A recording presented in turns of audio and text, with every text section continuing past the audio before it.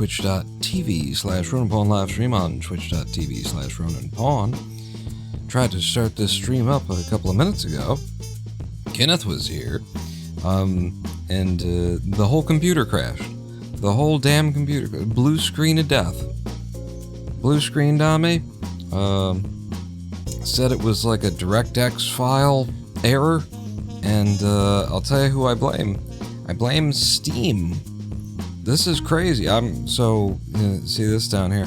I'm starting to download the RoboCop game, the RoboCop Rogue City that I picked up Humble Bundle a while ago, and I was starting up the live stream and trying to get everything ready, and like OBS wouldn't work, and it was like having problems making an internet connection to Twitch. Like, I wasn't trying to start the stream, I was just trying to open up OBS, and it loads up some stream information. It was like, I can't load the stream information. And then I went to like speedtest.net, and speedtest.net took a long time to load up, and then I clicked go.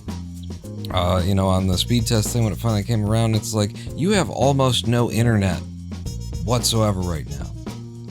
And so I went over to Steam, and Steam tells me, I'm downloading at 10 megs per second, which, I've got like 90 megs per second available download, and then another 20 megs upload. And so it's like, well, that shouldn't be a problem, but let's go ahead and stop that and hit a pause on that. And Steam consumes like 3-4 times what it says it's consuming.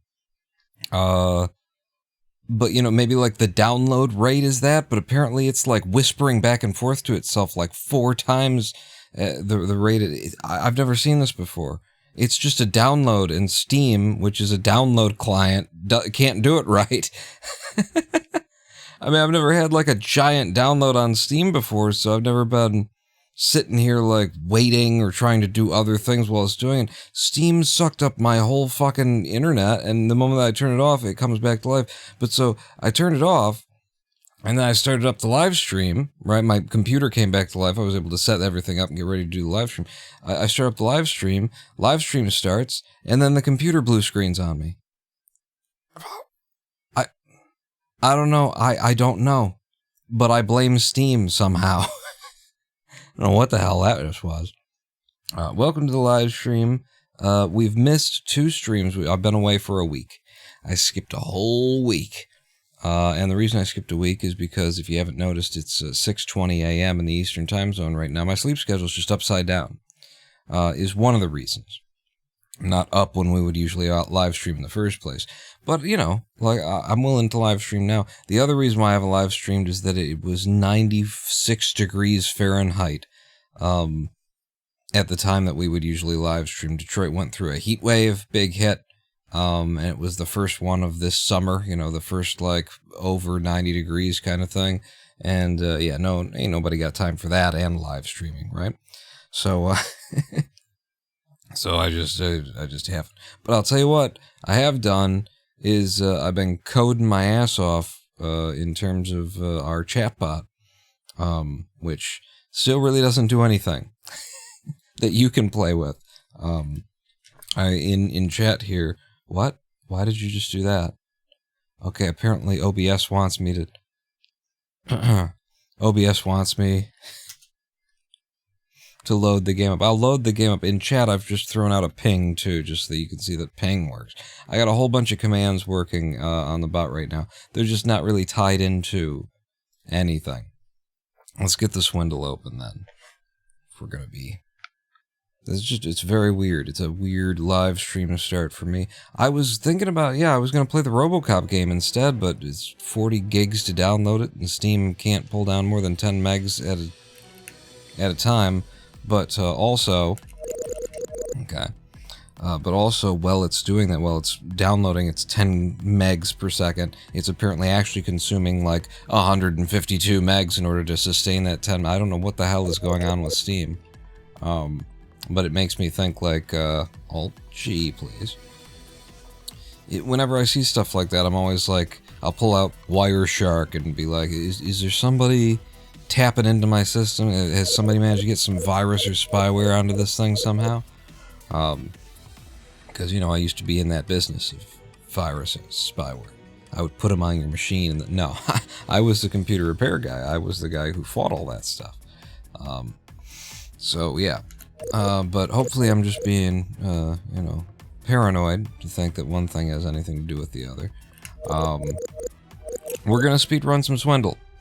Let's, you know, hear it God knows when in the morning. I'm really thrown off by the fact that everything imploded on me. I don't feel stable. I don't feel like we could start this live stream properly. Hit. All right, I had to guess. I had to guess when I would start the timer. Now, this being the first load, this is our best bet at just like going all the way to the end of the game right here. So I got to take this one seriously. Slow down, wait, go over the edge, kill. Noticed in Speedrunning The Swindle that, generally speaking, goddamn, the first load that you get is like the best opportunity you're going to get in this game. And then the RNG is just going to get worse and worse and worse from there. And I just threw it away. There's no way that it was, you know, I would have to get warm here anyway, in the first place. But so, my last live stream, where I, definitely needing to get warm, where I, you know, basically gave up on being able to live stream Satisfactory because it is unsatisfactory, because it's a game that just, it's a time vampire kind of thing. It's not a time vampire in that, you know, you want to play it, it just sucks away your time, you don't, you know, I mean, that it's so awkward in its controls and in its, like, build mechanisms and everything that it ends up stealing your time. It ends up stealing your time to accomplish things that really shouldn't take this much effort. Let me out. Let me out. Thank you. And it's one thing to play a game that has bad controls and poor UI design and just all of those problems. It's one thing to play that, like, in your own time, personal content. Get on a live stream, it is insufferable. It is utterly insufferable. I can't help but feel, you know, your frustration watching me in my frustration kind of a thing. And so, yeah, I just want to, you know, huge success, that live stream VOD. Hundreds of people have checked out that live stream VOD because it's titled, you know, Say Goodbye to Satisfactory, Day 8 of Bad Game. And so, you know, incredibly successful video, because people with just tiny little microscopic, just not even there sort of dicks, you know, showing up to be like, how can you have an opinion about the game that I like? And so, yeah, you know, I thank you for all the views. There's been some comments. I'll tell you everything that I know about them. There's been 4 comments, and that's everything that I know about them, because I'm not an idiot, and I don't read hate comments from jackasses who are just gonna be saying, you're just bad at the game, you don't fucking understand this, your fault. I know, thank you. Yes, it's not my first day on the job. I know that you have a small penis, I understand. That you're compensating, and that you don't think that anyone else is allowed to have an opinion on something that you like. Something you like couldn't possibly be flawed fundamentally in a million different ways. No, because, you know, you've got that tiny little micro dick. Ping pong now? Now I see. Now you see. Kenneth, you are with me. Okay. I wasn't sure after we lost all that. But so yeah, huge success. Hugely successful, video. Not that it matters on that channel, it's not like anything's monetized on the VOD channel. But it's just, you know, it's interesting to see what you monkeys, what the human race, does get up in the morning for, you know? The opportunity to be frustrated and angry that somebody else has an opinion different than yours is just, oh, such incredibly useful clickbait against the micro penis, tiny brain, 2-digit IQ backwoods hillbilly fucks that populate most of this planet. The surface of most of this planet is y'all.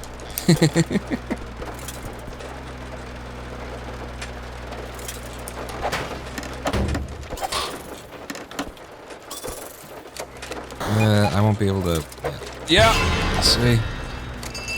Even when I, like, plan for it, the game's like, yeah, no, I don't know why, but in this situation, you're not gonna be able to hit him.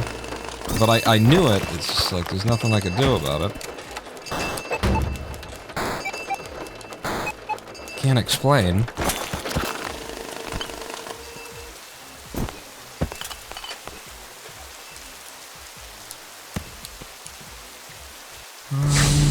So what has been going on in the House of Pawn? What's been going on in my life, other than, you know... we are on the verge, me and Lady Pawn are on the verge of, going into production on...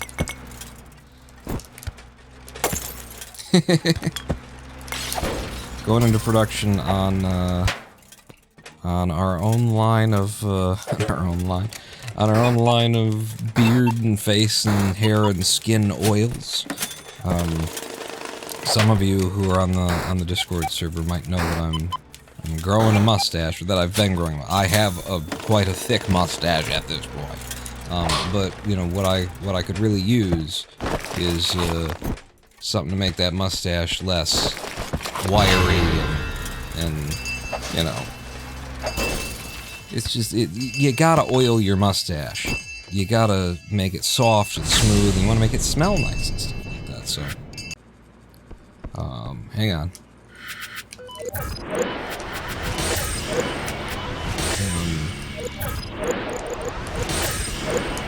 Oh, this is actually a lot of money. Okay. It's all the things we want except for bombs. Which I just barely couldn't, I think I could almost afford it. 3,000 is, I think bombs are 3,000, and I had 2,999. Salvador Pawn beard oils. Yeah, we're gonna make our own stuff too. I'm gonna have a little poke here. See? There's another computer right here. I could probably jump over it. I know I could jump over it. It's just a little bit safer. I'm gonna grab this one and then we're gonna exit. Are we? Because you could just, you know, you're in. You're in. Make sure that there's not a... Shit. There's not a third one. Okay. Ha ha ha! Damn it. It looks like there's not a third one, which would mean that this would be a successful heist. Brilliant. If that's true. What? It's the slums. Why? And that corner won't let me sneak over. It's the fucking swindle, baby. Okay, and then we exit and we get bombs. Which are here, and we don't get anything else. We don't get anything else. We don't get anything else.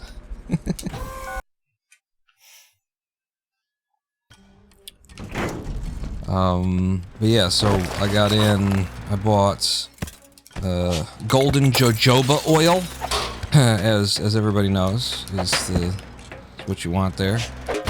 Look at that. Look at that. Did you see how I swung to everybody there? Perfect timing, perfect. Golden jojoba oil, argan oil, castor oil, and then some, you know, more like essential oil kind of thing. Those are base oils. And then what do we got? We got, some...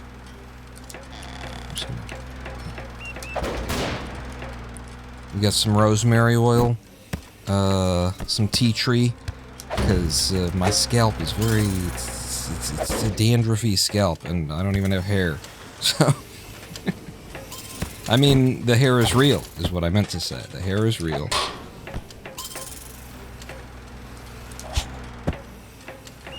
Get rid of that guy.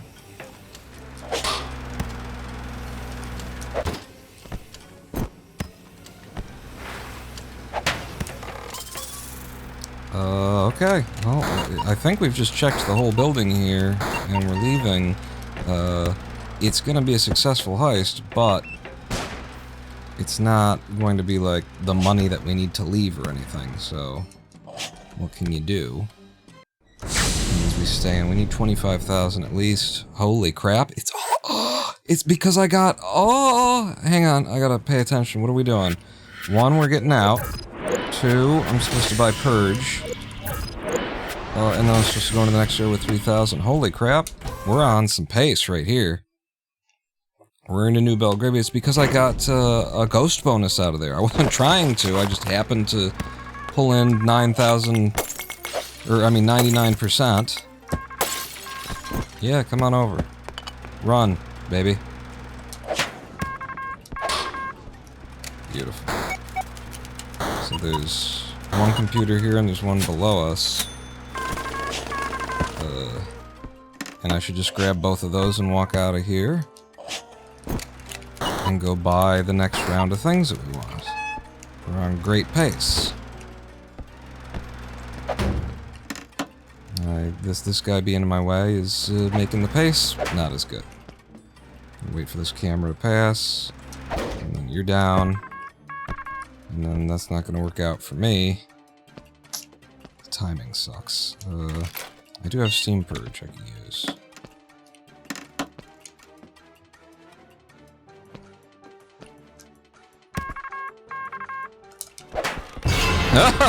See, this is the thing.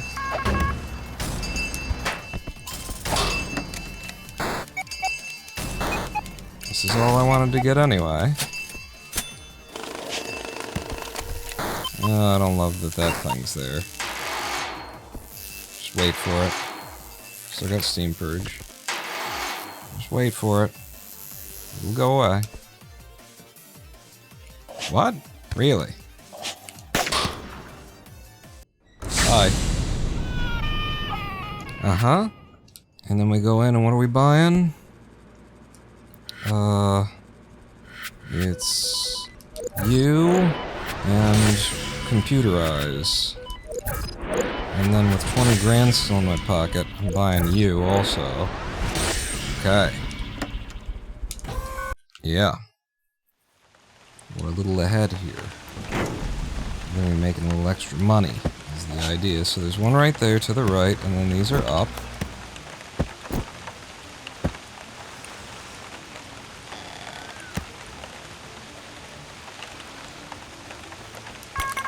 No!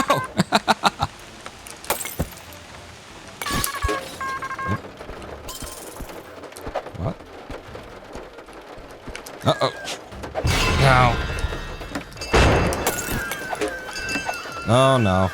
We're dead. We are dead. The Steam Purge and the, yeah, we were... I decided to try. I'd never tried. Maybe, you know, what if this game is so poorly programmed? What if, like, using Steam Purge makes it so that you can just walk through the electric... Because it would have had to for me to be able to keep running on that. Also, other oils that I got. Another oil I got. My scent oil is cherry tobacco. It's what I use for my my mustache oil, my beard mustache kind of deal. Cherry tobacco, and yeah, it smells great. Got it from a website called Bulk Apothecary, which is pretty friggin' good on the pricing of the oils. And good shipping and everything. I was very happy. With almost everything there, I was just disappointed that I wasn't able to get also, like, the glass. You know, you need some bottles for this. And I wasn't able to get it from them because they are Bulk Apothecary. They're selling in bulk. And, the, like, smallest glass order is like 100 and something, or 200 even bottles that you'd have to order. Which is surprisingly cheap. It's not, doesn't cost what you'd think, it's like $30.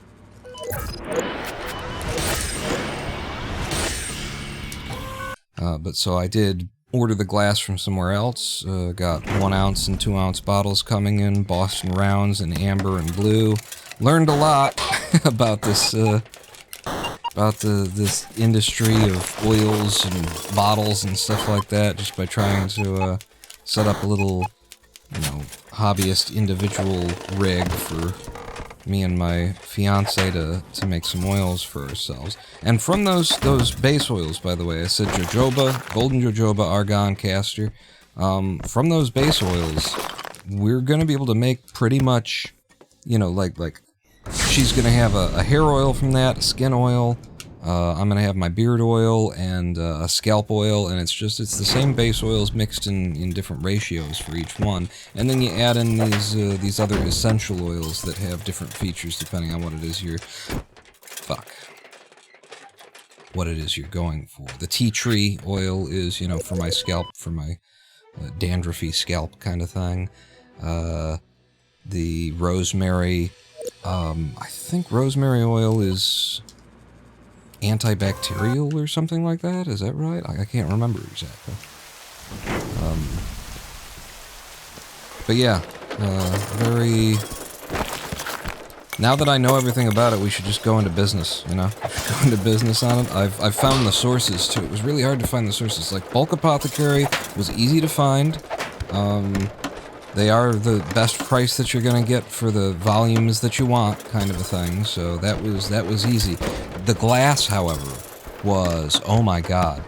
I learned so much about the glass bottle industry in the process of making this happen, and it's horrible. It's a nightmare. The thing is, like,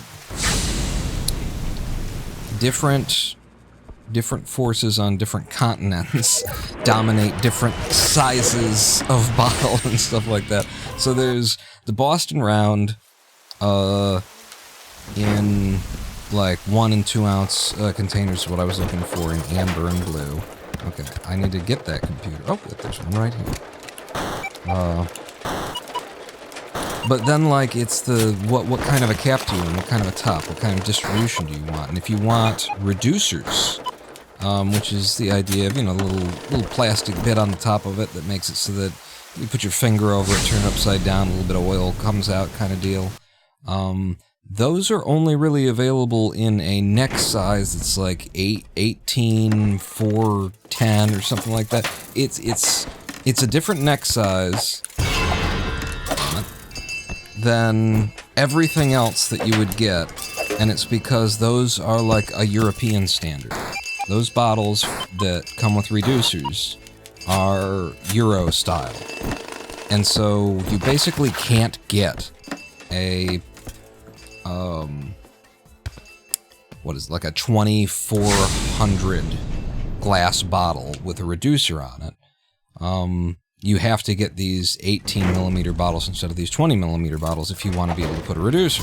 And it's just, it's such a ridiculous mess, because it's like, surely, we've been making bottles for hundreds of years. Surely this has standardized itself. And what it's done is it standardized itself. I'm not waiting for you to come and go. It standardized itself in that way where it's like, it was in the best interest of the bottle manufacturers to make it so that one piece of glass doesn't match that cap, and so, like, you have to buy more of my stock, right? If you're the guy selling the glass, moving the glass kind of thing, and you got a big company calling and saying, yeah, no, so we just want, give us like 20,000 of the 20mm bottles, and then give us 10,000 of this cap, and 10,000 of that cap, and, you know, we're gonna try and split this up, and we'll reorder caps when it's, you know, we'll reorder glass when we need it from the 2 different sizes, kind of thing. And then the company is able to turn around and tell you, oh, you can't do that. No, if you're trying to mix and match, no, those don't go with those. You want reducers, and you're gonna have to get the 18mm glass, which is, yeah, so I presume you'd like to buy 20,000 of each then, right? But I did ultimately find, like, the place, the supplier that sells this size of, you know, that sells these bottles at these size and these, you know, colors, which are what you want. For the preservation of your oils. You want the amber and the blue because they reduce the amount of UV and all that kind of crap. I found the place that sells them in consumer-grade quantities and at a good price and all that. And it is called Windermere. Oh, hi! He was just stuck there. It wasn't a successful heist. Fuck it. God damn it.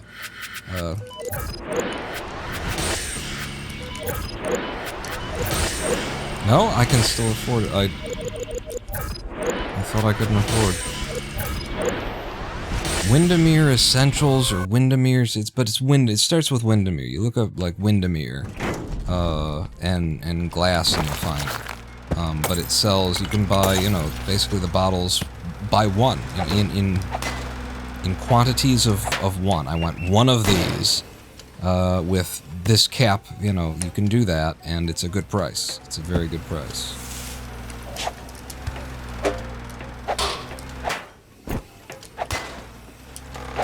Get in the hole! Jesus fucking Christ.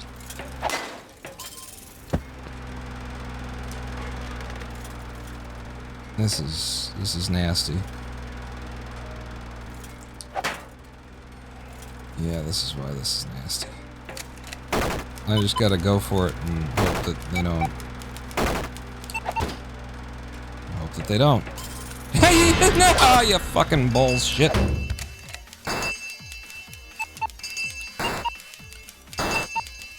Okay. Now we can leave.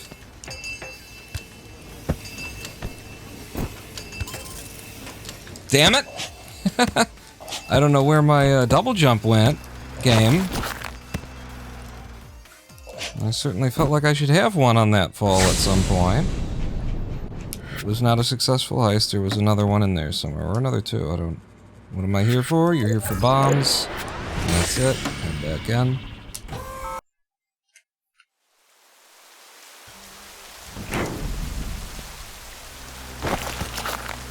But yeah, I'm going and I'm, you know, I'm becoming a beard oil guy. Ah, fucking bullshit.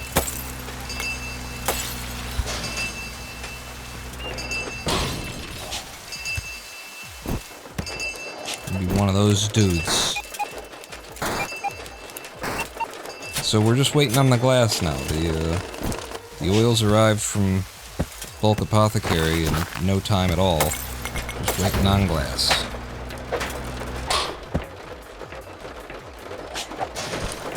Oh, there's another one to the right. After the alarm goes off, I'm sitting here thinking, oh, that's that, huh? No. 3 computers. Even if we didn't get enough of it to be considered a successful heist, it's a lot of money.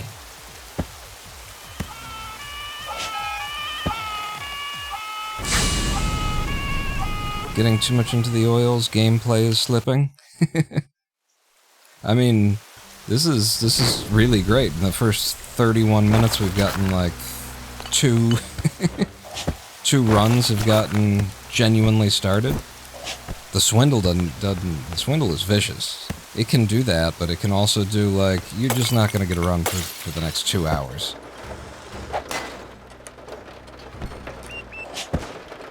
Okay. That's not helping me.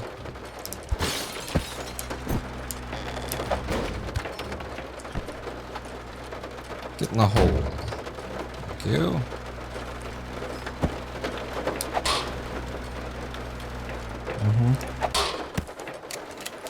Okay, another computer below me.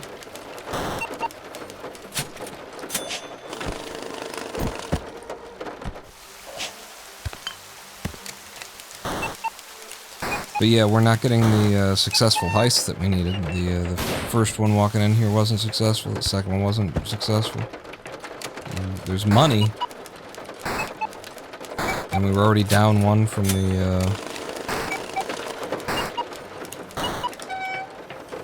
from the slums. Looks like that might be all there is here. Yeah.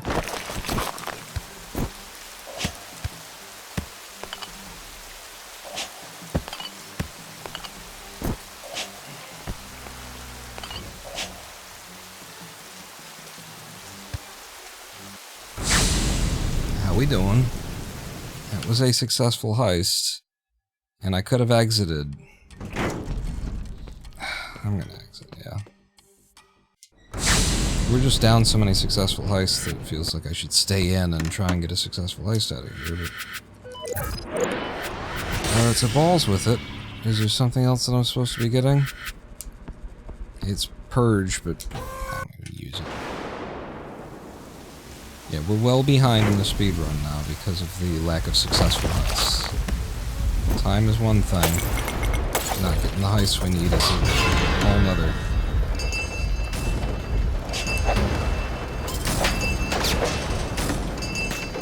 Wow. Can't believe that worked out. Okay, we needed that. Wouldn't mind grabbing another guy, though.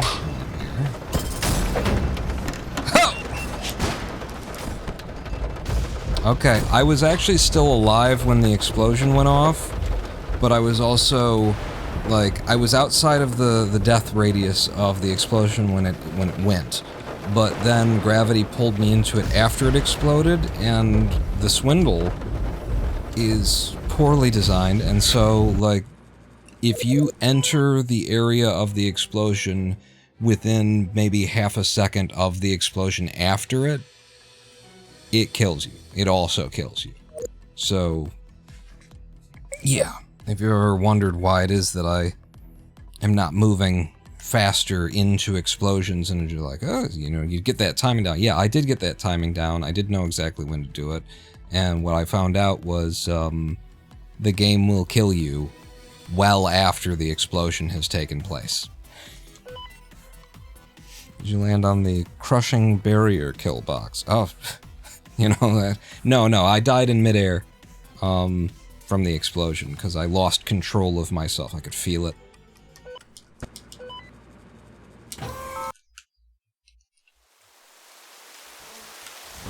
The only reason I was still going in the direction I was because I couldn't control myself anymore.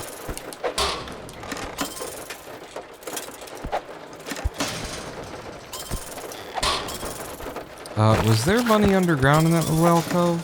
I'm gonna assume there wasn't, or else my brain would have been like, alright, reset. If there isn't, then this was a very quick little level 1 for us, like that. Yes, we're good.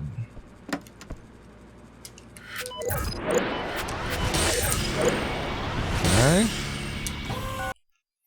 Yeah. 45-second into day 2 is nice.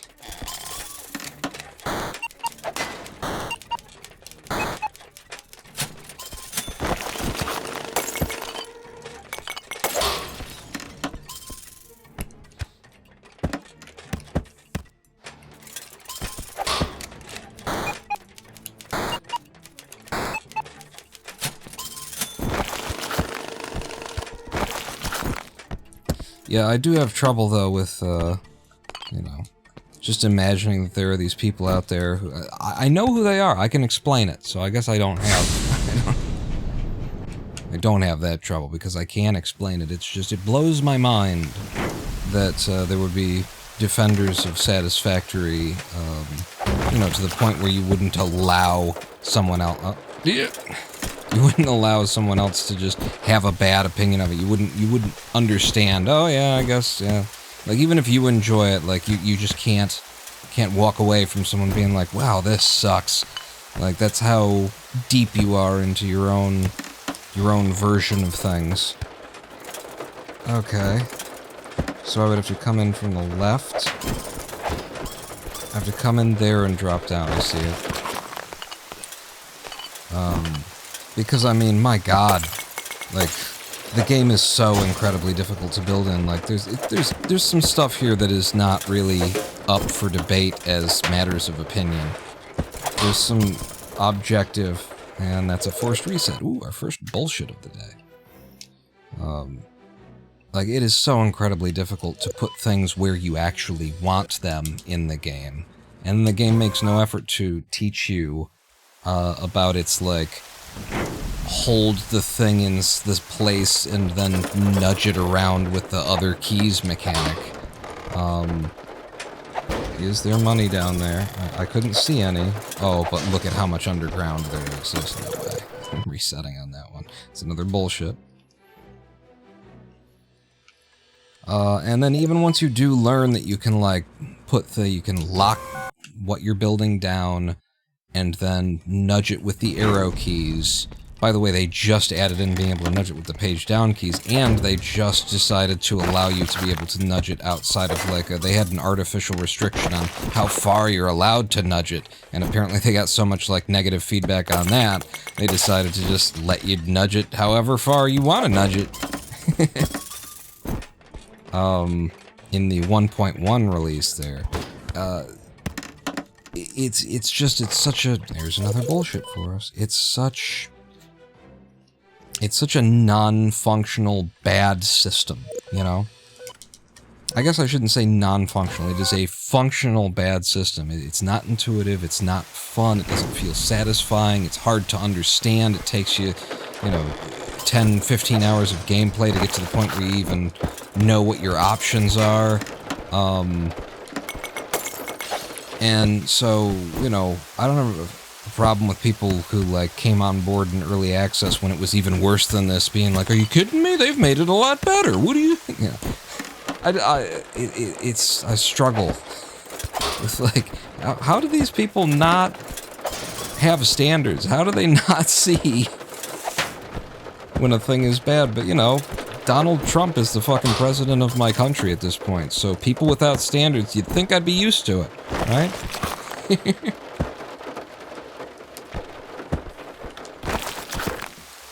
And the other half of the voters voted for, you know, a lady who was supporting a genocide. So, you know, you'd think I'd be used to it.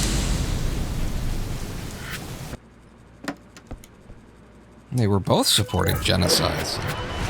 And stop either of the parties, either the people on either side coming out to vote for them.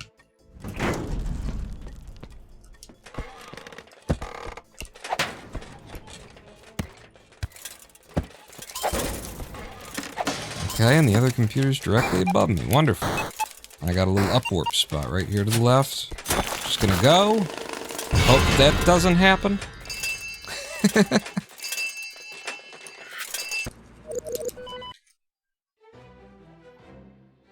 Would you say that the experience is generally unsatisfactory? Yeah. I mean, I can play the game on my own, and I have been, after, you know, I got off the live stream, after I'm done with that, it's like, okay, I can come in, and it's really important that you basically just completely switch over to blueprints, at a certain point of the game. Like, no more, I can't get into that area, so that's bullshit. You have to switch over to just making blueprints and placing blueprints. You can't try and build in the wild at a certain point in unsatisfactory. Or, I mean, yeah, in unsatisfactory. I'm gonna go with that. That was a Freudian slip right there. Which is still, like, it's less frustrating, but it's still quite a bit frustrating, isn't it? Oh my god, this is... Why... Either you can't do them at all, or you can do them, but they're gonna take an hour and a half. Look at the levels I'm getting here. Look at this. And then I gotta go on the outside to get into the room on the left. Oh my lord.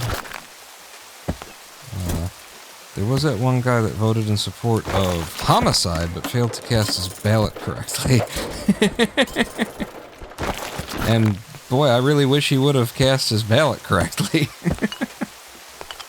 Waiting for somebody to do it, alright? When he does it, can't we get somebody who's got some fucking aim? Jesus.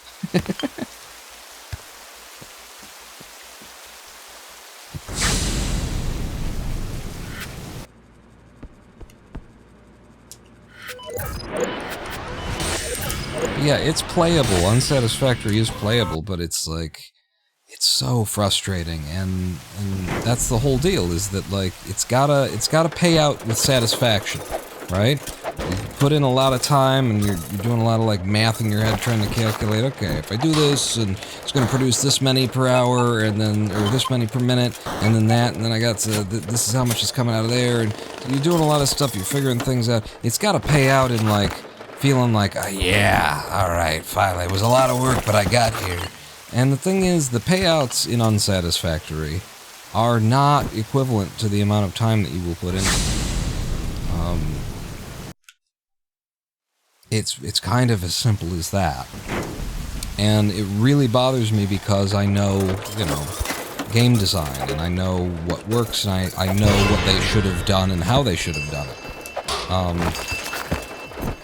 And so I see what they've got, and that they decided that this is the system, and it's more frustrating to me because it's like you're so close to you've put in so much effort to building these things. If you just would have implemented them differently, they would have made sense. Like, you need a different mindset for this thing you've got. Nope, 71%. That's not a successful heist. You know, a couple of, like, basics. Let's talk about basics that Unsatisfactory misses. The ability to, like, know that you're building at the correct height, vertically, right? It's pretty important, and if you take a little bit of time, that's another bullshit, to play your game as you're developing it, they would have known pretty quickly that it's really annoying in the game because of just the realities of it being a 3D environment. Perspective is a motherfucker, and it's really hard to tell where something is, even on the horizontals. Like, you can line things up by their lines in a 3D environment, and still you'll find out when you stand back, oh, I was off. I was off by one of the spins of the, you know, of the object there, like by 15 degrees or something like that. Because that's the nature of perspective, and so, like, that's where you needed to put a lot of effort, is to defeat that, to make it, like, as easy as it can possibly be. And a place where they just apparently didn't try at all is when you're placing something like an elevator on a vertical. I would have, you know, thought if you played this game while you were building it, and you started to place some of these elevators, you would have known immediately, oh god, we gotta do something about this elevator system. And one of the main things is you place an elevator on the ground, and you're trying to lift it up to the same height where... hang on while I do this. Where the input is that you want to deliver your goods to, and you just can't tell. You cannot tell unless you, like, place it, and then you get something that you can climb up to there on. It's just, it's really, it's way too much work. Every time you try and do something, nothing is convenient. Everything is like, there is a correct way to do it, and in 20 minutes from now, I'll have done it that way.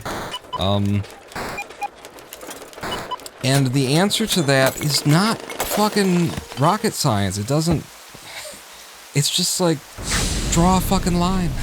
Draw a fucking line from the mouth of the elevator to the nearest, you know, thing that's within a certain range. You do a range test, and then you draw a line that does little, you know, so that you know when you're on the level. And they didn't do that. They didn't do that. So you spend a lot of time fighting the fucking game to figure out what you're even doing. I'm just gonna walk out of here and hope that we got all of the computers. We did! Cool. It was a good risk. Zarithzar. I missed your old KSP videos? It's, I had the same problem with KSP. It's probably why you're like, I miss your old KSP videos, where you'd bitch about that game. Oh, But yeah, my old ones where I was just, you know, storytelling with them, and doing comedy and storytelling. Yeah, that was... You know why I stopped was because, again, that was another game where it's like everything that you try and do in the game is so fucking hard. They made everything so much harder than it needed to be, that when you try and create content within that thing, it was, you know, it's an hour and a half to set things up to the point where I can then say, okay, take one.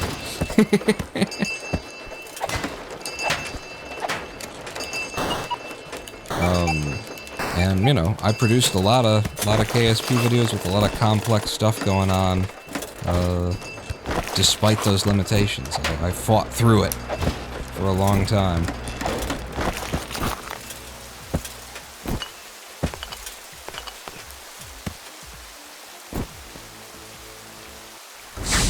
Helicarrier was cool. That was a great build. That's the end of that attempt, because that wasn't a successful heist. Yeah, the Helicarrier was a cool build. I was really happy with that. And you know, when I built that thing, I had not seen the movies that had the Helicarrier in it. I had just seen the Helicarrier. And I was like, oh, that's cool. Oh, I bet I could build that in Kerbal. Especially with tweak scale.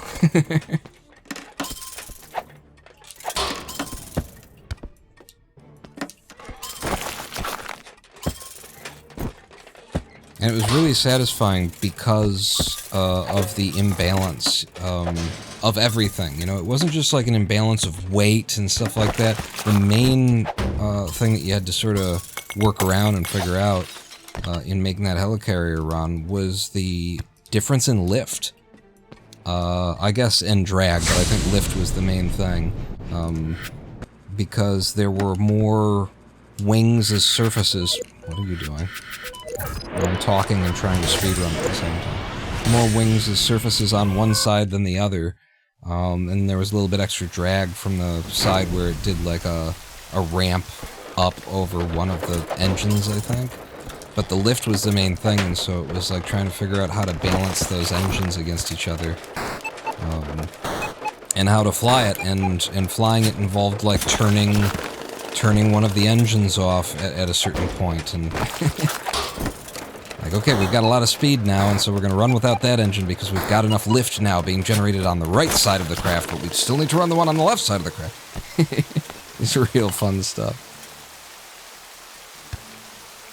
Helicarrier was part of a butterfly effect. Hang on, yeah, we're going. Start of a butterfly effect leading to me becoming an engineer, says Zeta the Leda. Really? It's yeah. I can see that. Look at that jump. So are you on the road to being an engineer, or are you an engineer now? I have a friend from the Zen Center days who's a civil engineer.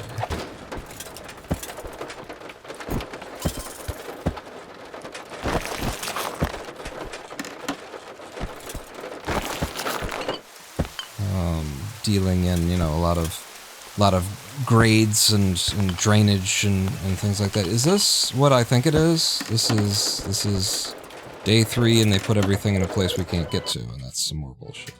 Currently 2 years into first engineering job. Well, cool, congratulations. That sounds about right.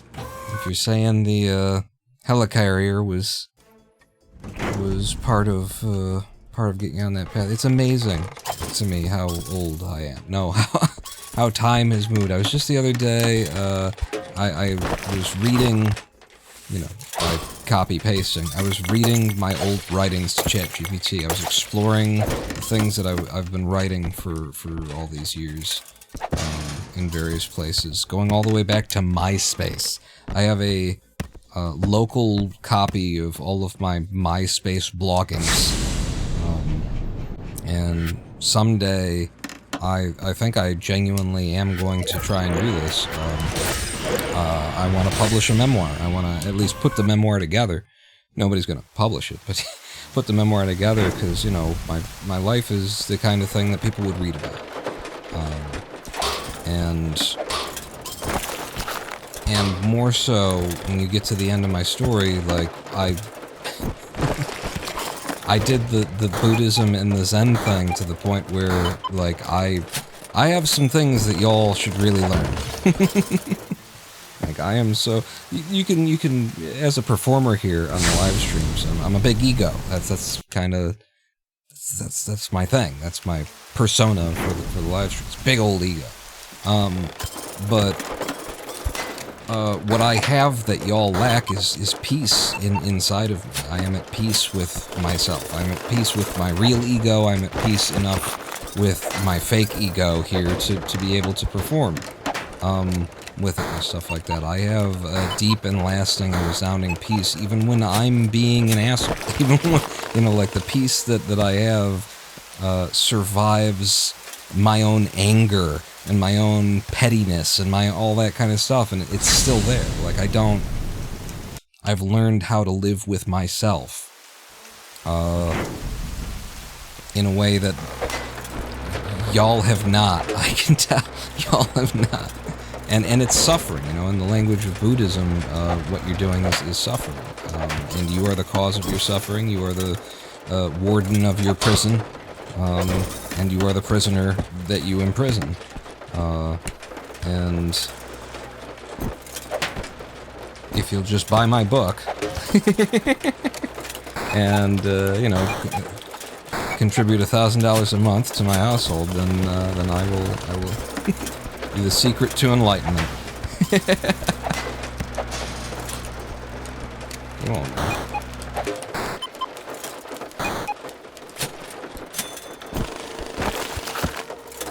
But yeah, it is amazing, the difference between the sort of stress that I lived with is just it's once you're free of it and you look back at what you accepted as normal, oh my fucking god, like how much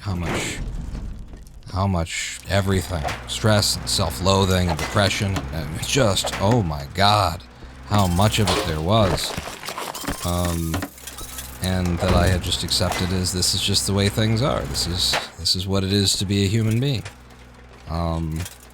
It's not. It doesn't have to be anyway. Finding your video on the Alpha KSP launcher, joining your community, and wait. Alright, we're fine now. And me eventually discovering that I'm trans. Gotta look at the screen occasionally. Probably not unrelated. The butterfly effect is a trip sometimes. Yeah, well, shit. I've had an amazing... You owe me $1,000. I've had a huge impact in your life. I'm happy to hear that I have had that kind of an impact, and that my stories and my, you know, like me just... The fact that I was able to talk about my times as, you know, in drag and share my experiences with a large public audience and stuff like that. You can't do that until you've got that kind of peace inside that you accept yourself, and so it doesn't really matter if other people accept you, kind of a deal. And then you're free to be whoever it is you really fucking are.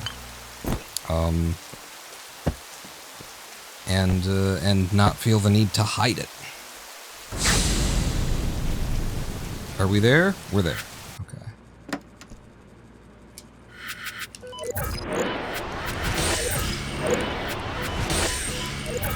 And you know, the teachings of Zen, it's about selflessness, it's about the absence of self, it's about getting over the existence of yourself and all that kind of thing, and that's true. That is the way that you get there.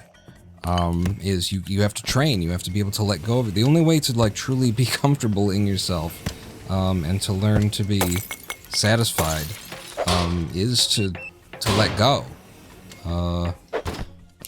But there is a point, I'm finding out, at which that, like, the peace is... Oh, fuck. That was the wrong place to hit him, and now everything's in my way. I don't have bombs. But I am a, you know, god level god tier.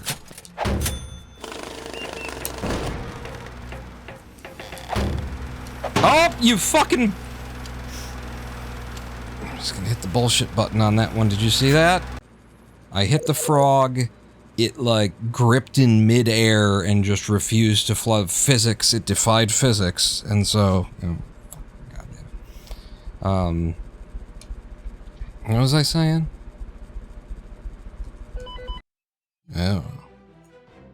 Something about Zen. Zen is about the absence of self, the getting over yourself kind of thing. But there's the point where I am with it at this point is like, I could now be anyone, okay? Because I know the nature of the self. I understand I'm not attached to the self.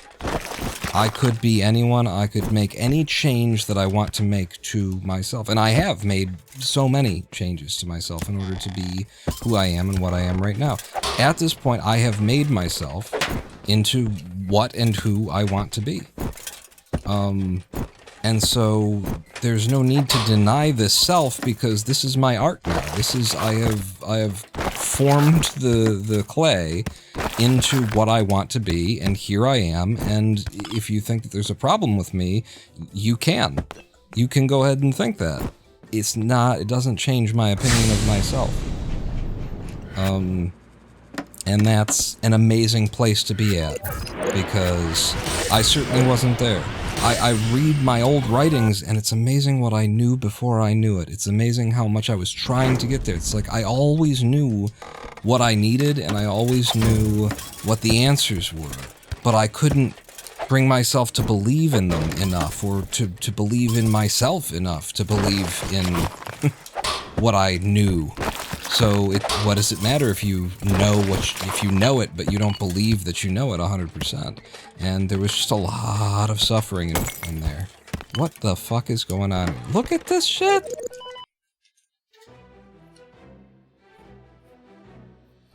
But it's amazing to go back to my old writings and see that long before I had found Buddhism or Zen, I already knew what I was going to learn when I got there.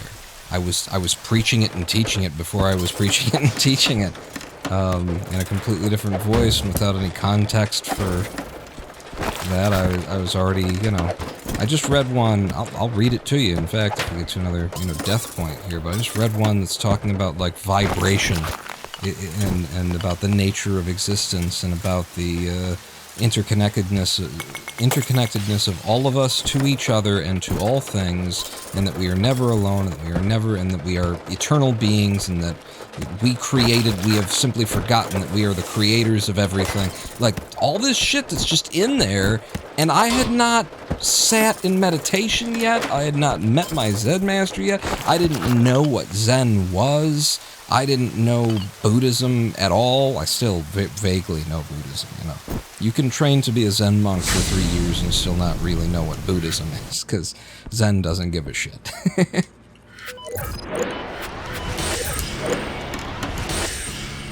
Zen is not interested. Buddhism is a religion, Zen is a practice, and Zen doesn't care much about the religious aspect of it. It can, if you like it. There's nothing in Zen that's going to tell you can't do it that way. But there's no requirement of belief or prayer or, you know.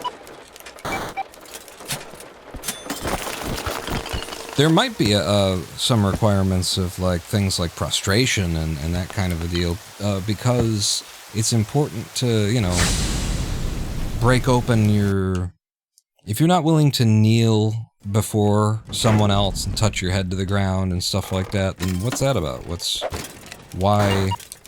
Who do you think you are, and who do you think they are, and what do you think this is that you're not willing to acknowledge someone else as being, you know, worthy of being bowed to? What's going on inside of you? Like, that's why it matters. That's why that part of the practice matters. Is, if you can't humble yourself, and if you don't recognize that every single human being, including the worst of them, including the people who you'd be like, boy, it's a damn shame that they missed when they fired that bullet, huh?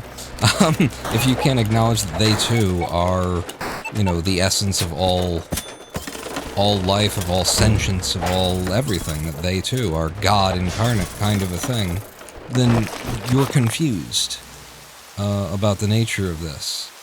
And you're also attached to yourself and to your ideas about right and wrong and about who is and isn't. Wow, they hid something underground. That's another bullshit. This is a lot of bullshits in an hour. 9 bullshits in 1 hour.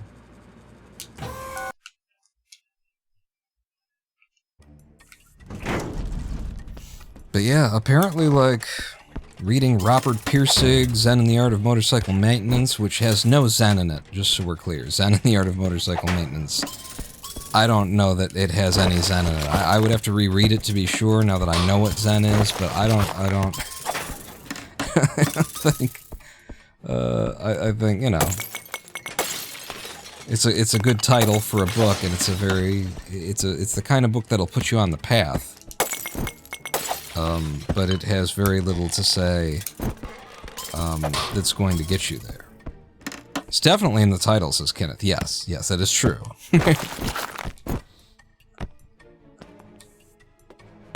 But just the things that I'd read, the Celestine Prophecy fucking series, which is a bunch of, like, spirituosity, woo kind of stuff. No! Fuck. I was supposed to go out and buy. What if I just didn't? What if I just...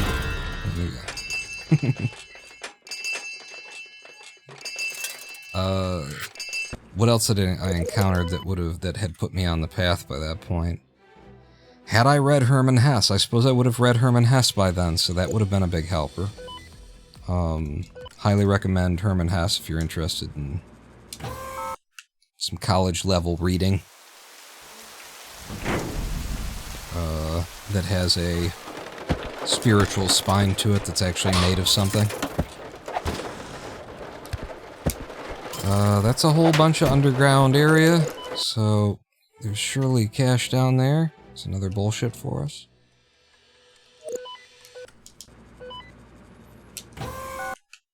Tim Allen's I'm Not Really Here. Tim Allen the comedian, aka Tim Dick is his real name. He wrote a book called I'm Not Really Here after he got into, like, a bunch of spirituosity, and that's where I actually found the Celestine Prophecy crap, was after reading his book. At the back of his book, he had, like, a recommended reading list, and it included the Celestine Prophecy.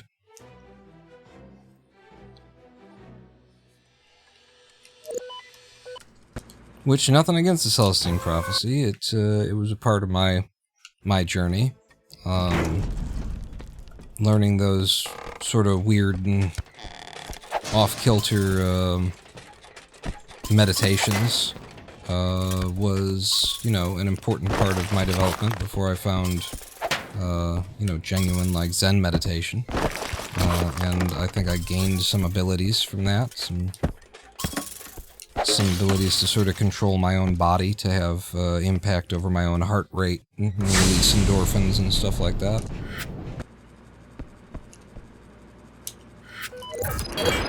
Stop. There we go.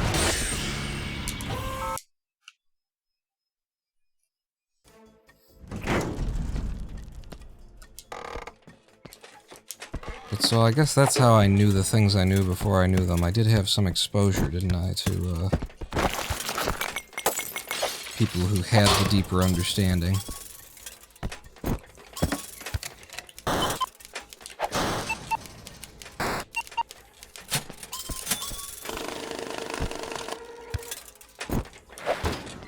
Ooh, that was a little risky. What am I doing? You don't need all this money. You've got the... You're on day 2. I'm just, you know, I'm more in my head with the talkie than I am with the play right now.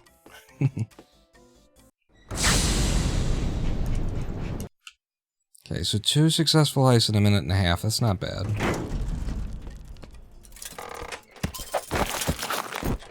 Okay.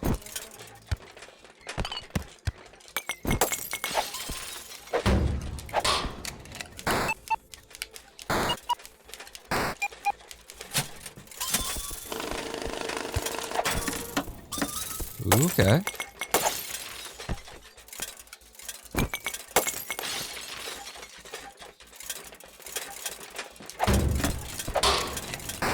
I'm actually reaching out to my old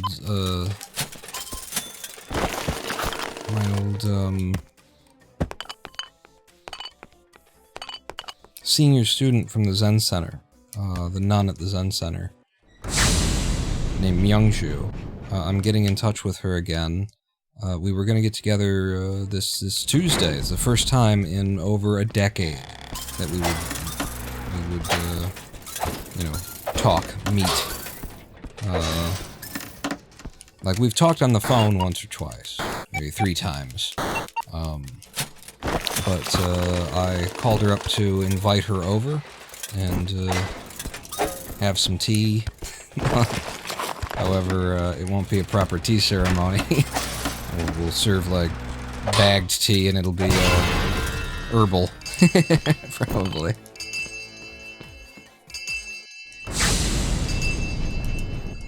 But yeah, we were supposed to get together this week, and it's not going to happen, because have something else going on.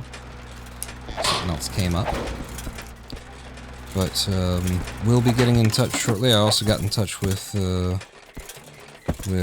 Zen Center's. I don't know what his role is exactly at the Zen Center now. Oh, thank you for killing this person off. But used to be the president of the board of directors of the Zen Center. You know, fuck, goddamn stairs. A religious institution like that, you know, nobody owns it, is the important part. It's a 501c3 organization. Nobody owns the Zen Center. It's run by a board. It's a non-profit. All that sort of thing. Got in touch with him as well. I'm trying to reach out. And I'm hoping, actually, that, you know, we can get some members of the Saga to come over and give us a little bit of hand over here, recognizing that we're a disability household. And, we could use some folks who are willing to knock a couple items off of the honeydew list.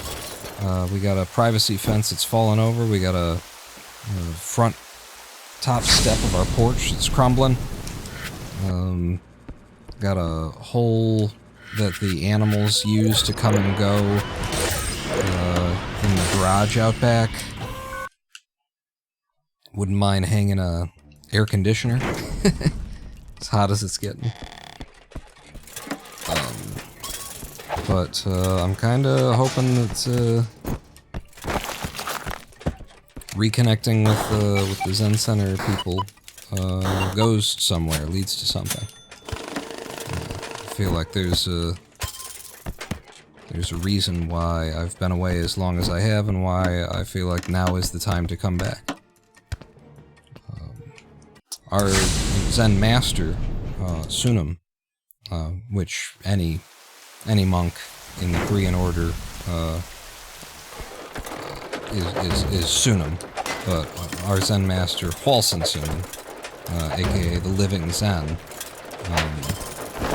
he is now 84, I think Myungju told me. He's 84 years old, and he just got the shingles, which is not cool. The shingles, in case you're unfamiliar, are, it's the chicken pox come back to life. It's, you know, if you had the chicken pox virus when you were young, even if you had the vaccine kind of thing, you get older, your immune system gets weaker, and the chickenpox virus comes back to life and back to activity in your body. And the way it presents is in the nerve endings in the nerves that are coming directly off of your spine. And so what the shingles are this incredibly painful viral infection in the nerves of your spine that appears as like a rash on the surface of the skin, but that's where you can see it. That's the worst of it, is what you can't see. But you know, it's an indicator. Fucking jump! I pressed the button! I pressed the button twice, as a matter of fucking fact. I had so much time after you didn't jump the first time that I managed to hit the jump a second time over flat ground, and you didn't jump again, you fucking game. That gets a bullshit. But getting the shingles at age 84, you know, it's a sign that your immune system is weakening, that, you know, the cells in your body aren't producing the energy at the level that they used to anymore, kind of a thing, and, you know, it's a reminder of your mortality. Make no mistake about it. A hole that the animals use to come and go. That's a horrible way to describe the front door. Okay, Kenneth. It's a perfect way to describe it, honestly.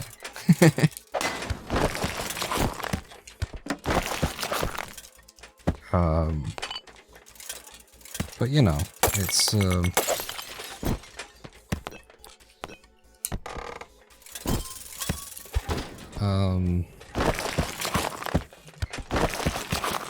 the other thing that was recent with Sunam's health, that I remember hearing about. How recent was it, though? Maybe a year ago or something like that. He was, you know, I don't remember what was wrong with him. I just remember what ended up helping. And it was a water fast. Like a significant water fast. He actually, under the supervision of doctors, I believe, there's a group of physicians who, I can't get there. That's bullshit again. A group of physicians who administer this water fast, they believe strongly in it. It's got pretty good, you know, numbers to show that it's more than placebo. But so you water fast for up to like 40 days. But you do it in, you know, the care of doctors who are making sure that your nutrient levels are good and, you know, that kind of a thing across it. You're not hurting yourself by doing it. And the idea is, I guess, that you put your body into a state of, you know, nutrient deficiency, which pushes it into, I think it's called ketosis or something like that. It's a certain, you know, living off of your cells switch into a different mode of producing energy. And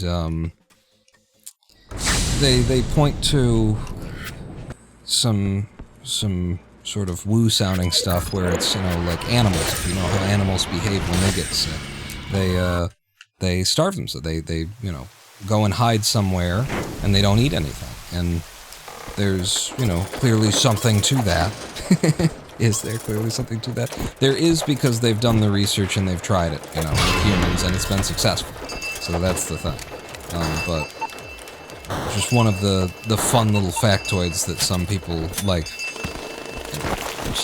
to eat up, kind of thing, is, you know, think about how animals behave. And then, you know, the kind of person who believes in, oh, nature is the solution. Nature knows how to nature, then it'll nature. Then they love that, because they're like, oh yeah, animals do that just naturally. They evolved that ability, so there's got to be something to it.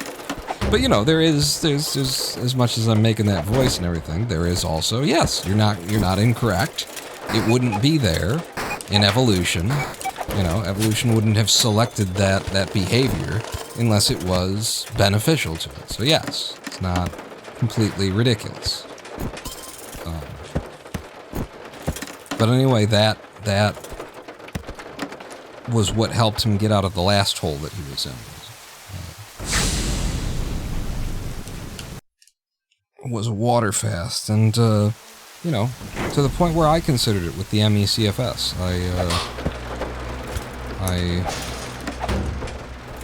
I researched it, I looked into it, and I think there's some promise to it, but I ultimately came down on the side of there's too much risk for a person in my condition. If I don't eat for, you know, it used to be 4 hours, I would have to eat once every 4 hours, or else I would start to get my symptoms.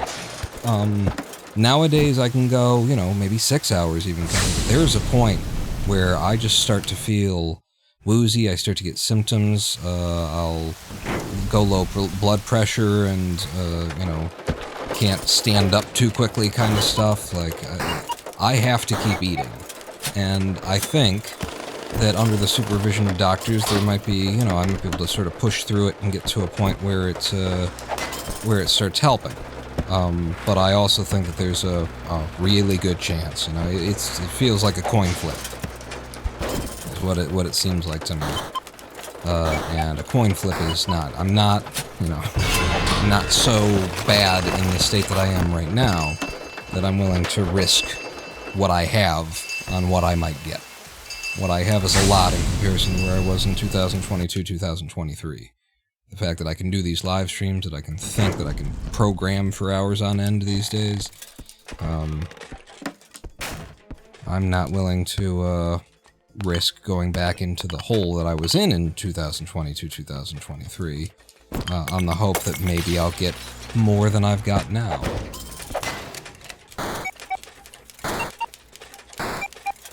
Especially while there are other things left to try. And there are... Uh-oh. Yeah, I can't get up here. I don't have a double jump. So I can't do this. I've never... Let me try this. I don't know if I've done this before. I do that, and then can I S-jump up there? Yeah, I don't think you can. This is actually kind of, this is a special moment. This is worth, remembering. This is so unusual to not be able to, like, do a up warp to get back where I'm coming from, and not have an available wall jump that will get me up there. If there was a break right here on the edge of the thing, and I could do this and then jump up, then I would have enough height to jump and grab. But this one is an extra block out, and so I can't, and so this is just very unusual. You don't see this a lot. It's rare, and so it's worth jumping into a spike pit over. It's worth being like, wow, we got one of those! Neat! You can do it if you leave the middle or bottom window intact. Oh, yeah. You just barely stand on top of a broken piece of glass in order to... That is a way out of it. Huh. I never considered doing that. And hello, Yenrab.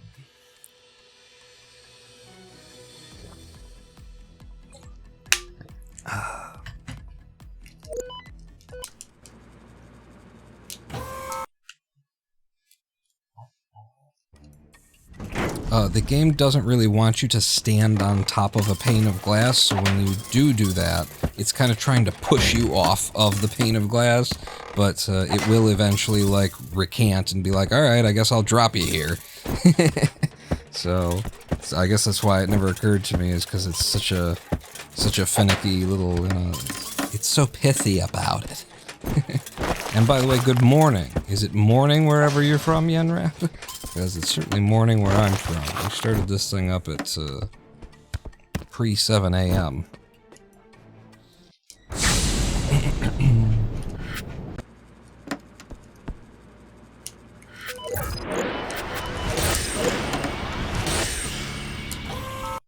Okay.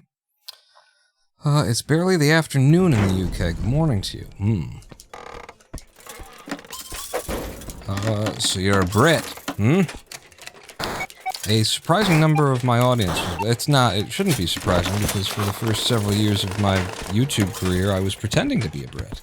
Hello, I am the Ronin Pawn. Welcome back to twitch.tv/RoninPawn livestream on twitch.tv/RoninPawn. I think the accent that I used to do was a little bit better than that, because I did it so often, but it wasn't much better than that. I was surprised that people believed it for as long as they did. I'd get questions in the comment section like, did you spend some time living in the Netherlands?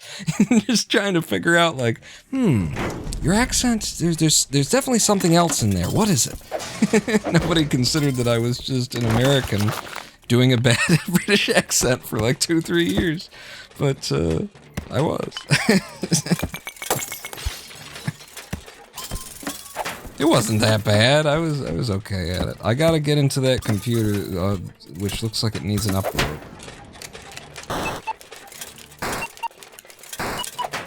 But yeah, I kind of was inspired. I did that just because all of the YouTubers that I was watching back then, and we're talking 10 years ago, more than 10 years ago, the YouTubers that were inspiring me to start up my own YouTube channel and do it were all Brits. It was Harvey, HSC Gaming, with his KSP stuff. It was Nerd Cubed. It was In the Littlewood, Martin, which is a weird one. But it was at the time. That's another bullshit for us. They put a computer underground where we couldn't get to. And so I was just inspired by it, and I thought, I might as well, you know. Especially coming out of the Zen Center, I had no particular attachment to identity. It was, you know, me playing the persona that I've called myself all of my life, or me playing some other persona. You know, what's the difference? It's still gonna be my mind behind it, creating the jokes, creating the funny.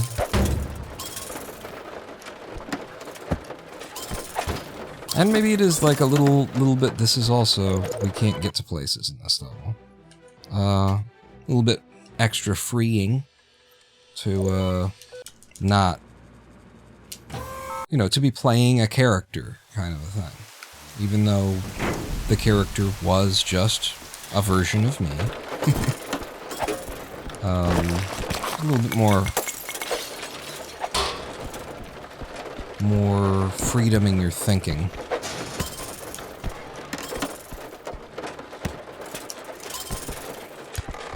Is that more underground money? Yeah. Yeah. That's another bullshit.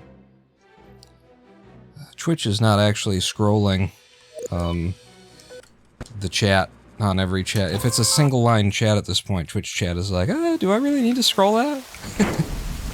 So I can see somebody said something, but I can't see what they said, because, you know, it's they haven't been doing this long, Twitch. They haven't quite. Can't get a fully functional system. I am so, like, pissed off at just web developers in general for the amount of the lack of Firefox support that exists across the internet. Firefox has been here since before some of the people who are coding these internet platforms were fucking alive. It is the second or third, like, biggest browser on the face of the goddamned planet.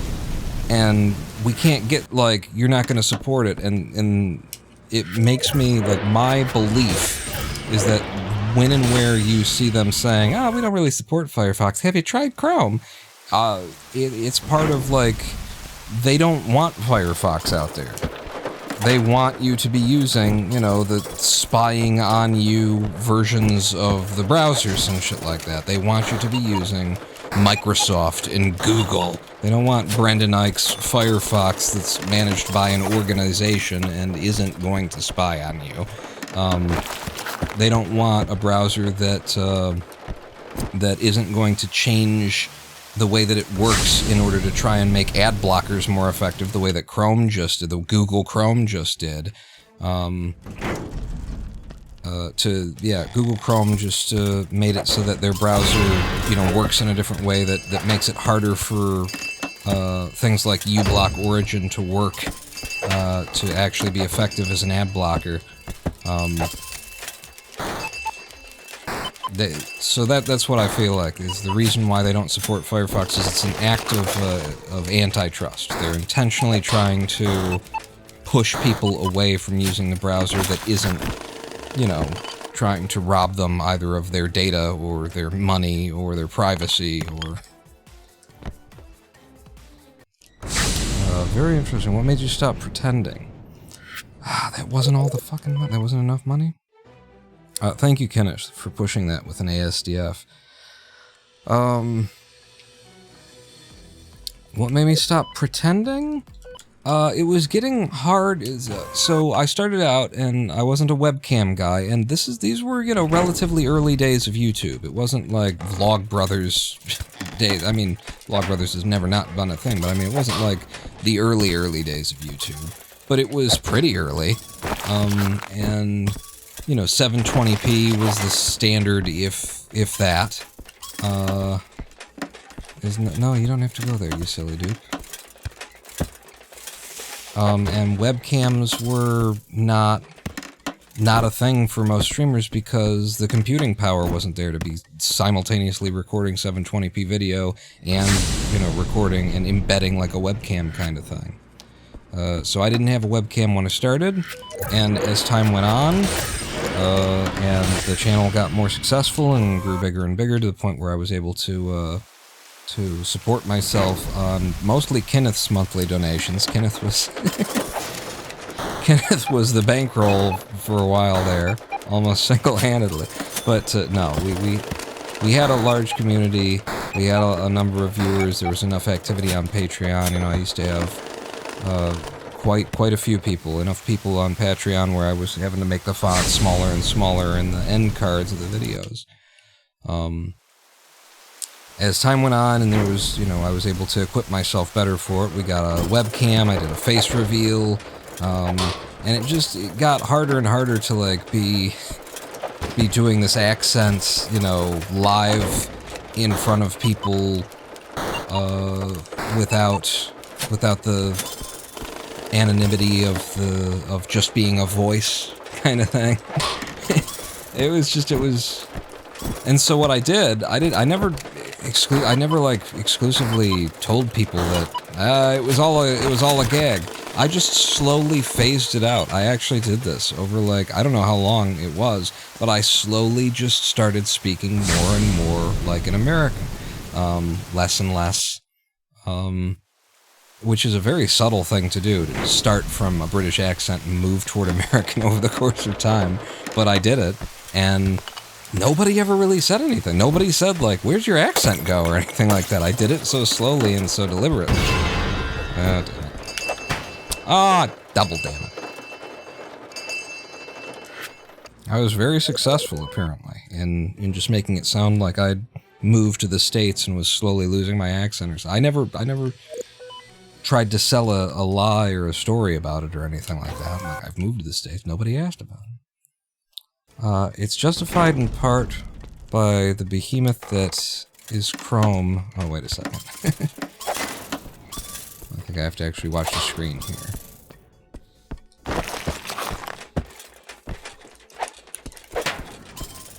You mean my conspiracy theory is justified by...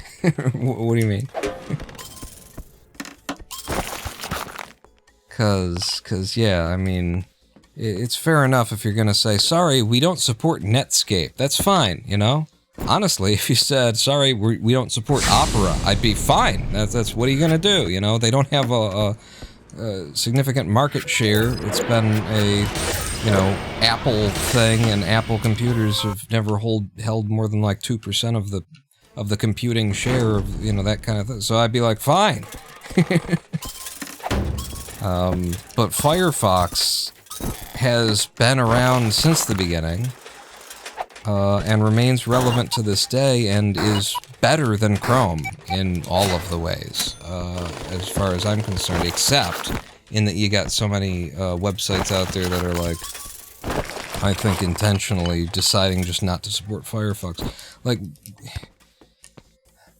there's so much standardization in HTML and JavaScript and all that kind of stuff now that I know I've done the development and run into the places where it's like, god damn it, they don't agree. You know, the CSS factoring in Google is different than Internet Explorer and is different than in Firefox here. This sucks.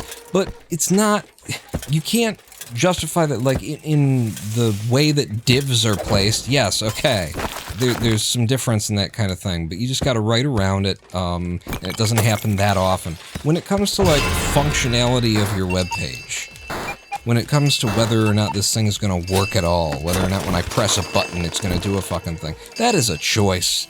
That is a choice, or that is incompetence. You are either just bad at your job as a web developer, or you are making a choice to not support, to not write your code in a way that follows the standards that all of the browsers follow. There is enough standardization alive and well in the web sphere that you can write every application to work in every browser, because every browser supports the entire standard, and then it supports extra stuff. And sometimes they support the standard in ways that kind of disagree with how what the standard means. I understand. But I have gone to websites where it's like, no, it just doesn't work at all. And it's like, why? Is JavaScript different in Google than it is? It's not. You fucks. Don't lie to me. From a pure time and effort perspective, it makes sense for web developers to support all. It doesn't. It does not.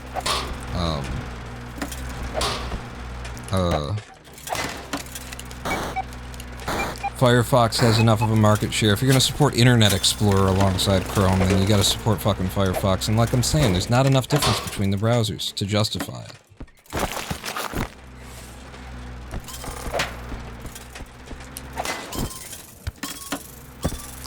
And most of the difference comes down to putting a, you know, a little, like, MOZ thing in your CSS. It's not, you don't have to rewrite the whole goddamn application. You don't have to rewrite it twice. You gotta...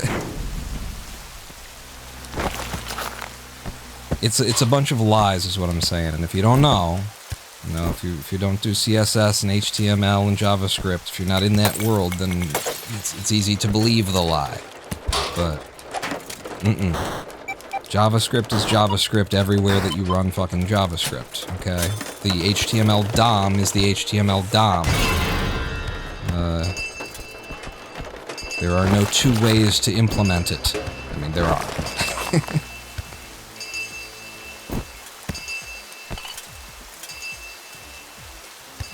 Make the whole website in Unity, says Kenneth. No! I'm not paying enough attention. I've gone into another level here.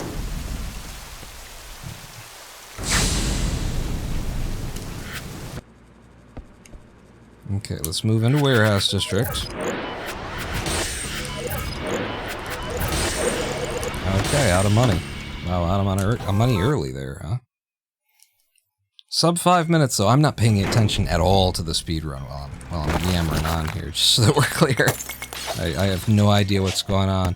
And you know what? Sometimes it's fun. If you do, like, good on your run, it's kind of nice to, like, have no idea what you did. You have to, like, go back and watch and find out, what was the run like until I got to the end when I knew that I needed to pay attention. I'm just leaving. My routing says, you know, if you don't see an easy second computer, just GTFO. Because then we want to go and grab bombs. And that's all we need, and now we've got everything.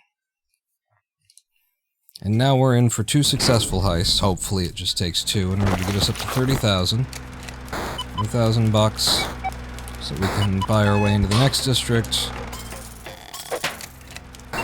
Well, buying Purge. Steam Purge, even though I don't use it enough. I'm taking a risk! Shouldn't have taken that risk. Could have gone anywhere. Victoria Biotech. Okay. Just looking for computers here. Front and back door computers. Oh god, I didn't see that friggin' frog. Millimeters from him when I was smacking something else when I got him. I would like to just step a little bit further left here. I thought he blew the fuck up when I exploded the bomb directly next to him. Was that a different one? Fucking goddamn invisible fucking frogs! Bullshit. Good morning. Kill me, says Mephistopheles. I just killed myself. I'm willing to kill anybody. Just get in line. Behind me. How you doing, Mephistopheles? Good morning. Welcome to the swindle. It's full of enemies that you can't see and shit.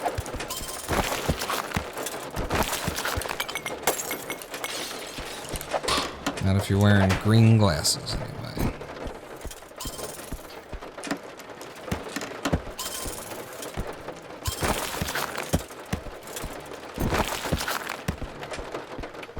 This was a nice fast level 1, considering how deep it went.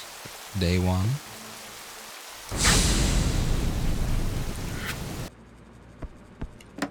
Why are you requesting seppuku? Mephistopheles. Ugh, I am getting hot. This blanket off of me.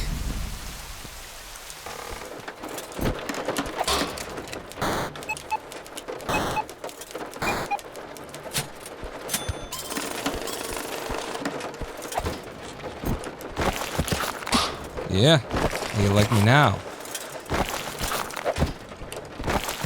Gotta be top left if it's anywhere. Yeah, it's top left. Oh, and there's no window.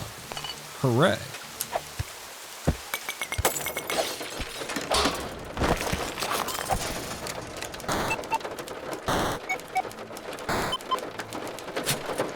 Is it, like, gonna get really hot out today? Somebody want to check the hourly weather in Detroit area?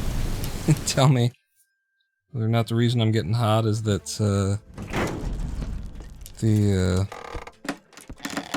we're gonna have a scorcher and I need to get all of the windows closed pretty quickly. That's been without air conditioning. That's what life is over here in Detroit for summer.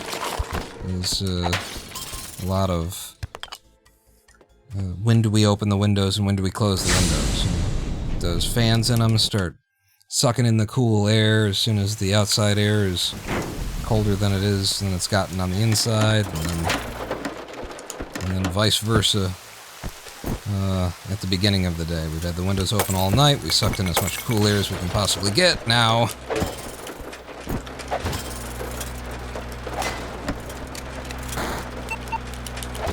according to Apple Weather, Detroit is going to hit 88 today. Okay, that's nasty, but it's not mid-90s. So.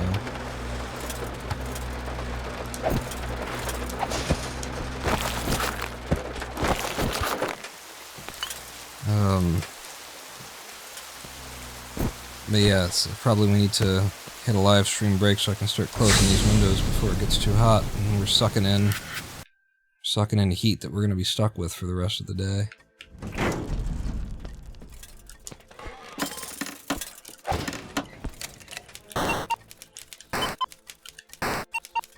We just got a chest freezer. We just got our chest freezer and it was delivered shortly ago. It was delivered what day?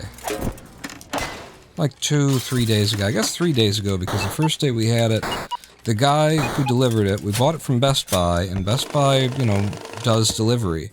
And I mean, they do it themselves. They don't just ship it, you know, via UPS, FedEx kind of thing. They do delivery for this kind of thing.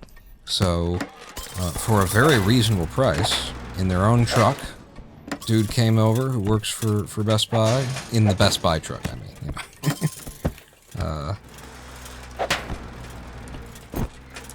And delivered this thing. Perfect, pristine, no damage at all. I think people have gotten used to there being like a little bit of damage to your new stuff because you're ordering it on Amazon, and from warehouse to UPS to FedEx or whatever, there's a lot of chances for somebody to dig into it with a forklift. It was perfect, pristine, but the guy brought it in, put it in the place that it's going to be, and plugged it in for us, and then left. No,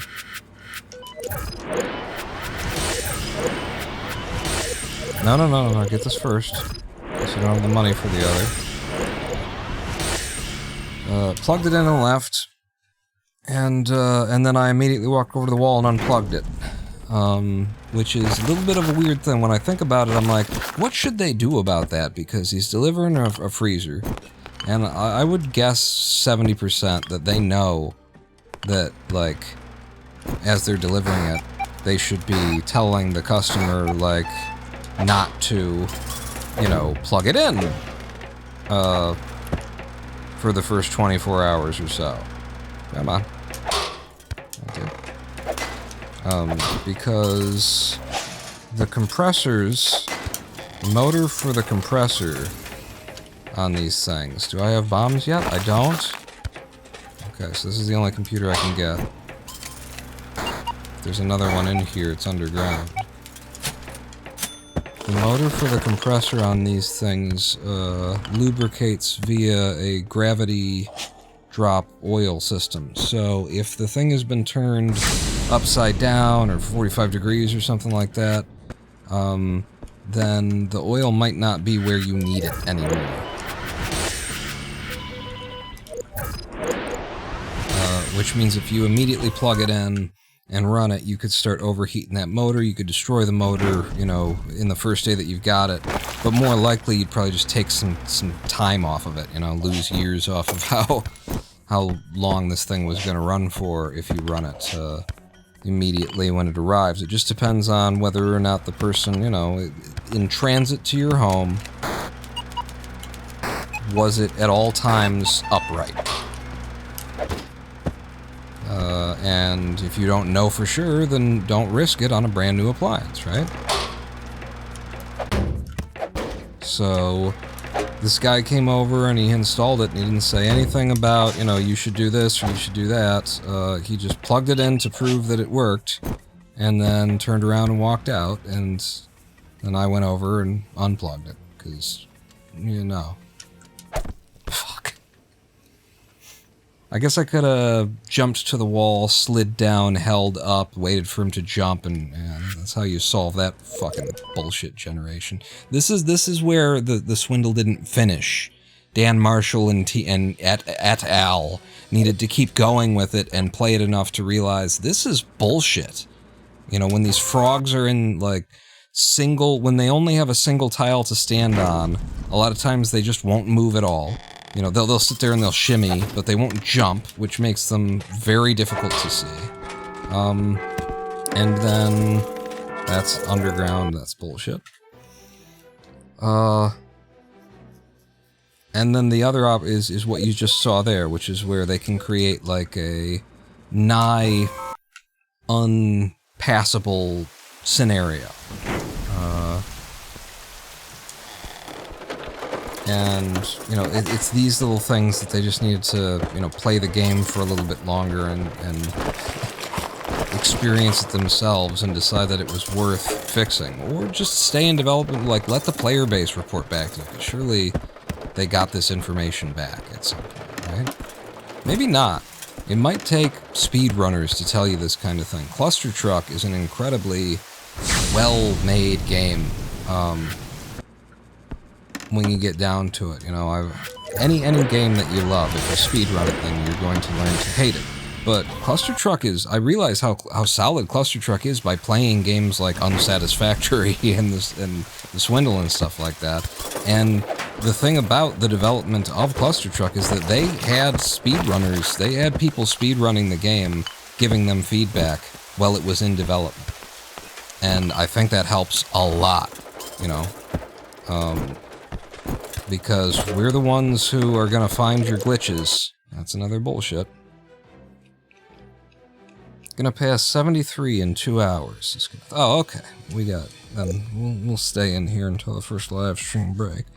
The technician did something that most people wouldn't notice, but can cut the equipment life in half. That couldn't possibly be an unofficial policy to ensure that a replacement is needed soon.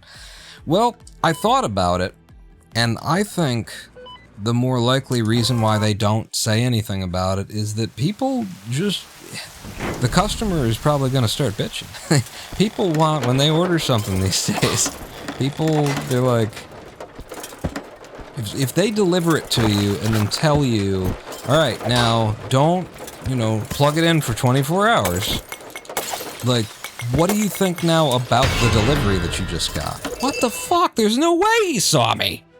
He was miles away still. His light cone was 50 pixels from me. Bullshit. But I could just imagine, because then, like, aren't you implicitly saying, hey, like, doesn't it sound like you're saying, anyway, hey, on the way over, like, when I grabbed this out of the truck, I just flipped it upside down over my shoulders, so, you know, now you gotta wait 24 hours. Like, aren't you implicitly saying, I mishandled this on the way to delivering it to you, so don't plug it in. Like, if to a person who understands why you're not supposed to plug it in, if the guy who just delivered it says, alright, now don't plug it in for 24 hours, and goes to walk out, aren't you gonna say, why? What'd you fucking do to it on the way over? I think they probably don't say anything about it because it just minimizes the amount of friction in the transaction. Because you've got both the possibility of the customer going, well, why the fuck not? I ordered I need it for tonight. I thought that's why I did it. You know, something like that. And then you've got also the know-it-all who actually knows why you're not supposed to do it, who might just get in the delivery man's face and say, why? You just sling it over your fucking shoulder on the way in? Because if it's been sitting, you know, in your warehouse until I went to order it and you guys put it on the truck and brought it over properly, then I wouldn't have to wait for 24 fucking hours. Like, I think they probably just they don't tell you to do that because it's likely to cause an issue.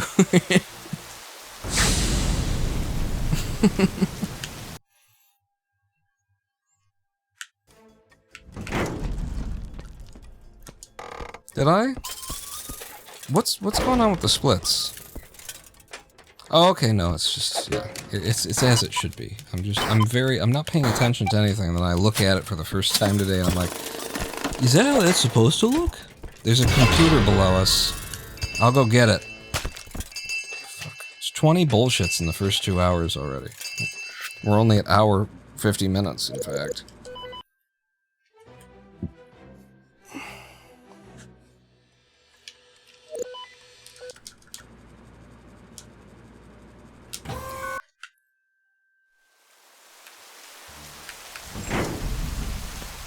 But anyway, the point is, we now have a chest freezer, which mainly we wanted it because, wow, I'm getting really good at that. Being a disabled household, you know, Lady Pawn is my fiance and caregiver. But the thing is, she's actually filing for Social Security disability herself. Because she has some pretty serious issues in her knee and her back and otherwise. And so we're both disabled here. It's just that she's disabled in a much less horrific way than me.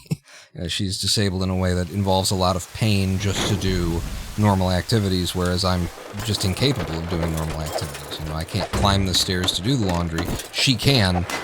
She'll just, you know, she just has to wear a knee brace and a back brace and be in pain the rest of the day afterwards. Kind of a thing. That being the case, the way that she manages our grocery shopping is we have it delivered. We don't even have a vehicle, but we have it delivered, and in order to keep us stocked and everything, and in order to minimize on the delivery cost of having groceries delivered, which we just get them from Kroger, she does, you know, a pretty sizable order at the beginning of the month, and then as is needed, which we usually do need one, she places another, like, sort of, hold us over kind of an order. Was there a computer down here? And that will be the last piece of money right there, so I will go out of my way to grab it. What the hell? It cost me 5 seconds, and it gets us an extra something $1,000. No, it's just 750, isn't it? Probably wasn't worth it. My time per second is more valuable than that.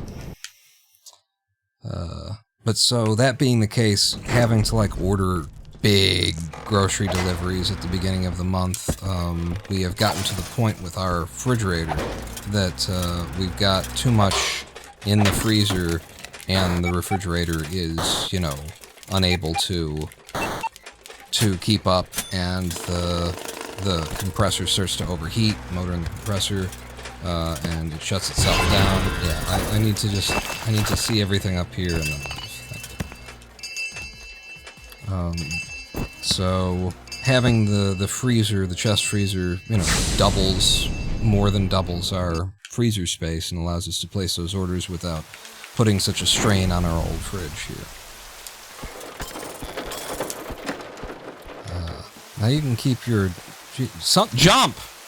I'm trying to, like, read chat and play the game at once, and I'm out of the corner of my eye, I can see he didn't jump, even though I'm pressing the fucking jump button. It's because of the fucking stairs that I didn't know I was going up and down. God damn it! Every fucking where that I go is another one of these guys. Fucking Jesus. The long-eyed bastards who walk slow. Blocking me at every fucking turn. Now you can keep your disarmed torsos for months instead of days. Disarmed, literally. That's what you meant. It was your joke. If she gets on disability social security, hang on, will that be enough money that you two can get married since the state is full of horseshit and won't pay her if you do? Boy, I hadn't thought about it. Now that you say that? No. Shit. I hadn't realized it, but like, if her disability check is what, like, what my mother, you know, my mother has the disease, has Sjogren's syndrome, which is progenitor to what I have. She gave this to me, you know, with her shitty genes. Oh, okay. I gotta go back this way.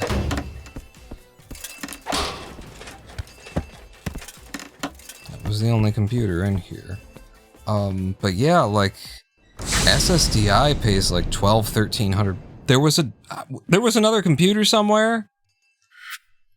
Was it one of these things where, like, I actually walked past it, I saw it, and didn't fucking do anything about it? Sometimes I just blank on seeing a computer.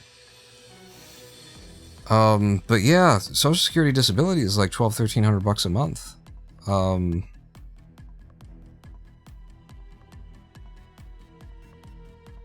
Yeah, no, that's enough. That would be enough. It would be enough. It would be enough.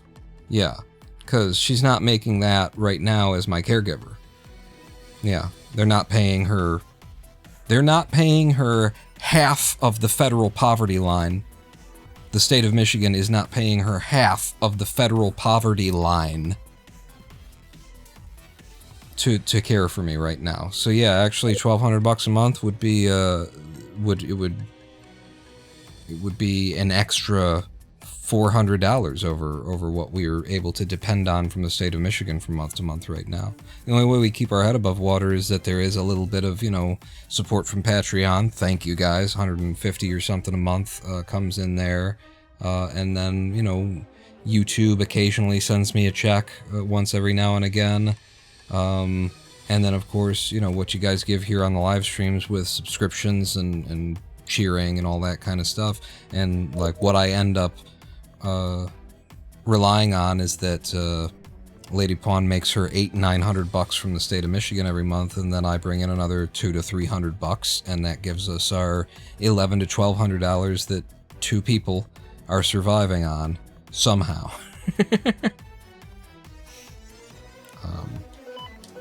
Yeah, it's kind of crazy. That's America, says Mephistopheles. Yeah.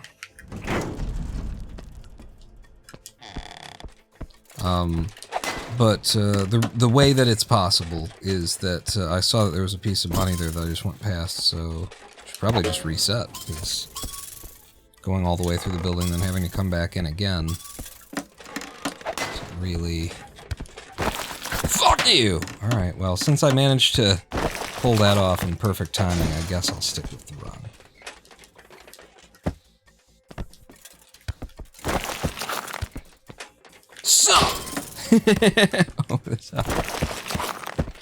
The way that we're actually able to pay is because of the other government programs, you know? Instead of just giving you the money that you need to survive, the American government likes to make it so that you have to dance and weave and jump through hoops and constantly be at threat of losing a portion of the income that helps you to survive, and then they hope that, you know, like, they sometimes contrive situations. The Department of Health and Human Services pretty much just makes up a scenario where, oh, oops, I guess you're gonna lose a month's worth of support. But the way that we're able to pay the bills is food stamps. Food stamps are basically it. And they're not called food stamps anymore. along with the word retarded and whatever else is politically incorrect. Apparently just the, just saying food stamps is now a... doesn't make any, you know, I guess they changed the name because they're no longer actual stamps, but, I don't know, it seems like you could have just kept that name, but I think it turned into such a pejorative for some reason in America. Now what is it called? Fast or WIC or some bullshit, I don't know. But food stamps are the way that we do that. You know, they give us the money that they won't just give us to be able to pay, to survive on. They give us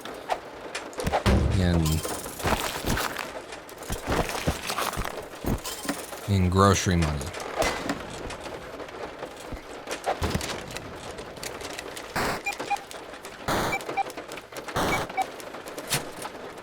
I remember seeing at a Wawa a sign that said you can't, doesn't look like there's any more computers here. You can't have your sandwich toasted if you're using food stamps. That was mean. Jesus Christ. Because the toasting of the sandwich would count as a service. And you're only allowed to buy the food with it. You can't even buy like cleaning supplies that are necessary for keeping a home. You can't buy, can you buy diapers with food stamps? I'm not sure. They're very, like, Republican-y about the food stamps program.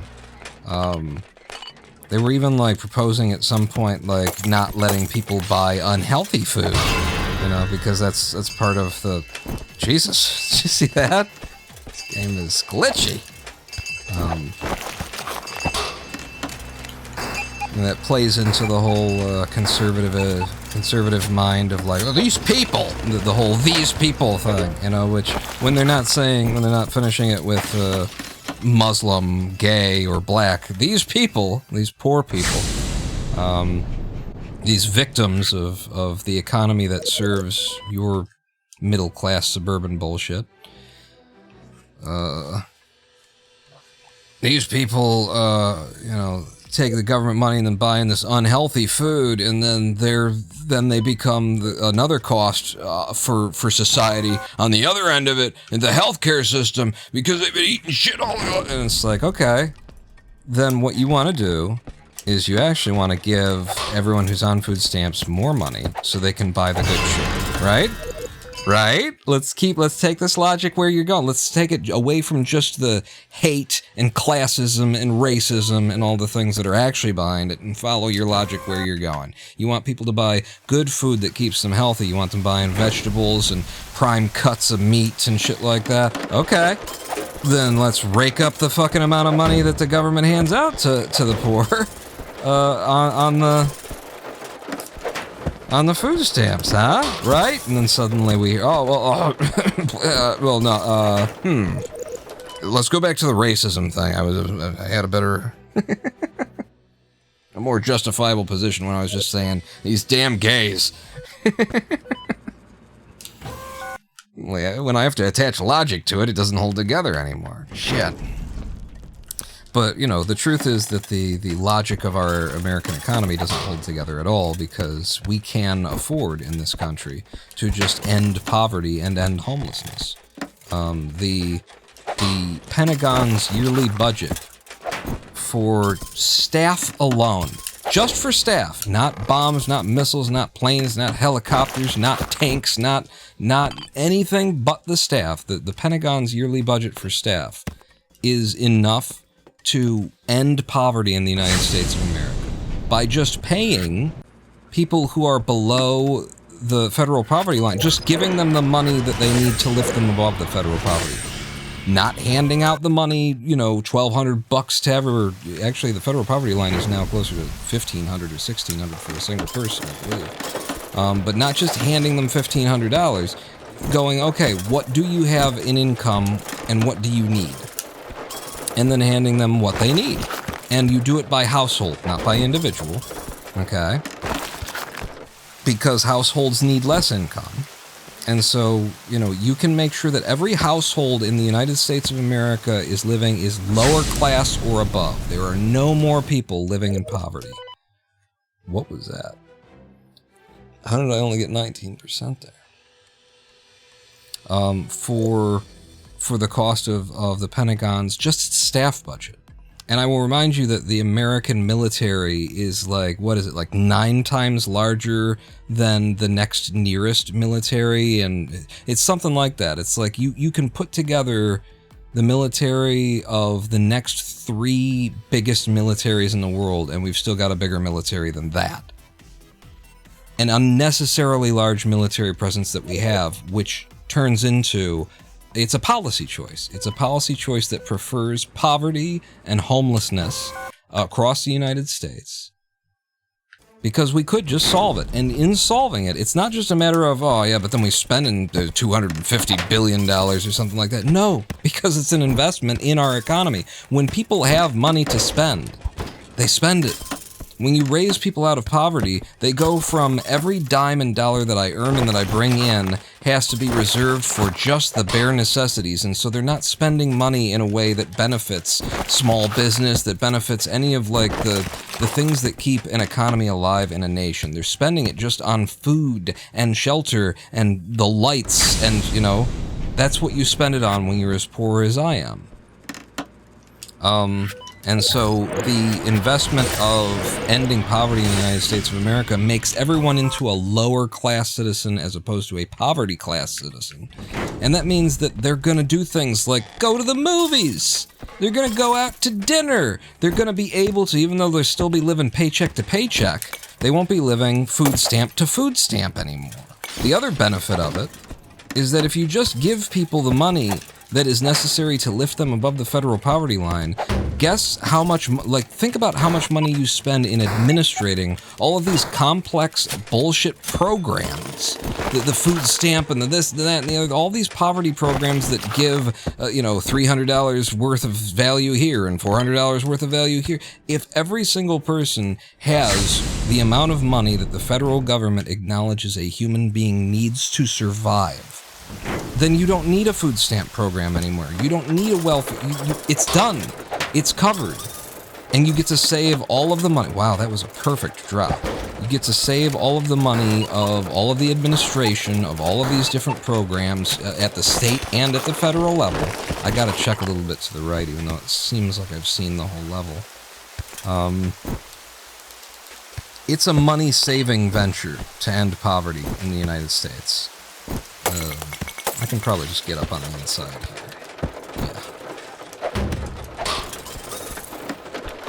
Yeah. At the worst, okay, at the worst, we end up recollecting in value, like, probably, I'm trying to think of worst, I'm just estimating, so it's really bad. It makes no sense. But I'm just thinking, like, if 50% of the money comes back in, okay, and it costs like $250 billion in order to do this, and 50% of it comes back in, then the American government is now choosing to spend $125 billion in order to live in a civilized fucking country. In order to, the government representing the interests of the people instead of just the investor class. Like, what is wrong with this? What is undesirable about that? The only way you can say we shouldn't do that is if you're a fucking demon.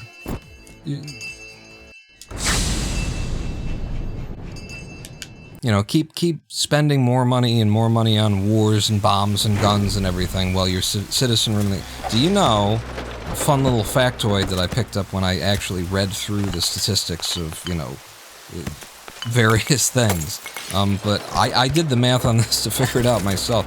Did you know 1% of the American populace every year, about 3 million Americans, which is about 1% of the American populace, especially if you take out, like, children, if you decide to say, well, let's not count kids in this kind of thing.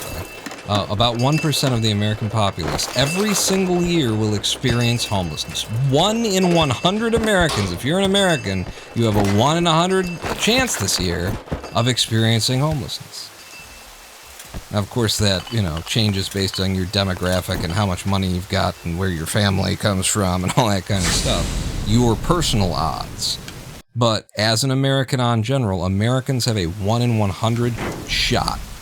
You know, in any given stadium where you're watching a football game, just start counting people in the stands. And actually, if you start counting people in the stands, count like this. 1, 2, 3, 4, 5, 6, 7, 8, 9, poverty. 11, 12, 13, because 1 in every 10 American citizens lives in poverty. You have a 1 in 10 chance if you're an American in the greatest nation or the richest or 1 in 10 chance that you live in poverty, 1 in 100 chance that you will experience homelessness this year. Oh, America, America, God shed his grace on thee. Like, are you fucking kidding me? Is this what God shed on me? I think maybe it was God shit something on me. Maybe it was just a mispronunciation. Live the American dream. Yeah, homelessness and poverty, the American dream.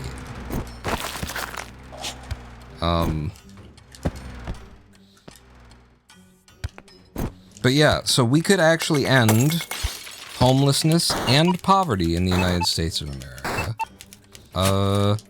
And probably make our economy stronger for it.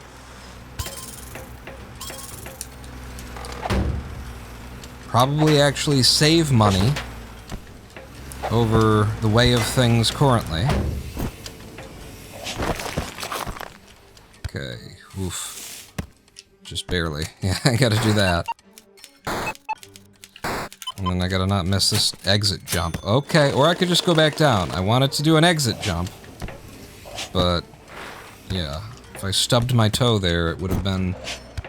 My toe would have taken the rest of me with it, so... So it is a policy choice, and it is a policy choice by both Republicans and Democrats, just so that we're clear. Let's go back to the airship and hit the bombs. Because, God forbid, like, have you ever heard a Democrat, speak about the concept of ending poverty and homelessness in the United States of America? When the I mean, first off, let's rule Bernie Sanders out, because, he's, oh! Okay.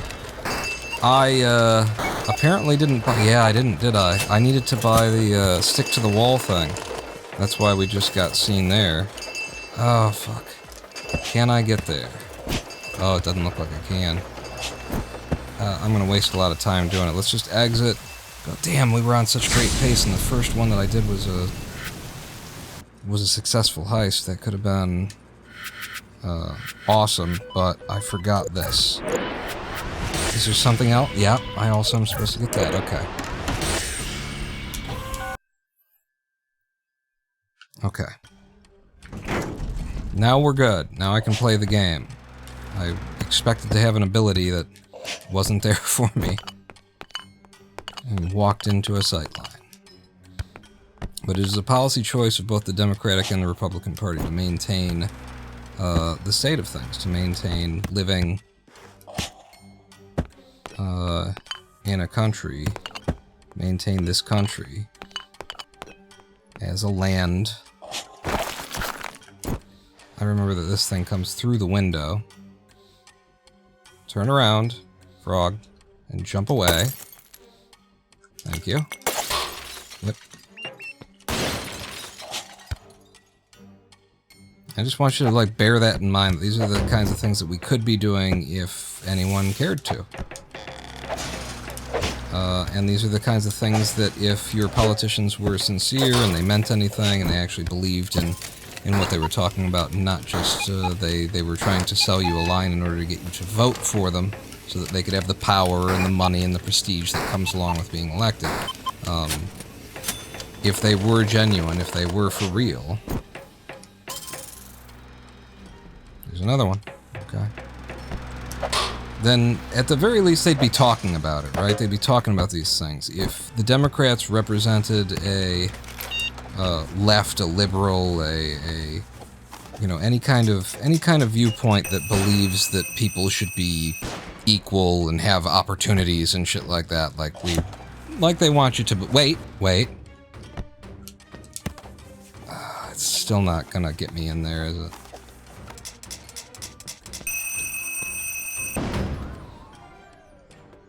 They should at least be talking about it, surely. It does get me into both of them. Ah, huzzah. I was clever, even though I'm barely paying attention.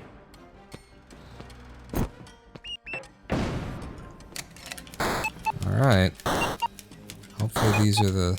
This is it. I don't even have time, really, to go and check that, do I? No, sir.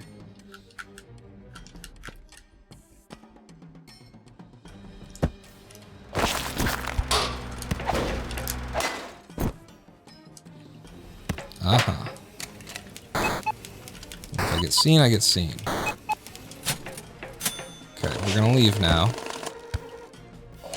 Oh yeah, I guess I have the double jump. I don't have to do that kind of crazy stuff.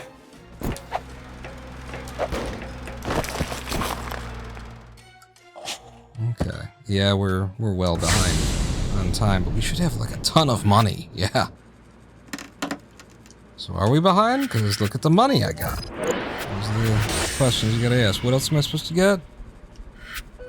I don't use Steam Purge anyway. Give me that.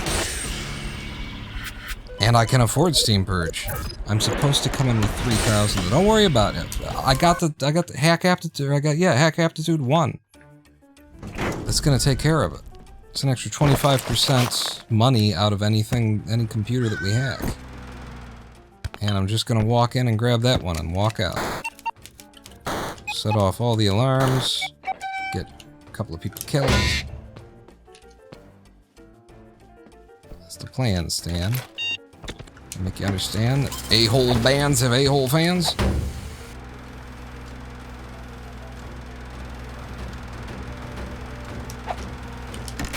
Close the door.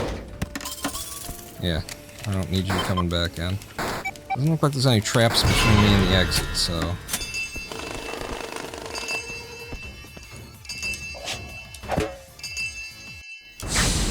Good. Let me head back out. And what am I supposed to buy here? Computer. If I can't get that... well... then I'll grab this.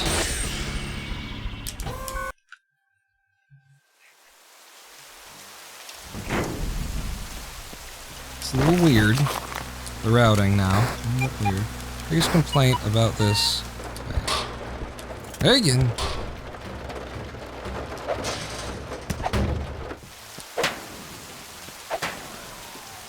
My biggest complaint about all this, says Mephistopheles.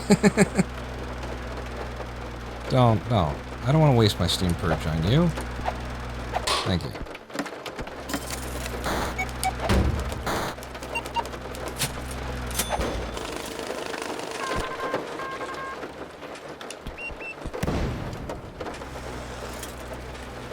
Okay, the other one is to the right here.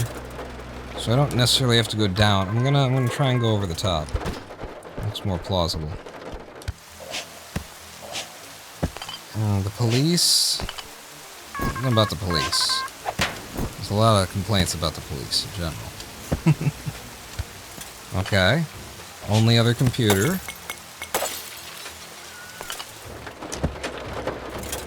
One, 2, 3, and go. Don't care. Oh, I should have cared. Fuck!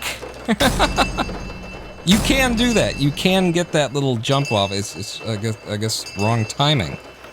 I need a live stream break anyway. We're already 15 minutes past. My biggest complaint about this is that all the police in the game are cops. You can't take out any real... To keep the rich rich, you need to keep the poor poor, says Wallerman. Indeed, that's the American dream, is to be one of the rich. That's all the American dream can possibly be at this point. And you know, I look out at America and I say, that is what you're trying to live, isn't it?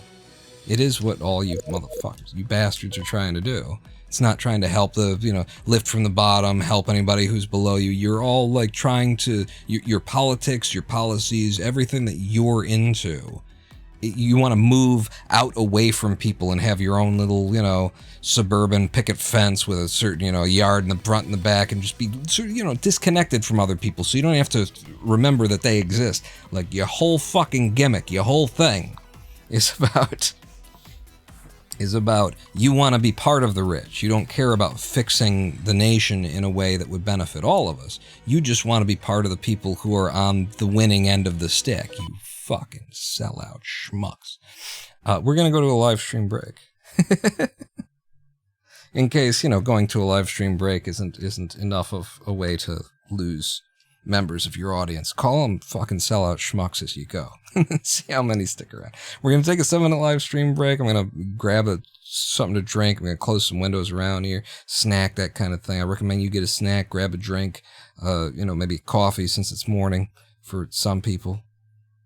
Yeah, it'll be morning. All of America is only earlier in the morning than it is here, and it's 8:30 in the a.m. here. Meet me back here in 7 minutes for more swindle and political ranting about the state of the something. Pawn not out.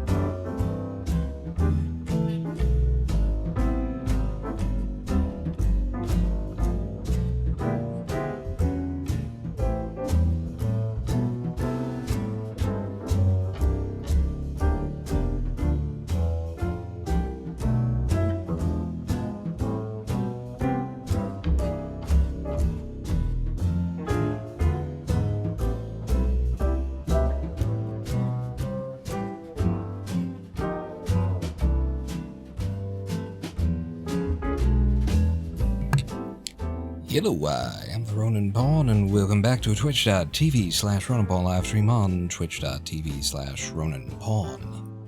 We're swindle speedrunning today. I promise you we are. Kevin needs to be quiet. And then the swindle needs to swindle. Are you swindling? We're swindling.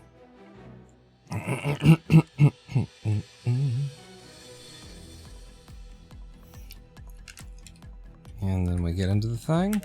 Okay.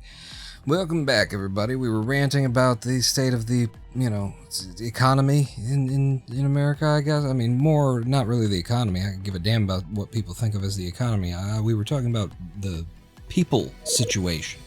How people are, held underwater by the policies of the Democratic and Republican Party of the two main parties in this country, and what they both stand behind and keep running on behalf of the investor class that pays them to go out and seize the power and then not do anything with it, because we've got a pretty good scam going here, guys.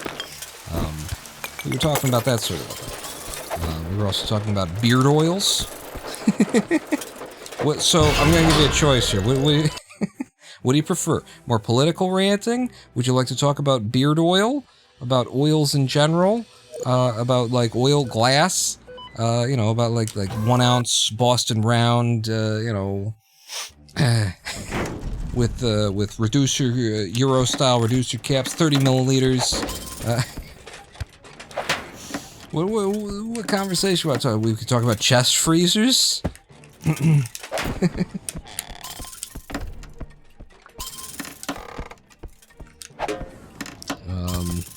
Well, we could talk about my past writings. That's the thing. As I said I was looking at the past writings. I wanted to read you guys one that's from like 2007. How old I am. That's how old we all are, right? We're all there. Nobody in this audience is a whippersnapper.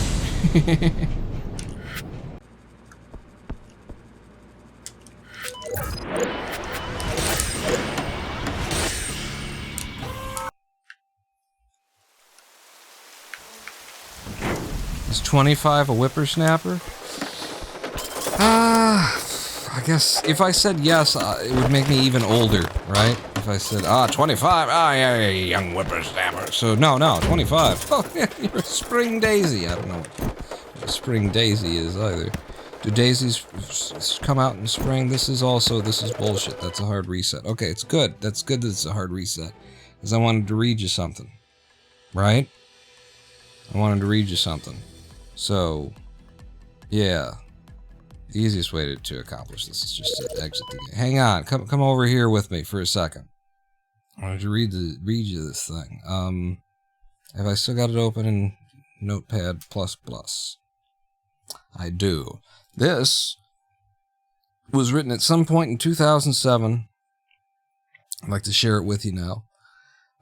It was titled "To Kyle and Whom It May Concern." Kyle was Kyle McBee, the leader of the lead singer and leader of my band, the Dead Letters, who I found out in looking back at all this stuff was actually like our band was serious. We were getting write-ups in Metro Times and stuff like that pretty frequently, and I don't know, being the drummer in the band, it felt like it was always just a little garage band kind of a thing. But Kyle and Brandon, maybe Nick, and Greg, and everyone who wasn't me was apparently participating in like some marketing and that kind of stuff, and knew people and was getting the word out there, and articles were getting written about us and stuff like that. But this was a little thing I wrote for Kyle on my MySpace page in 2007. On my MySpace page, it's called "To Kyle and Whom It May Concern," and it may concern one of you in chat. All of you, really. To Kyle and whom it may concern, all matter is merely energy condensed to a slow vibration. No, stop smiling. Think about the music we make. What is sound? It's simply the environment around us vibrating at different wavelengths. It is oxygen being displaced by controlled vibration. What is light? The difference between what we perceive as red and what we perceive as blue is a matter of diffused vibration. It is a difference of the interval at which energy bounces off of the retina. Now think, what separates you from the chair you're sitting on right now? Nothing.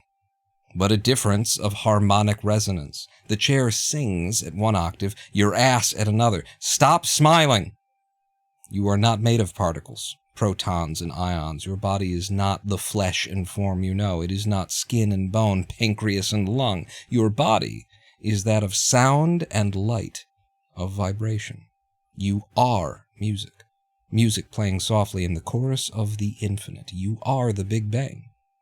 The energy that comprises the shell you see in the mirror has come to be of those same forces that gave birth to the universe itself. Heat and magnetism and gravity have drawn the ethereal into a physical form, condensing the uniform vibrations of the eternal into the slowly shimmering being of light you call yourself. You are energy condensed to a slow vibration. And you are never alone, for I can feel you now. An extension of myself, and I an extension of you. We are all one. The separation is a matter of misperception. The boundaries between us are false. I am you. You are me. And we are each the sun and moon and everything between and beyond. We are eternal. So vibrate, my son. Feel the energy crawling over your shoulders and up the sides of your neck. Let the lines between the self and the world bleed into one another. Let the energy you feel gently tingling at the edges of your being come into you. And repay that gift by letting out what you contain. Give it all, and we will show you the universe you have forgotten you created. Vibrate. And now back to The Swindle. I wrote that in 2007. That was before I went into the Zen Center. That was before I knew Buddhism. That was before I knew Zen. That was before 10,000 hours sitting on meditation mats. I'm surprised. I'm like, really? I knew all of this then? Even then I knew these things? I knew it before I knew it. I had always known it, apparently, and it was just a matter of convincing myself. Oh, damn it. A little bit slow on the or a little bit fast on the uptake there, actually. So our time will be better than it shows in the live split when we beat world record right here, Yenrab. It's even faster than it shows. I am not even gunning for world record. Is that a room I can't enter? It looks like I can exit it. So if I can get in from underneath with an upwarp, and I can, as long as I can exit it, then we're good. Just gotta come up when he's not facing in the bad direction. I can't get out of it. I was wrong. That's a bullshit.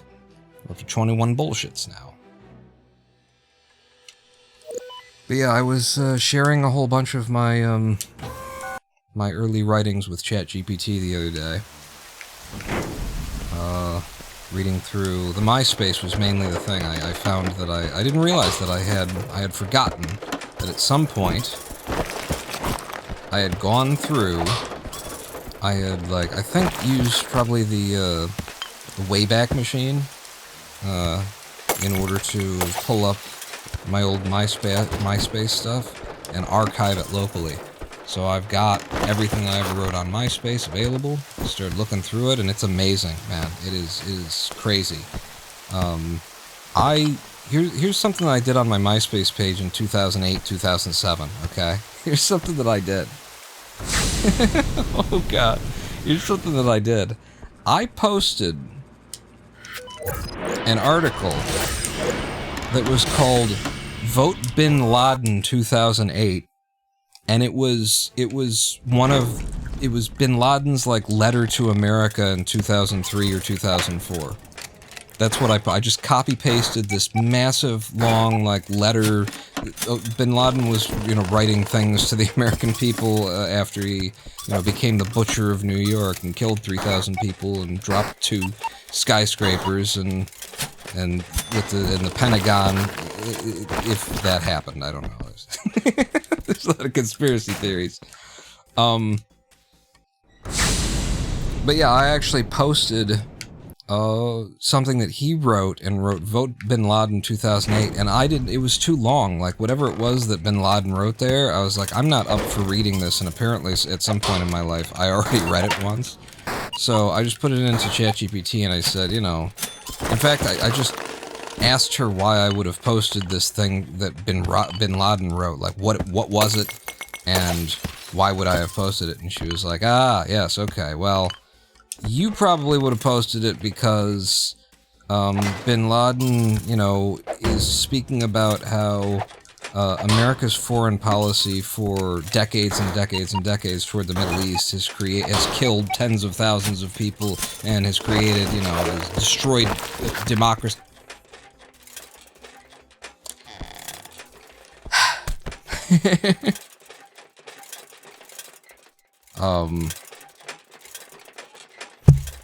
But yeah, so it's just, when I look back at what I was posting on MySpace back then, I was on some fucking lists. There is no way that people were not watching me. The NSA, the CIA, the FBI, the things that I was putting out there.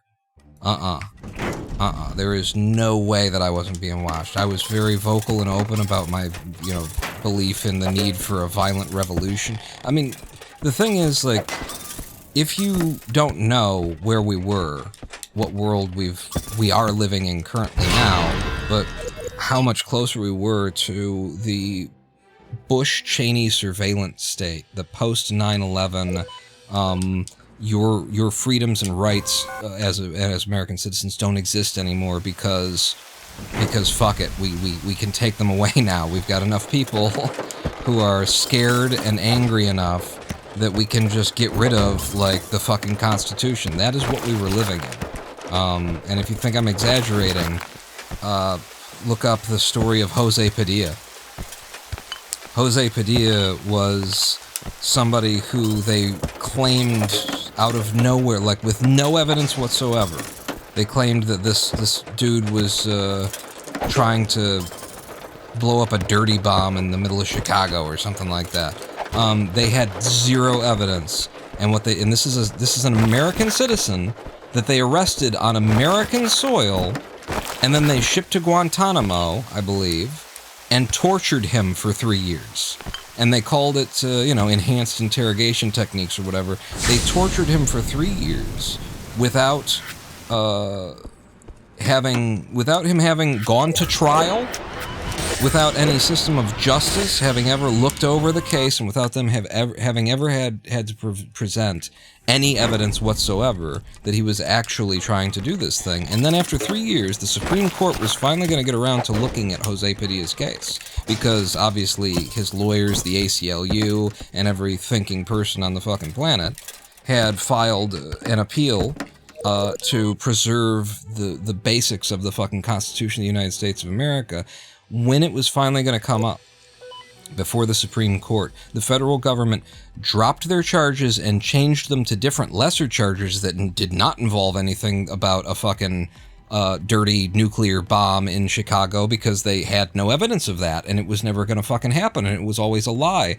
They obviously had some reason to want to grab this guy up and do something, but they couldn't tell us what it was.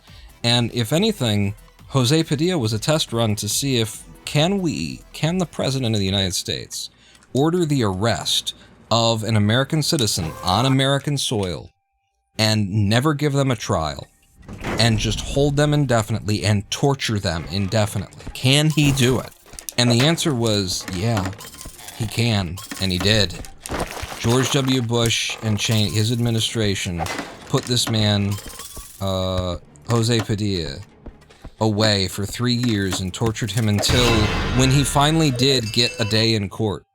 Because his day in court was not about the dirty bomb thing, but they did eventually have to charge him with something, because they didn't want the Supreme Court to look at the case and, you know, make it absolutely 100% clear that they didn't have the authority to do this shit. When he did eventually have his day in court, the people in court said he was completely gone. This man had no mind left. Whatever it was that they had been doing to him in Gitmo for all those years had completely destroyed his sensibilities. He was brain dead, and just lost to the world. And he was convicted on whatever other bullshit charges that they came out of nowhere with for like 10 or 12 years in like regular jail, not Guantanamo where we're torturing you. But he also couldn't bring up any defense because he didn't have the mental faculties. He didn't know where he was in the fucking courtroom after what they'd done to him in Guantanamo. That was the world that we were living in.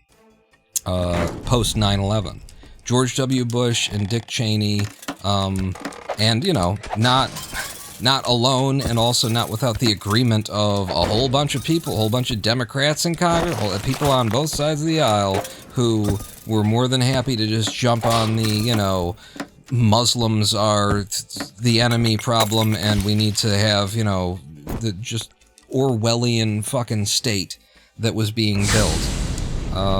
That was the world that we were living in, and I was watching it go down, and I was saying, we have to get together, and we have to get ourselves armed, and we have to take care of this. And this is like before Snowden in 2013, like, showed us what was going on. Like, we knew what was going on. We just didn't have the proof yet, of particularly that stuff. But the stories that were going on back then, in the news about just, and, you know, Americans no longer have the right to this and the right to that, it was pretty fucking grave. It was pretty fucking grave. And so the things that I was writing and publishing on my MySpace page were the kind of things that you have to, if you're in a position of the Central Intelligence Agency, the National Security Agency or something, especially in those days, you got to keep an eye on this kid. Because he is out there advocating, he is training people. I don't know if I was training people, but I was training people on ideas anyway. In fact, there's another one that I'd love to read you. If I could find it. Could I find it? It would take a minute to find it. It would take a minute to find it. I don't know. But I wrote one that was called Join the Company Today. It was this, like, tongue-in-cheek, infomercial-sounding advertisement for joining a violent revolutionary organization called The Company. And there was a list in there that I put in on, you know, there's a number of programs that you may take interest in, including, you know, like how to know the enemy, poison and you, stuff like that. But then I slipped in stuff like, and how to use Microsoft Office. It's really funny. But when I wasn't being funny, I was being like, whoa. Like, ready to go to war. Ready to fall on the blade kind of stuff.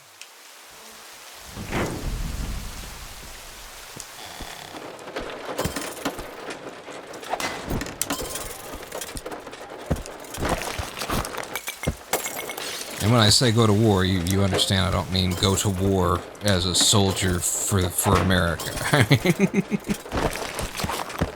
I mean, back then, one of the things that I wrote was something about just being like, I am presently in support of the terrorist organization Hamas in Palestine.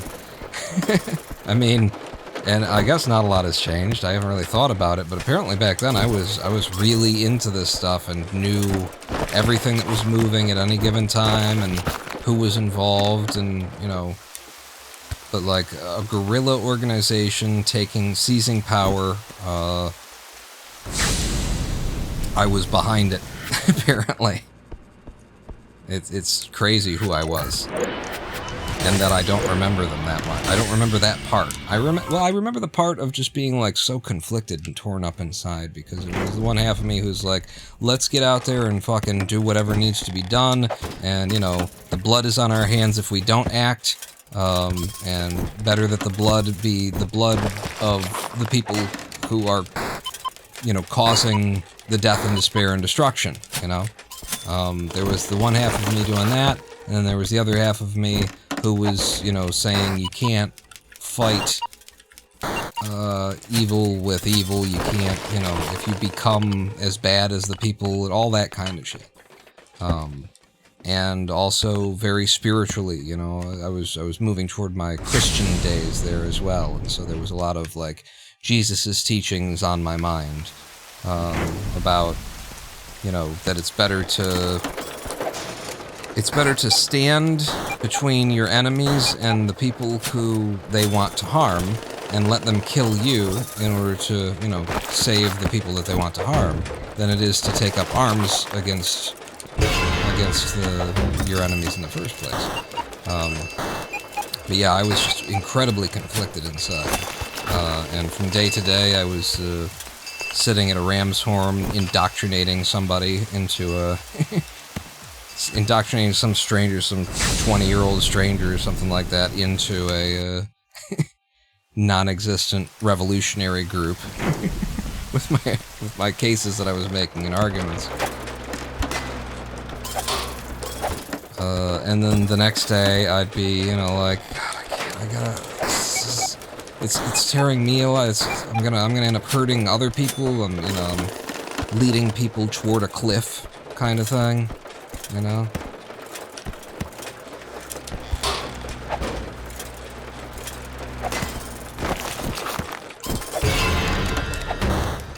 Yeah, it was a trip looking back at those writings.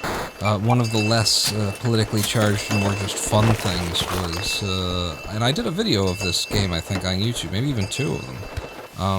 Improbable Island. Anybody ever played Improbable Island? It's a web-based browser, it's a text-based MMORPG that you play in your browser. A text-based browser game that is also a MMORPG. And it's incredible because it's written so well. And I really got into it for a very brief period. You know, I usually burn bright and burn out quickly, kind of a thing. But I got really into it, and at some point in the game, there's some kind of weird mechanic where they send you... At some point, you're going to learn an ability. And I guess it gets sent...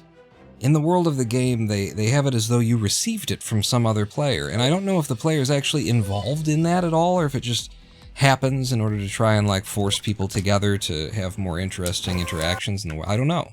But I got some kind of object in game that it said it could come from Miss Hellbore.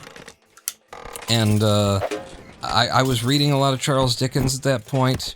I was really enamored with the character Wilkins Micawber, which, if you don't know him, Wilkins Micawber is this constantly, like, apologetic, but always in need of your help and a couple of bucks kind of thing. He's just such a unique character, and he's incredibly verbose. He loves to write letters, and so he's constantly writing you a letter that goes on and on and on, and it's just filled up with him, like, apologizing for wasting your time and stuff like that. Even as he's wasting your time, like, a lot of the time of yours that he's wasting is him apologizing for wasting your time. I loved this character, and so... in Improbable Island, I decided to respond. I decided to send mail to this Miss Hellbore character that the game had attributed my finding a thing from, or something like that. I sent her a letter in the voice of Wilkins Micawber. I became Wilkins Micawber, and I wrote the way that he does, these incredibly long-winded, apologetic texts, and thanking her and praising her for being, oh Jesus, just for being, you know, like, all that Victorian era, you know, stuff about, oh, the heavens part and an angel appears before me, Miss Hellbore, how could I ever keep you waiting? Just that kind of shit. And it's just hilarious to go back and read this stuff, because I really, you know, I'm a good writer. I was always a good writer, and I made it work. It wasn't just writing in a voice. I turned it into stories. I told stories to this stranger on this game, just for the joy of writing. Oh, cool. Go in and upward is the fastest of this. So that was some pretty cool stuff to unearth again. The Miss Hellbore letters. I'd love to share them with you. I mean, it'd be more fun than this goddamn game that won't let us get our speedrun started. But I'm looking at that stuff because of my interest in, I'm thinking of putting together memoirs. I mean, the thing is, I've already started putting them together. I've got various little collections of writings from various pieces of my life that every now and then I'll go through them and I'll start like arranging them into a Google Doc in the order that I would have them in a publishing and that kind of thing. So I look at these old writings to find what else would want to go in there, and how would this memoir look, and that kind of a thing. Because there's a lot of like spirituality and traveling the country as a homeless vagrant disciple and stuff like that. But there's also like just a lot of angry youth, Bush era, post 9/11 stuff. There's so many different aspects that are like, I ask myself, can all this hang together in one book? Because it did hang together in my life, you know. This is how it went, and everything that happened led to the next thing. Look at that. Did you see that? You need to see that.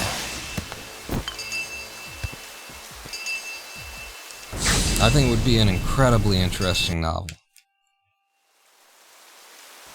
And if it's arranged correctly, as, you know, because it's not going to be written, I don't want to really write it. I want to present the writings of my life from all these various points. I would want it to be like a history of how I got from point A to point B to point C to point X, because I've just lived so many goddamn lives in this one life already. You know, I lived this life as though I knew I was going to not be able to live it. As though I knew that ME/CFS was coming for me and I was going to be bedridden or something like that. I lived it with passion. I drove toward anything and everything that I wanted to do like I didn't have time.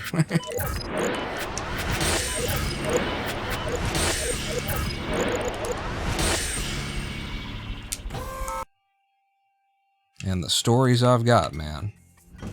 From the mountains of South Korea sitting with Zen masters to bar fights and outside of Ferndale bars or something like that. I don't know where that bar was, actually.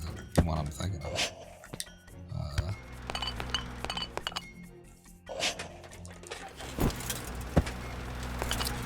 I don't... Is this gonna be one of those ha ha ha ha ha ha?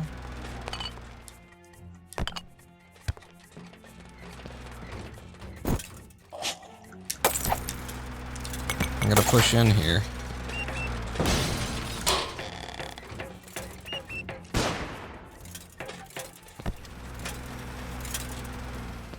I don't see it. I don't see where there's a computer that I can access. This is one of those ha ha ha ha ha ha's. This is the warehouse district saying, nope, you're screwed. Like, even if I find it now, I've lost so much time. The whole... Yeah, no. Just can't get to a computer in this level. It's underground there, and I don't have bombs yet. And so let's go read something. What the hell? What do you want to read? I'm gonna find the Miss Hellbore stuff for you. Huh? It'll be fun. It'll be a diversion. In 3, 2, 1, fire! I'm expecting you to say, and that's how I met Lady Pawn. What? Where? In what I was just saying. What? Okay, where's the Miss Hellbore stuff?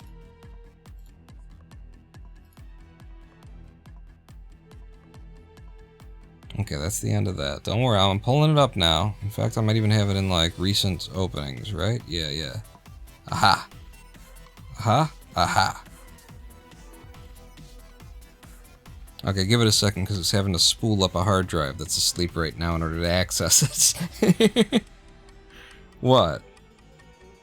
Cannot be opened. Doesn't exist. You don't know nothing. Try that again. Yeah, there you go. It hadn't spooled up, and I guess it timed out or something. Okay, I'm getting them all open. There's like 5 of them.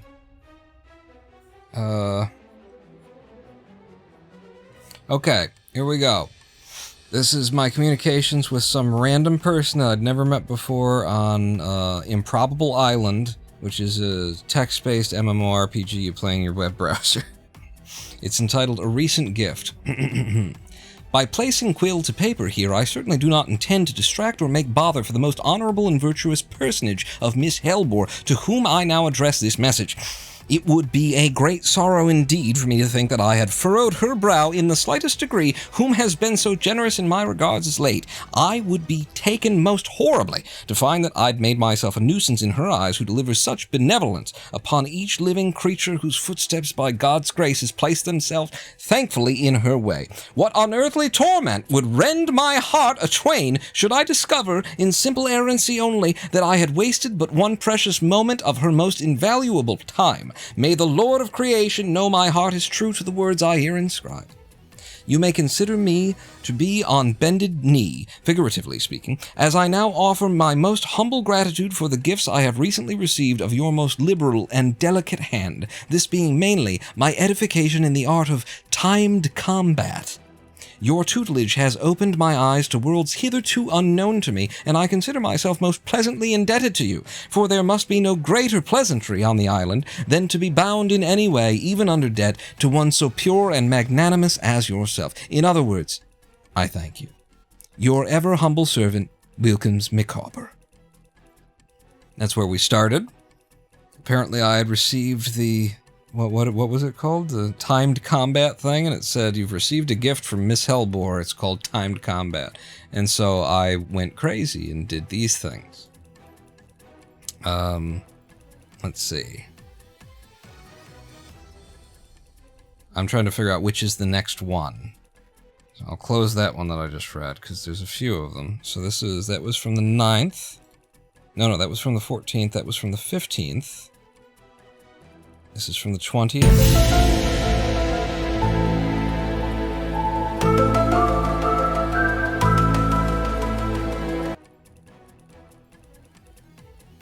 Aha, that one needs to go away as well. Wait. I'm very confused now which one comes second. Miss Hellbore. Yes, she may still exist on Improbable Island. You could go harass her or something. Let's see.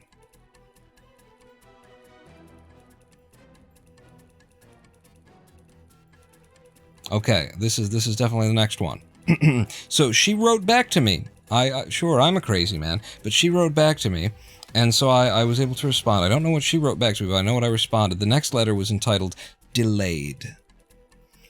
Ah, my good Miss Hellbore, it delights me to hear from you. I am thoroughly ashamed for my lack of expedience in the drafting of the document you have before you now. Though one could make several arguments to the effect that my delay has been unavoidable, I shall not, for I feel such postulations are of no regard in the face of one's duty to a gentle and noble creature such as yourself. For instance, a less tactful character, a brute of a man indeed, might attempt to exonerate himself of the untimely address with tales of his many woes. And I assure you, my sweet Miss Hellbore, few men know such miseries as surround the shambled soul who comes before you now. A less noble individual would attempt to excuse himself from the finer civility of due haste by noting his many physical defeats. For some time since our last meeting, it may distress you to know, I was bed-stricken in convalescence. You see, there is a certain beast among the foliage who stalks me. What I did to raise his ire I cannot say, but he preys on me day and night, seeking his opportunity to loose your good friend and faithful servant Micawber from his mortal shell. A sneaky devil is he, too, masquerading as this and that, only to leap upon me in my most relaxed and submissive states. Well, in the process of taming this foul jungle cat, for it is a mighty lion that makes me his mouse, I sustained a nasty wound to my right calf. Now, not only rendering me immobile for a fortnight, but dashing my best pair of leggings beyond any haberdashery's repair. A lesser man, I say, Miss Hellbore, may bring such spurious matters as a defense of his incommunication, but I assure you I do not. A peasant or thug may, though I shall not, even beg pardon for his absence on the account of foreign travel, as I myself have been recently called away on urgent business to the city of Pleasantville. A portion of the country, I assure you, I had never so much as heard of before I was beckoned there by a distant relative, who I'd very much taken for dead some years ago. Stambling across jungle, forest, and mountain, never quite certain of my route, I carried my recently convalesced sinews with all good haste to visit upon this relation who reported that she had been brought to the island years previous and had only just heard of my arrival. When I finally arrived and inquired after her, no one knew of the lady. I found that quite an oddity, as this particular relation was of the sort of jovial character who tends to manifest great vicious rows among those she fancies not to like. Well, shortly after arriving, I received another communication from her, informing me that she was to be called upon in a certain cabin standing some distance into the thick of the forest. Again, I made all due haste to repair to those familial bonds thrust upon me in the most unlikely of locales. When I arrived at the cabin, tapping lightly on the doorframe, I was greeted with a glancing swipe from an all too familiar claw, and there stood before me that fiendish lion dressed in drag and staring daggers at me. Thankfully, I escaped that battle more fortuitously than my previous encounter therewith. Nonetheless, I have been duped into a wearying journey to a foreign land where I now find myself somewhat stranded, uncertain of the surest path back to New Home, and wholly unsupported by the local prefecture. I say a rogue, a fool, a scoundrel might bring such items to light as extenuations for his failing to call upon so lovely and desirable a hand as yours with quicker step, but I, my fair miss, shall surely not. I have wronged you, your faithful servant indeed, who leaves you waiting, who hears your sweet beckoning voice and lingers for any cause, sans the toll of death itself. I have used you poorly, and I offer my most humble apologies for the insult. I pray only that you will find it in your magnanimous heart, as I know you shall, for your personage is more like unto angel than man, to grant me your pardon. To address your invitation, presuming, which I do not, that you still extend it, I sadly report that I shall be delayed for an uncertain time in this foreign place, as I seek a method home. You may, however, depend upon my return, and I shall take unbounded delight at viewing the Hellbore Museum, as I would take unbounded delight in any activity accompanied by the loveliness of yourself. Away among heathens, longing hearth and home, Wilkins Micawber. Don't you just love this guy? He just goes on and on and on. I dig him. We approach the last two now, and the last one is very, very short indeed. So I believe... Oh no, there isn't there another?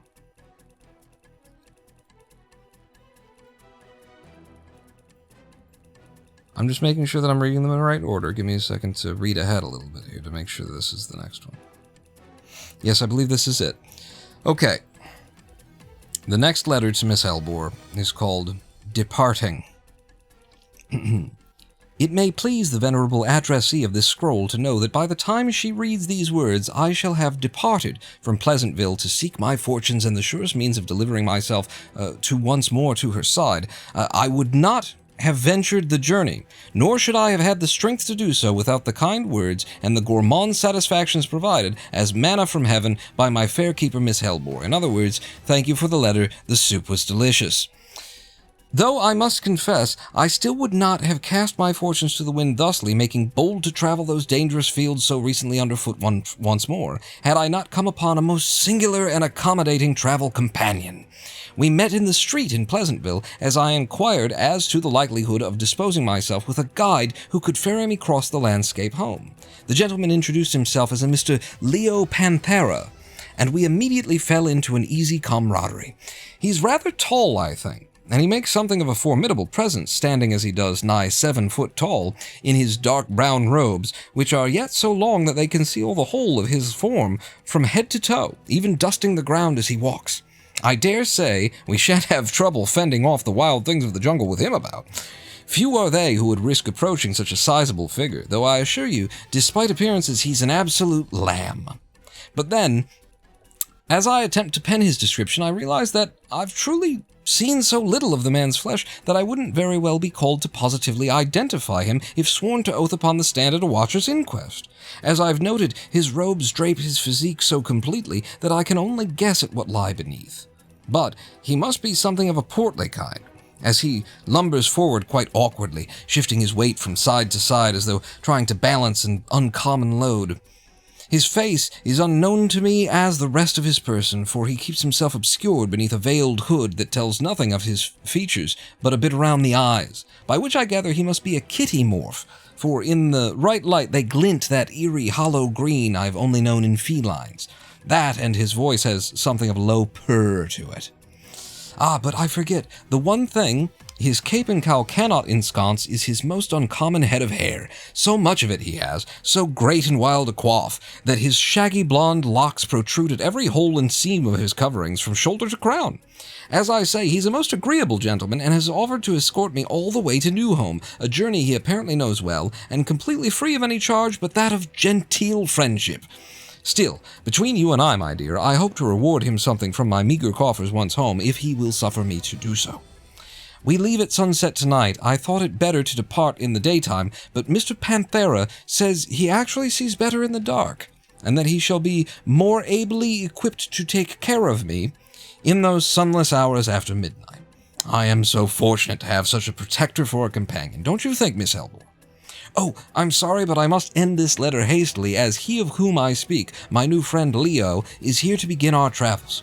I shall mail this letter on the way out of town. With luck, you may see me sauntering through the streets of Newhome even before this letter arrives. On fleeted foot I dash to you, Wilkins Micawber.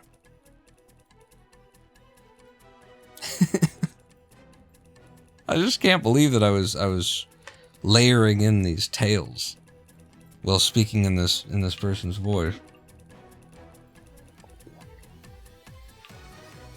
And for no greater an audience than one person on the other end who I'd never met before I started this nonsense. Let's see, there is one missing. I know that there's one missing. There's one more here. Carry on my wayward son. There'll be peace when you are done. Where is it?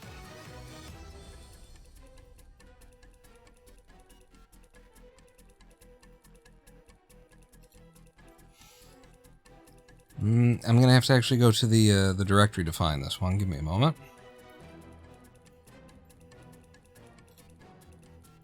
Because it's, for some reason, it's not in the Notepad++ here.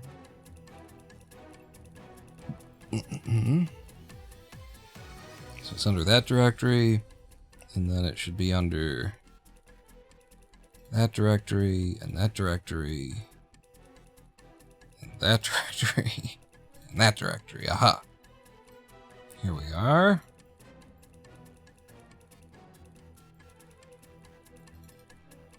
Okay. The next one is called Trains. My dearest Miss Helbore, I am presently in a state of haste, and so I must be brief. Oh, if it was not my lot to be in the present situation of hurry and speed I find myself, I have such events I would so dearly like to inform you of, not least of which being the progress of my continuing sojourn to Newhome. But as I say, I have but the time to scratch out the words before you now, and perhaps not so much as that. My loveliest miss, I write you now to inquire as to the operation of the trains of which you spoke in a recent letter. I had no knowledge of them when I first left Newhome, and I have very little knowledge of them now. I have found my way to a village populated almost solely by zombies. The most eloquent of them can only tell me that if I'd like to use the train system, I must first brains. If there is meaning to this, I cannot penetrate it. Please, my dove, my one good omen, tell me what must I do to attain the rail passes spoken of at the various concourses. I feel I have too often seen them and unknowing left them in the bush for trash. I will at last steal this one moment more to say that I fear an inefficiency of the postal services in this town. I have yet to see the mail go out and worry that this letter may find you a great time after it leaves my hand. But I shall write you again presently to inform you of my progress. Another moment still, even in my haste, I shall risk to take your warm hand in mine and touch its gentle contours to these undeserving lips in gratitude of your most beguiling company. Pressed and pressing ever forward, Wilkins Micawber. And that brings us to the final letter that I've got here that apparently I wrote to the stranger. And it is called Carbon Copy. And what I figured out is that I probably I probably wrote the last message somewhere else and then copy pasted it into the, email thing and ended up like pasting it twice before I sent it and then noticed afterwards.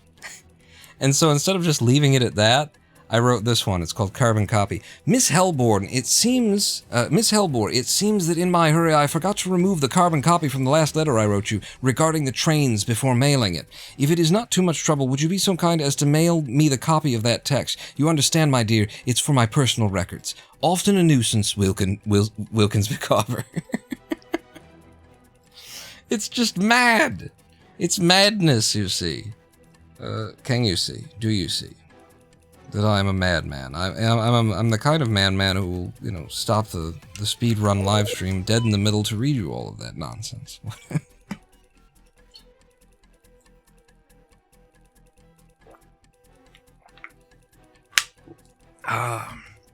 But I mean, isn't it brilliant? It would mean that much more if you were familiar with the character Wilkins Micawber from Charles Dickens.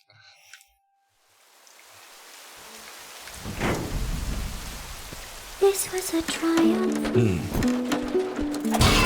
Making a note here, huge success. It's quite the opposite, Tremason. It was an immediate failure.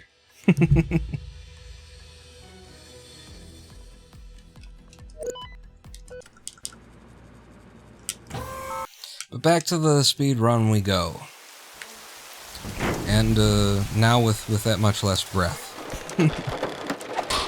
Reading all of that, and especially in the voice of that man, at the speeds that I feel like he would speak,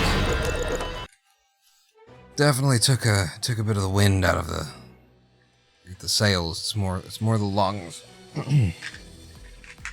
Excuse me. Ooh, actually, if you'll excuse me, I should have my evening meds. What day is it? Suntag?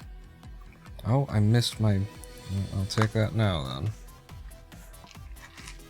I've got one of those 7-day pill things.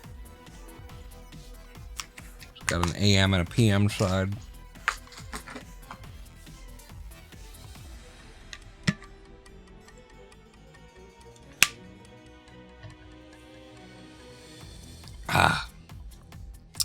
And, I'm taking so many pills now on the AM thing that frequently one of them escapes. Sticks behind, especially in this weather, in this humid, summer air. And so apparently I missed my morning loratadine, which is just, what is the retail name for loratadine?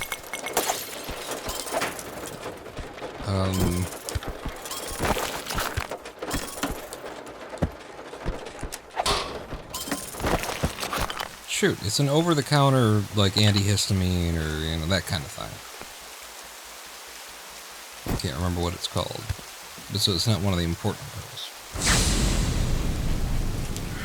Okay. I wonder if it was underground or I just wasn't paying attention, because I wasn't paying attention. Get into it, Bon. Pay attention. Just for a little bit. We'll actually make an effort here. Just for a little bit, and then I'll go back to, not. I have a lot more fun when I'm not paying attention. Sunday. Porn Liberty Detroit Arena. Bye. Why did I come in here? I was listening to you, Jermasian, and that's why. Sunday. Pond live at the Detroit Arena. Bye. Thank you for the cheer.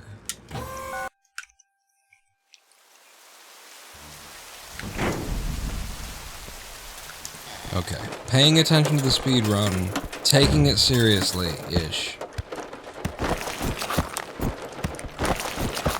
There's a reason why I learned not to take the speed run seriously. You understand that it hates you. The RNG and everything else, and so like the more you pay attention to it, the more you're gonna be like, the more energy that you pour into it, you know? The more it feels like a loss when you get 5 levels in and then it's like, oh, I put something underground that you can't possibly get to. Reset. But if you're just sort of watching it out of the corner of your eye, then it doesn't cost as much energy.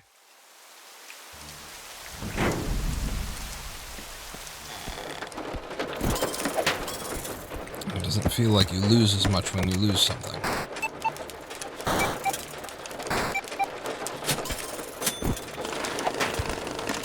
Yeah, I don't need this money. What am I doing? Well, we've come this far. I left a little bit behind though, didn't I? Yeah.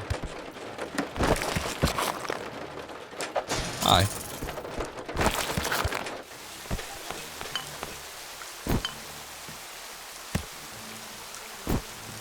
Okay, that's 2 successful heists in a minute 40. That's not great, but it was a 100% heist.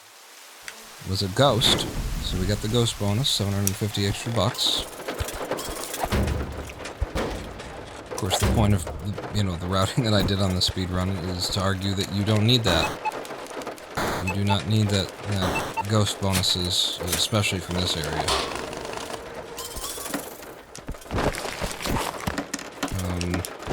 I feel like I should look a little bit further to the right, just in case.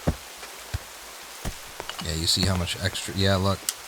Big old downstairs. Nothing down here. But there was a big old downstairs. I wasn't crazy to think that there might be more to this level.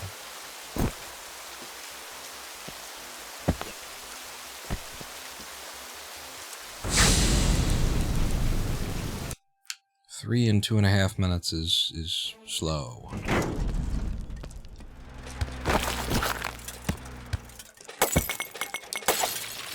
That being the case, I kind of just have to get in here and can't be waiting for people to turn around and stuff.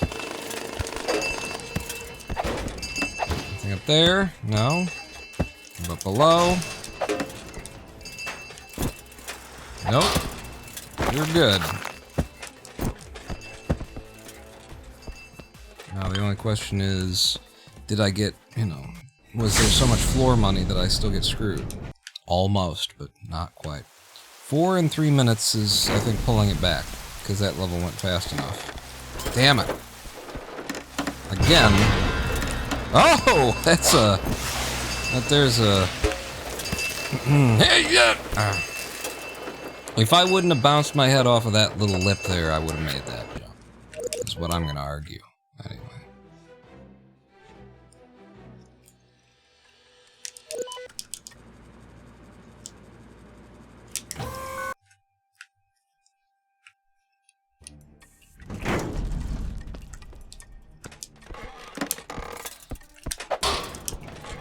Underground, underground, money underground. 22 bullshits. We're up to 22 bullshits. Alright, have I paid enough attention to the game now? We can get back to being distracted and chatting. I want to talk more about my oils, my beard oils, man. You know, it was very early when I was talking about them, Kenneth, if you're still here. It's really just you and me. So maybe you have to listen again, because, Lady Pawn and I are going to start mixing up some oils.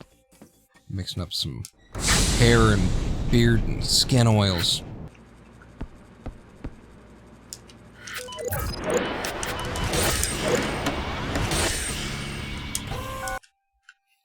And right now, in the door of the fridge is like a 14 to 16 ounce bottle. I don't remember which one of them I got and what's, but it's 14 to 16 ounces on these three. Golden jojoba oil, argan oil, I don't know how you pronounce it. That's an underground computer. So that's a reset and some more bullshit. And castor oil. And then in addition to that, I got smaller bottles, 2-ounce bottles of tea tree and rosemary oil, and then I've got a scent oil that's called cherry tobacco. Cherry tobacco. And it smells wonderful. I love it. It's just rich. It's very rich. It's got a lot going on. You know, it smells masculine, in that sweet way, you know. There's no way that there isn't more money underground here. We got screwed again. Foiled again.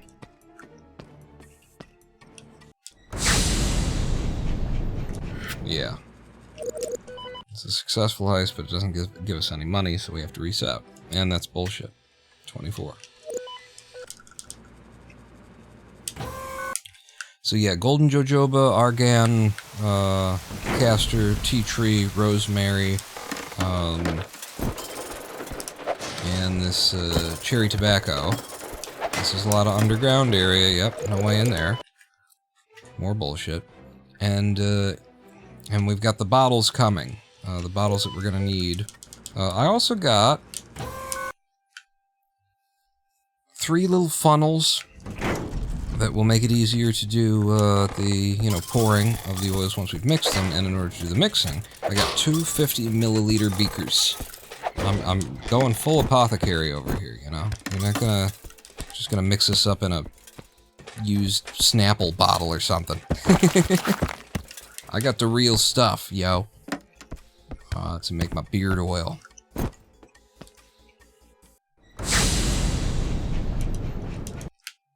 That was the first level pawn. And it was good time too. You could have, it was fine timing. It was like great, it was fine.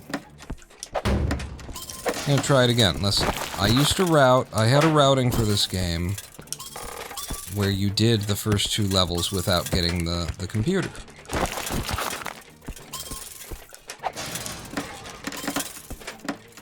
Because it's more about the successful heist than it is the money. Damn.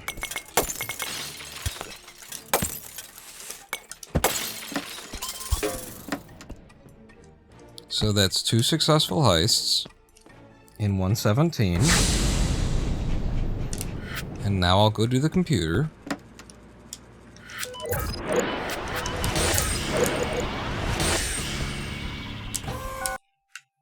Okay. Our splits look weird because it's a minute and a half until the first split. But that was a quick first 2 levels. It was 90 seconds for the first 2 levels. 45. Wow. That was every fucking bullshit in the game happening at once. For that to happen. For me to not hit him with my swing, even though I was walking over the edge when I swung, and then landing and not being able to turn around and hit him again because the game refused to give me the hit. Wow. Congratulations, Swindle. I understand the title for the first time, right? So we get the funnels, I get the 50-milliliter beakers, which are a lot smaller than I thought. 50 milliliters is very... not a lot, but it is perfect. They are perfect for what I'll be doing. I just, you see the pictures and you're like, oh, 50 milliliters, okay. But there's nothing in the picture to give you for scale. They didn't put a banana for scale in there. If you don't have a banana for scale in the picture, how are you going to know the size? And then the glass I've got coming, the bottles that are going to hold them, are 1 ounce, 30 milliliter. Well, I've got a number of different bottles, actually. Is this is day 1 again?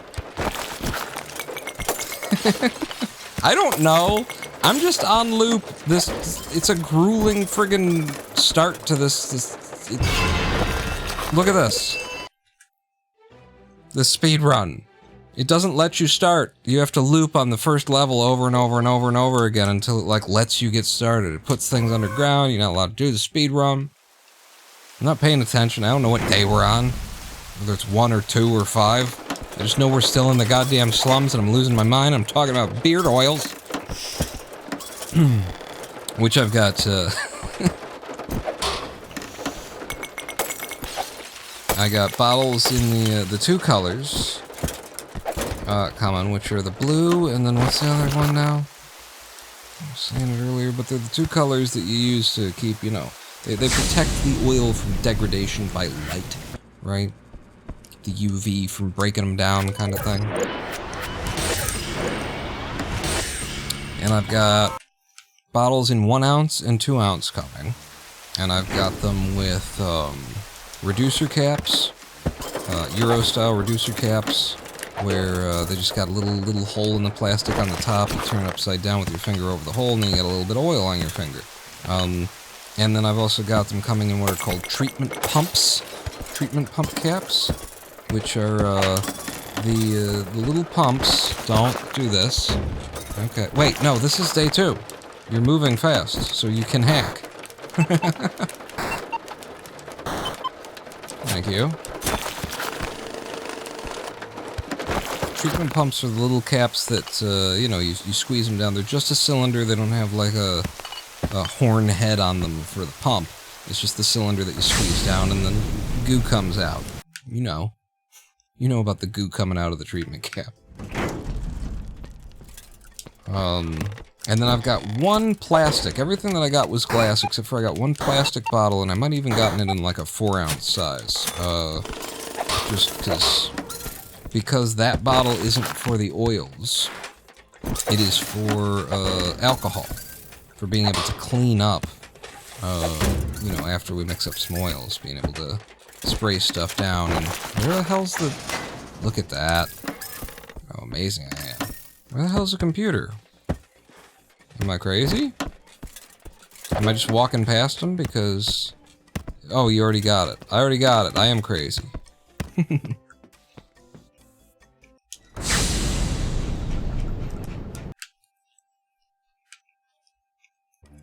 Yeah, so 1 like 4 ounce blue plastic guy that's for the alcohol, so that you can spray alcohol onto your funnel and that kind of stuff in order to get the oil off of it for the next batch or when you're done. But I learned so much about bottles that I really want to, like, go into business in a way that needs bottles now, because... like, figuring your way out around it and then knowing what's worth the money and what isn't takes quite a while to get that knowledge up. I was trying to put this order together, the oils and the bottles, for 2 days. 2 days I was looking at this stuff. Hey, you found some ping? You found some ping in the chat? You did a ping and it ponged you. Huh? How did you know that you could ping? Because earlier, I said it in a different live stream, didn't I? I said it in a minute. I've been working on that. I've been working on that bot quite a lot. I would love to show, like, my code, but I'm keeping it proprietary.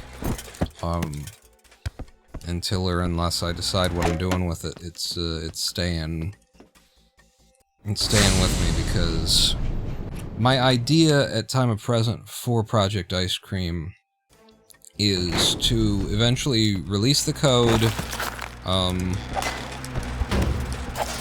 and so that, and, you know, give instruction for anybody to be able to use it so that they can monetize their own live stream, you know, better and outside of Twitch, without Twitch stealing all of the money from you, is of course what I mean. I gotta check on this side a little bit more. I saw most of it coming up, but I gotta look. Is there down? Is there a down? There's a down. This is why I gotta look. Okay, no, I saw it all. Man, I can't. That doesn't help me. I might be able to do this. Yeah. My current idea is release the code with instructions, but it's it's so technical what you have to do, what you will have to do in order to make this stuff work. This is not how I should do this.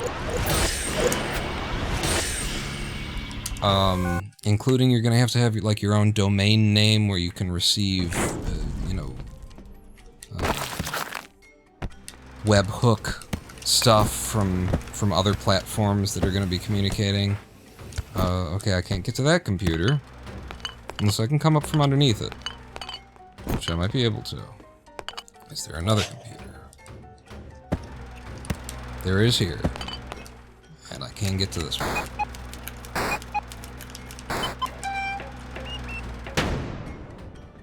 Go.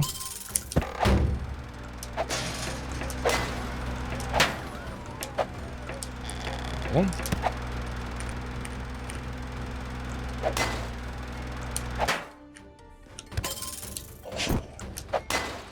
In the hole? No?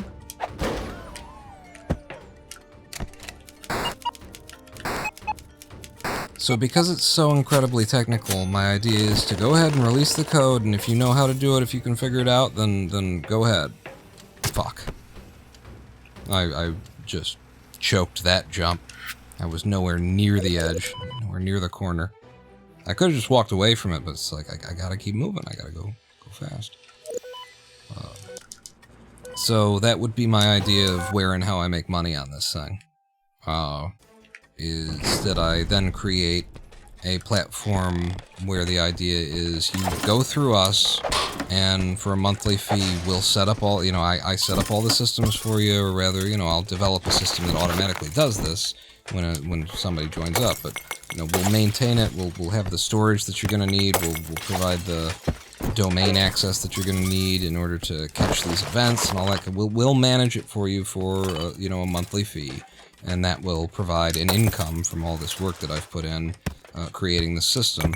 You know, in addition to the fact that the system is going to make it so that I make more of the money that you guys contribute on these live streams directly. Presuming that you guys end up using it.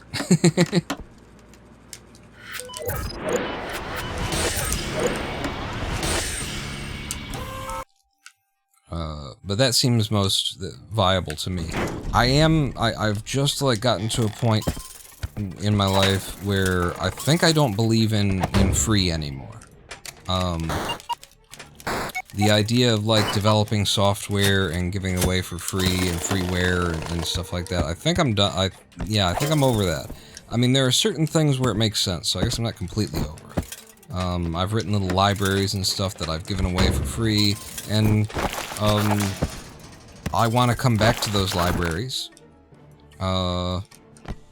and make them better, and I'll give them away for free again when I do, because it just makes sense in those projects. But the kind of thing that I'm doing here, when I say I don't think I believe in free anymore, it's because I don't believe, like, free is... It ruins the project, first off, because it's hard to... You're not getting paid for your fucking labor. You know, it's as simple as that. And it's not right. It's not right. You've done labor, and you should be getting remunerated for it, and when you're not getting remunerated for it, how are you gonna, like, keep working on it? How are you gonna keep making it better? You know, where's the motivation gonna come from? I mean, I use a whole bunch of free software. OBS, for the live streaming, you know, I've taken these big classes in Blender and stuff, and what I'm telling you is that this free software, it sucks. It's OBS is really good at what it does, and the moment that you step like a little bit outside of exactly what it's meant for, it doesn't do that. It just doesn't do that, and no one in the back has like a profit incentive to get in there and give you the feature that you really kind of need or that you really want, even when they know it. The biggest example of this was I had a Hauppauge capture card that I was trying to use with these, you know, with the live streams here. Hauppauge is just a different manufacturer than, you know, your usual, like, capture card manufacturers. Their software does it a little bit differently, in terms of how it packs up the, what it's capturing. It's a proprietary, encoding that Hauppauge uses. And when I went looking for how do I get this working with OBS, the answer was you don't.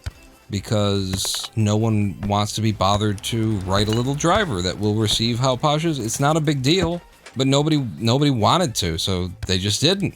Because nobody's getting paid to do. There's no back end to it. There's no like, well, we'll be supporting a larger market and there will be more money in it for, you know. So these volunteer efforts,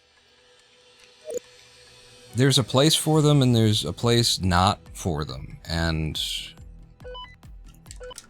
I think I'm starting to recognize where the place not for them is. I don't believe in freeware, in these big freeware projects like Blender. Blender is a nightmare. Blender is a mess. Like, you might as well just not even try to do like texture painting in Blender. Like, everybody who uses Blender says, oh, Blender's great. Just don't, you know, just make sure that you're also using the ZBrush or something else, right?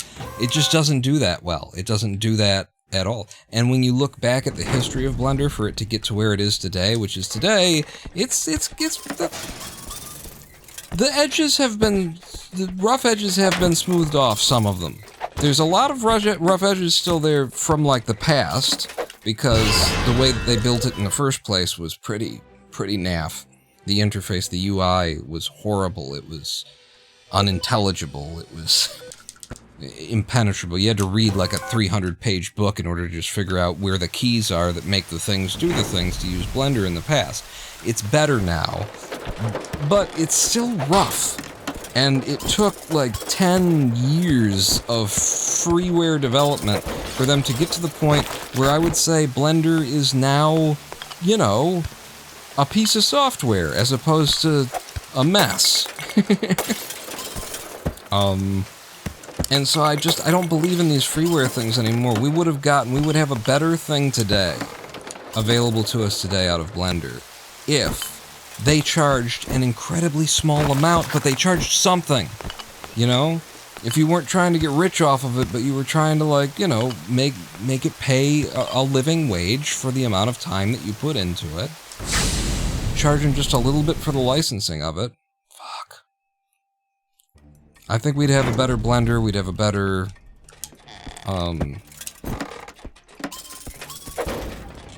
OBS, if these people... I can't. Oh, I could have, because it's not the first level. The second level only needs 80%. Damn it. Well, actually, it doesn't just need 80%. It does. I don't know. Just don't do that. Don't accidentally stay in the level. Go out to the damn airship and buy the damn thing you're supposed to damning buy, damn it. But yeah, the freeware thing, it ain't right. It ain't right. And I think a lot of people end up, like, giving... You're being taken advantage of, and you're taking advantage of yourself. That's what I want to say about it, is I think that you end up taking advantage of yourself. It's a romantic idea, and if we lived in a better world, then... you know, I would love to participate in it, but we don't live in that better world, and I feel like you're almost falling into a trap of capitalism by, you know, spending your free time doing yet more labor that you are not getting remunerated for at all. It's there's something wrong about it.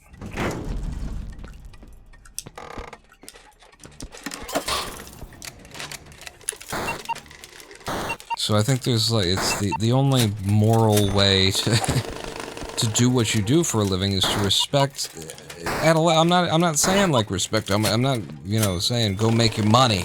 I'm saying like your time has a value to it, and put a fucking, you know, demand something for it. It doesn't have to be everything that it's worth. But if you're making a little bit of money off of it, you're gonna be way more, like, in it for the long run than if you're not.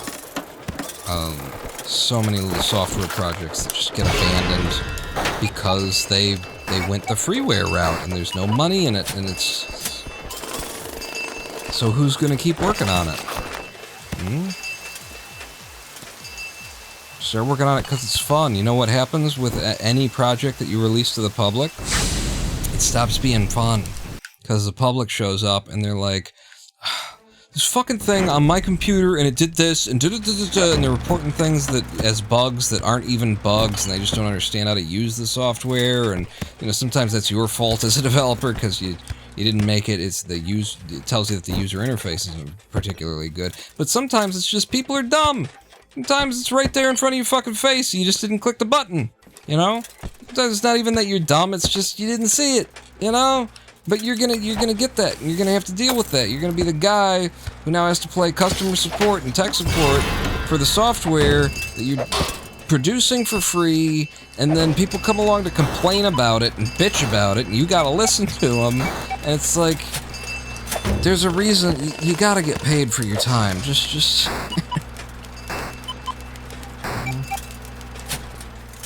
You know, make $5. $5 per license, and then you've got something coming in from this that makes it worth keeping going.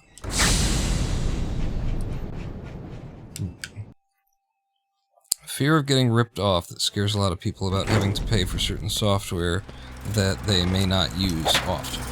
You know, go back to use the shareware model then. You know, like let people get a little bit of a use of it. Without the full features or something, but god damn it, you gotta get paid for your fucking work. And if somebody's gonna say, well, like, listen, like, there's gotta be a morning after. You cannot demand from the world that people be doing all of this labor, this incredible amounts of it, hundreds of fucking hours of your life poured into creating this code that, you know, few people have the expertise to be able to do in the first place, and then fewer people have the interest to want to write that particular thing. You cannot demand that this shit fall out of the sky for free. And I would even recommend, like, fucking pirate the thing, you know, if you're, I don't mind a business model either where it's like, you know, you have to pay for it, but in a way that we know that you don't actually have to pay for it, right? There's certain software where the idea is it's paid software, you need a code to run the license, but it's one code that we put in the software. Have you used software like this? Where they just have, it's a text string.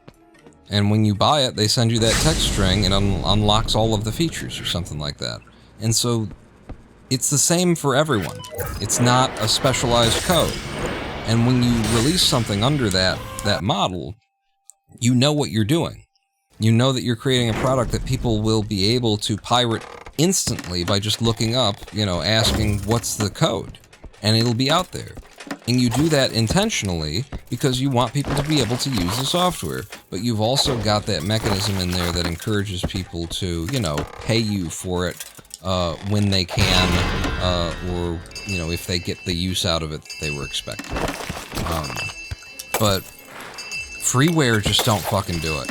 It just don't do it. If there is at no point in this process you're going to make $1 off of it, then the software is going to be shit, or it's going to take 1,000,000 fucking years for it to actually turn into something that's usable, or you're going to just check out the first time that you get some asshole who shows up in the forums or in the bug reports going, God damn it, it broke my computer, nothing's working anymore, I'm gonna sue you motherfuckers. And it's like, your RAM is bad, dude. You need a new stick of RAM, it has nothing to do with my software. But you're gonna have to listen to those people, you're gonna have to code. So yeah, I think I'm getting to a point where, you know, I advocate putting a fucking price tag on your labor. Don't do labor for free. There's volunteer work and then there's labor. And you gotta know where the line draws.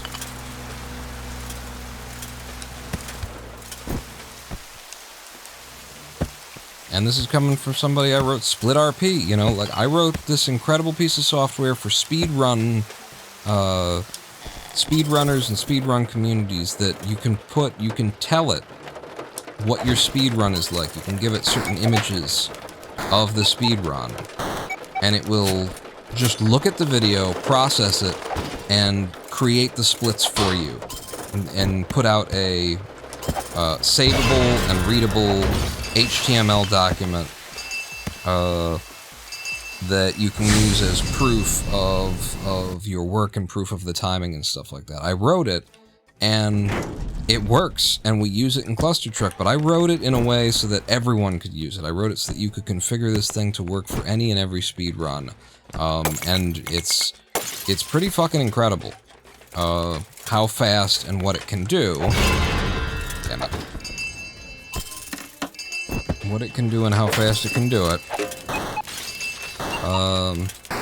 And it's in a horrendous state today. It is like, nobody would want to download and learn to use this thing, because I never finished it.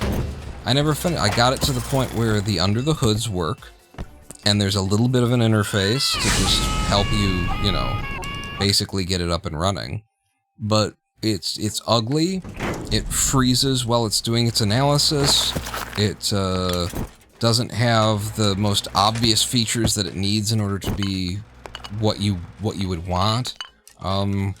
Because there was nothing in it for me. At a certain point, you've got like 2 months, 3 months worth of, you know, your spare time is into this project, and you've got something that you can use.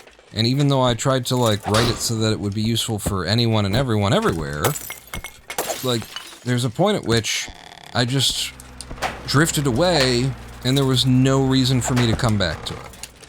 Because there's no incentive to bring me back. I've got bills to pay.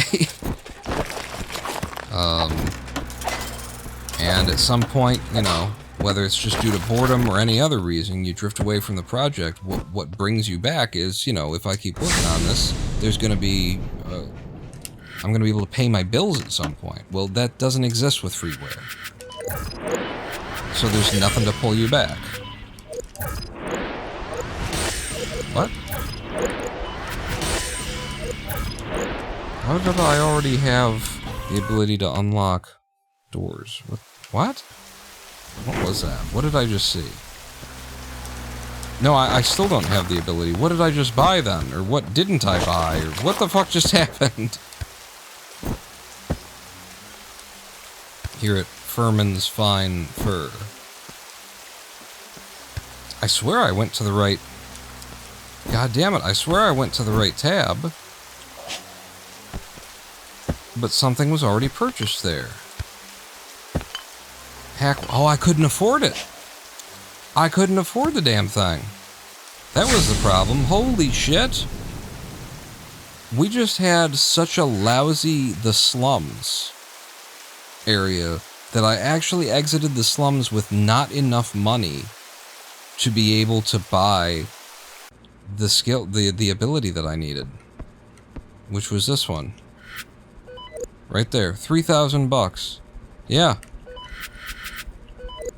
This cost 4,000 to exit, and we did the entire slums, and we only had 6,000 and some dollars. I remember that. I remember seeing that number. That almost never happens. For the slums to give you that little money, that's kind of incredible. Very rare.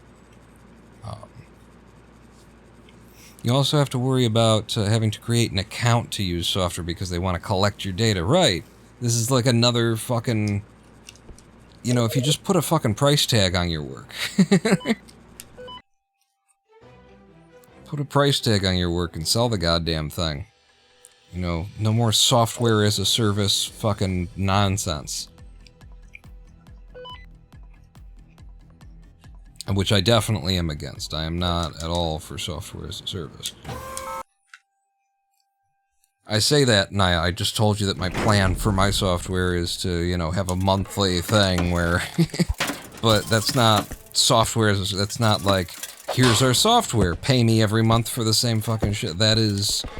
like, there are maintenance costs to your online presence and stuff like that, and ongoing management and stuff. That's not just, you know, here's Adobe Premiere, now pay me every single month for the rest of your life. What I would be selling there is, like, we need to get you a domain where you can receive, you know, incoming shit.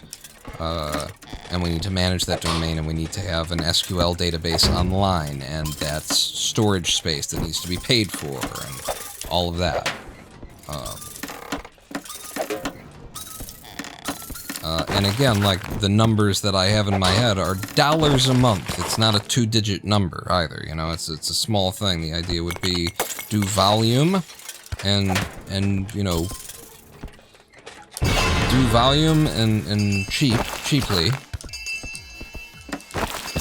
And, you know, get more customers because you're cheap. More customers because there's not a lot of risk involved, because you're not asking a bunch of money from them.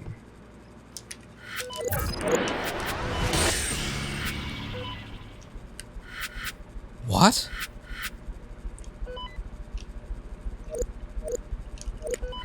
Oh, that was not 100% of the money out of there. That must have been a bullshit level. Okay.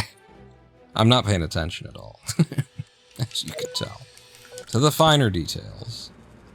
I'm just expecting the game to play the way that the game needs to play, and that's fine, because if we're not on a run that works, that's the only time when it's going to, like, be, what? What just happened? Well, it's because this run isn't going to work. Hit! Damn it. Ah. I was gonna go for the corner jump and risk it all. This corner jump. It's not easy to do. You get that perfect jump across that gap. Let me go. Silly game. Okay, menuing time.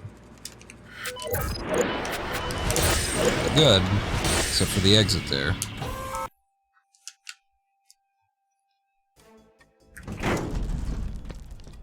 Alright, now we've got double speed and the ability to hack computers, and as long as they haven't put everything underground like they have, then we could play the goddamn game. Nope, up to 28 bullshits. God damn this thing. Between me and the RNG, it's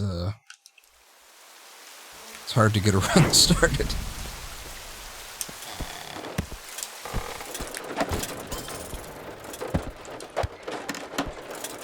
I will be coming back that way anyway. I don't want to have to stand there and wait for him. God damn it.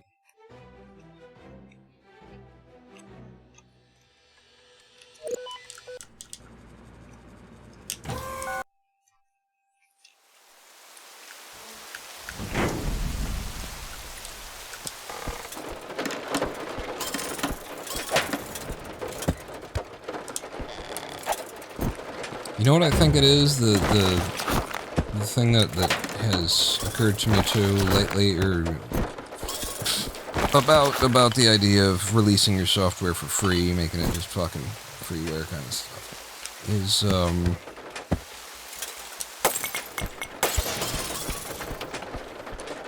shoot, I had the words in my head, and then I couldn't find the other words, and so I had to shelve some of the words in order to find the other words. MECFS is a hell of a disease. You get brain fog, and you lose a word, and so you have to, like, pivot to another word, but then you lose the other word that you're trying to hold on to. It's a fucking...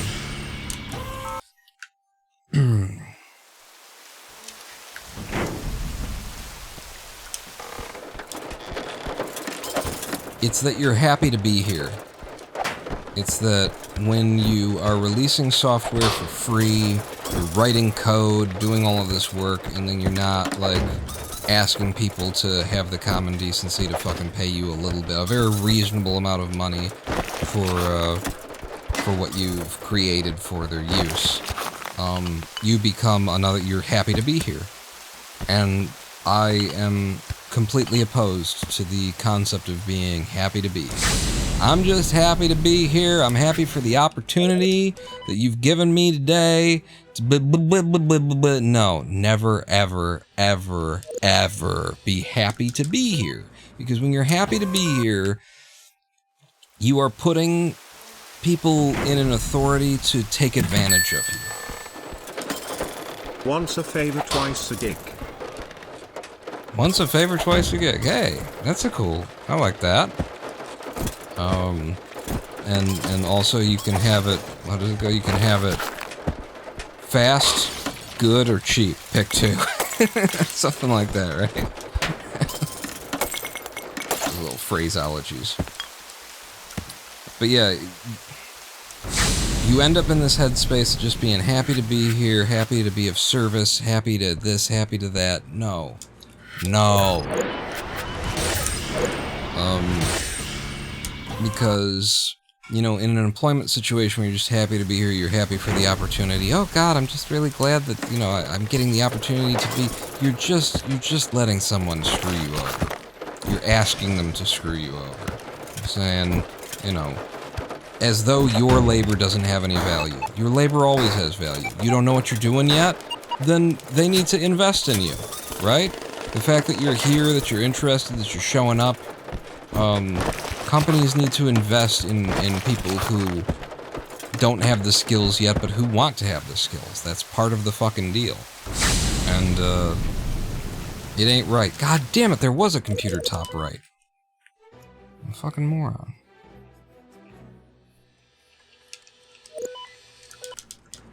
But yeah, that's the sort of the final straw that made me realize I think I'm done with the concept of free. You know? I would never, ever, ever complain about somebody pirating a piece of software that I had written and put a price tag on, though. You know? Go ahead. Absolutely, because people can't afford it, you can't get access to it, you're in that place that you were saying, Dramation, where it's like, I don't know if this is gonna be what I want, if it's gonna be good, I don't want to invest, you know, that kind of thing. I would never, ever complain about piracy. Because I think piracy is great. I think it lets people get access to stuff that they can. But people who can afford it, make them fucking pay. Put a goddamn price tag on it, and then let everybody who can't afford it steal it. But somebody's gotta fucking pay you. Somebody's gotta pay you for your time.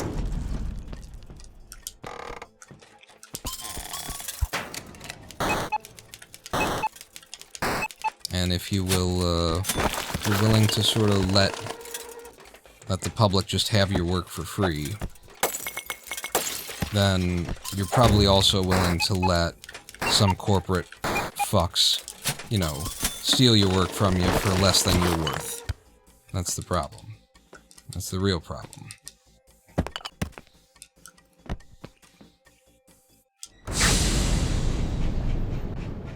Keep going, Pawn. Free is never free. The old days of duping discs of games. You know, kids will be kids, all that kind of stuff. You gotta be writing your software and building your software, you know, with the idea if you're gonna be monetizing it, which is what I'm recommending here. You gotta have it in your mind that you're selling this to people who, you know, have money and have a use for the fucking software. And kids doing whatever they're doing with your software, whether it's a game or it's something like that. As a kid, I pirated every goddamn thing, and because I pirated every goddamn thing, I have skills on top of skills on top of skills, in industries that have a huge, like, dollar sign on them to just enter. You know, I was using Adobe Photoshop before Photoshop was a verb, when I was like 13 years old or something, because I pirated. I was using 3D Studio Max to experiment with 3D modeling when I was a child because I pirated it. I was learning so many, like, professional skills when I was and there was no way that I or my family or anyone in my family was ever gonna be able to spend money on this stuff. you know, my parents were factory workers and a hairdresser, and we were living in trailer parks, mobile homes, my entire childhood. Steal it, pirate it, go the fuck ahead. The only people who are ever in the wrong for pirating something are people who have the expendable resources and the income. Fuck, 79%. It's gotta be 80 or better. The only people who are ever wrong for pirating something are people who have the money, who can spend the goddamn dollars, but who just choose not to. Who just, I'm just gonna take it because I know how to. If you've got the money to spend, you know, there's 1,001 reasons to pirate something, and there's only one reason not to, and it's if somebody, like an actual person, not some giant money-grubbing fucking corporation, you know, not some monopoly that's eating up the landscape by by just buying out all their competition, running every small independent into the ground. If there's an actual person who made a thing that you use, and you've got the money that you could give to them, and you decide just to steal it instead, then that's just stealing. And I don't even consider stealing like piracy. Piracy is a noble, a storied and noble historical trade. There's nothing wrong with piracy.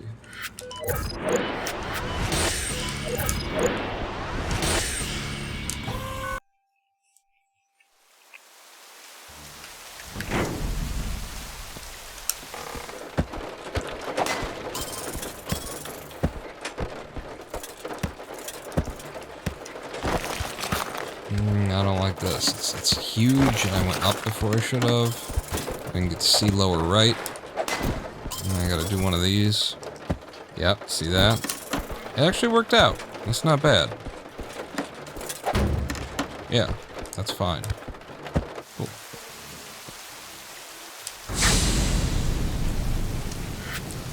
$9 per fucking cent! That must have been day 2, and I was treating it like day 1. Captain Ronan Pawn and his fearless... I don't know, because Twitch didn't scroll the next line.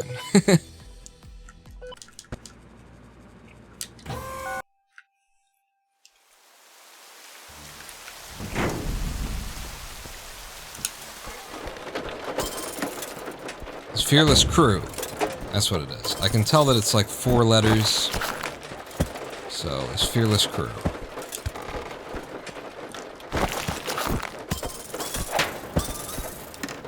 But yeah, you know, put a fucking price tag on it in the first place, and then let people steal it.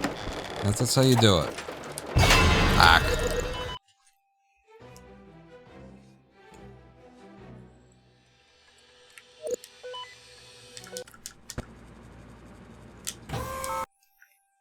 And that said, there are still some things that I'm gonna, like I said, like I was saying, there's still some things I give away for free, alright? I want to, at some point, come back to my, TK Enter-based GUI system for Python, which is called GUIable. I've actually, me and ChatGPT did just one night on a lark, because I was getting a little bit sick of working on the chatbot. We did take a look at it, and we did like break it up into some. We did a little bit of work on it, mainly just like reorganizing, damn it, file structures and moving the code around and stuff like that. But that's the kind of project that, yeah, that's a library for Python. It has no place putting money on it. I would just put it out there, as I have already done. And one mock, with the 40 months of subscription, welcome back to Big Dick Club. 40 months. The Big 4-0, how does it feel? Turning the Big 4-0. Have you turned to the Big 4-0 yet? It's... I haven't. I'm young. Can't you hear in my voice? Can't you hear in my voice? I'm a young man. I'm a young man. Give me another Marlboro.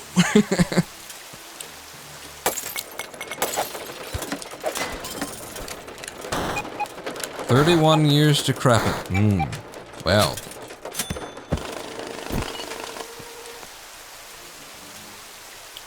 Let me tell you about 40. 40 is when you get rushed to the hospital several times that year. Okay, Coconut Man, Moonhead, and P, you ready? What the fuck are you typing in chat, Jermaine? There's gotta be a song. But I thought it was gonna, when I saw Coconut Man, I was like, you know, do you see Banana Man? Something like that. Is that the song? Is it Banana Man? The white hot sand. You need some more for me. The banana tree. Do you banana? Isn't down and go. Do you want the banana? This banana for you. Yeah. It is banana. This is another reset because they put a computer underground in a place that we simply cannot get to. There is no accessing that location. So that's bullshit. Up to 30 bullshits now. Moonhead and P, you ready? Seems like everybody's got a price. I wonder how they sleep at night. When the sale comes first and the truth comes second, just stop for a minute and smile. Why is everybody so serious, acting so damn mysterious? Got shades on your eyes and your heels so high that you can't even have a good time. Everybody look to their left, everybody look to their right. Can you feel that? Yeah, we're paying with love tonight. It's not about the money, money, money. We don't need your money, money, money. We just want to make the world dance. Forget about the price tag. Ain't about the cha-ching, cha-ching. Ain't about the yeah, ba-bling, ba-bling. Want to make the world dance. Forget about the price tag. And so long as the world is hanging on your every fucking word and gives a good goddamn about what you're doing, you'll be fine. It's one thing to be, you know, plying an art. There's another place for trade, right? And so the art is where you give away your Python scripts, which took a long time to write, you know, GUIable, and it needs a big rewrite, and I want to do the rewrite, but that's the, you know, that's the stuff you give away for free. Something has to be a trade. And it's not even about the money. Like, that's the thing. I want you to be clear. It's not about the money. It's about, like, respecting yourself. It's about not allowing yourself to be taken advantage of. And it's about, like, making sure that you keep your interest in the thing that you have an interest in. That's another reset.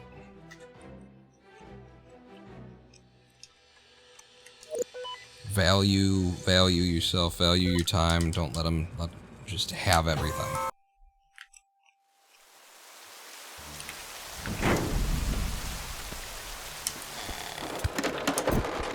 For all of these reasons.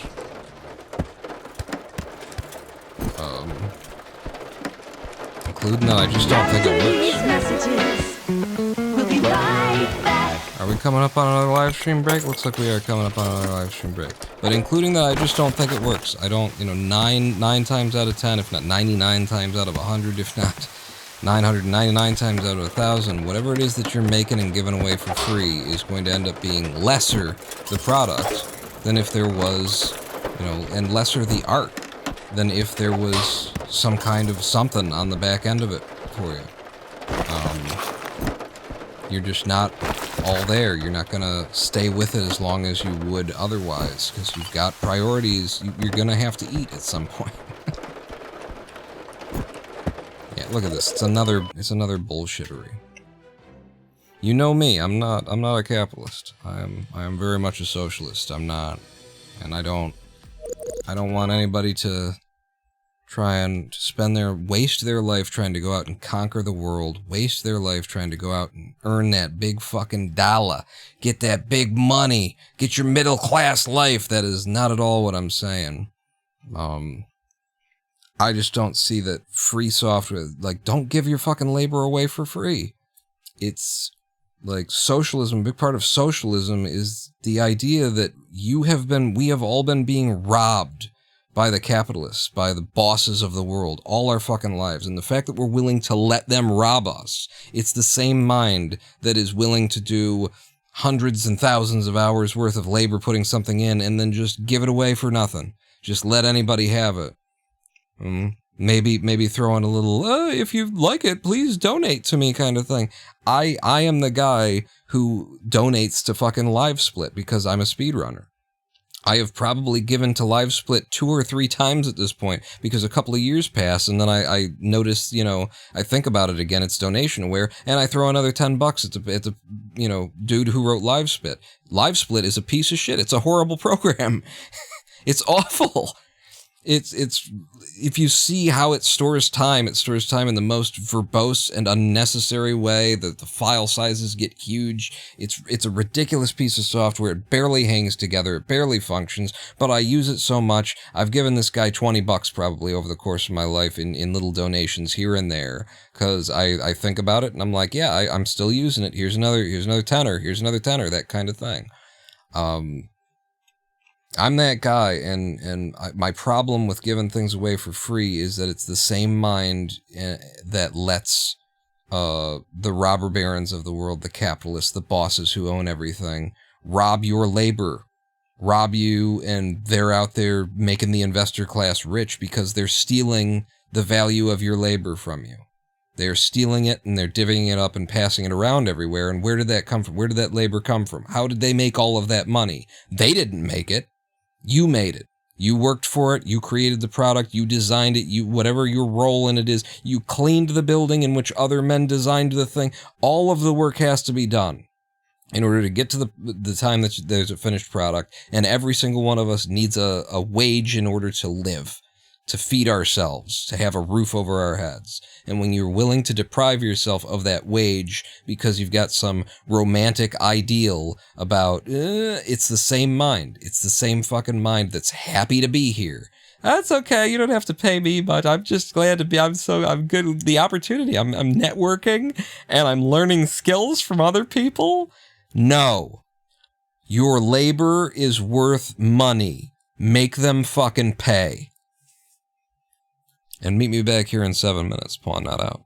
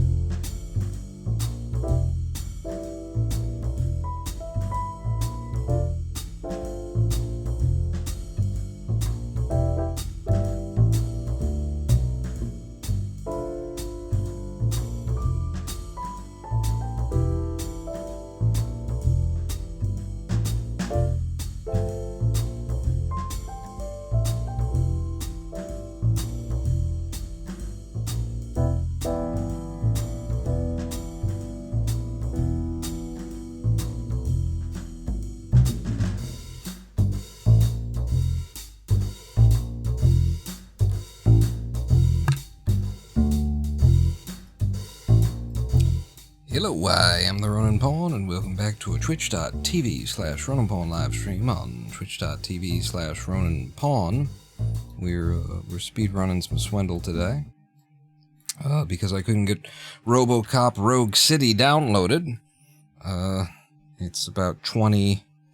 I think I got like 25 of 40 gigs downloaded at this point. But Steam's download servers are quite slow, offering only 10 megs per second.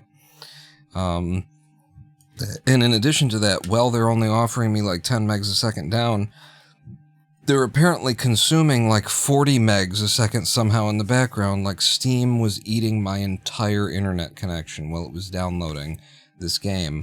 And yet it wasn't eating it in the downloading of the game somehow. Maybe it's a bug in the latest Steam or something like that, but I swear it had like 4 times the amount of communication going on that was than was actually being contributed to the download. So yeah, we're just swindling today, because otherwise I would have RoboCopped. You know, the big Steam summer sale is on, if you didn't know.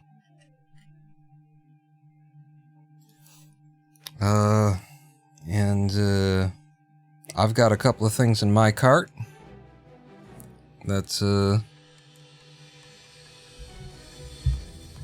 I will definitely be getting, and some of them that I may or may not end up getting. But I'm going to grab up, shoot, what is it?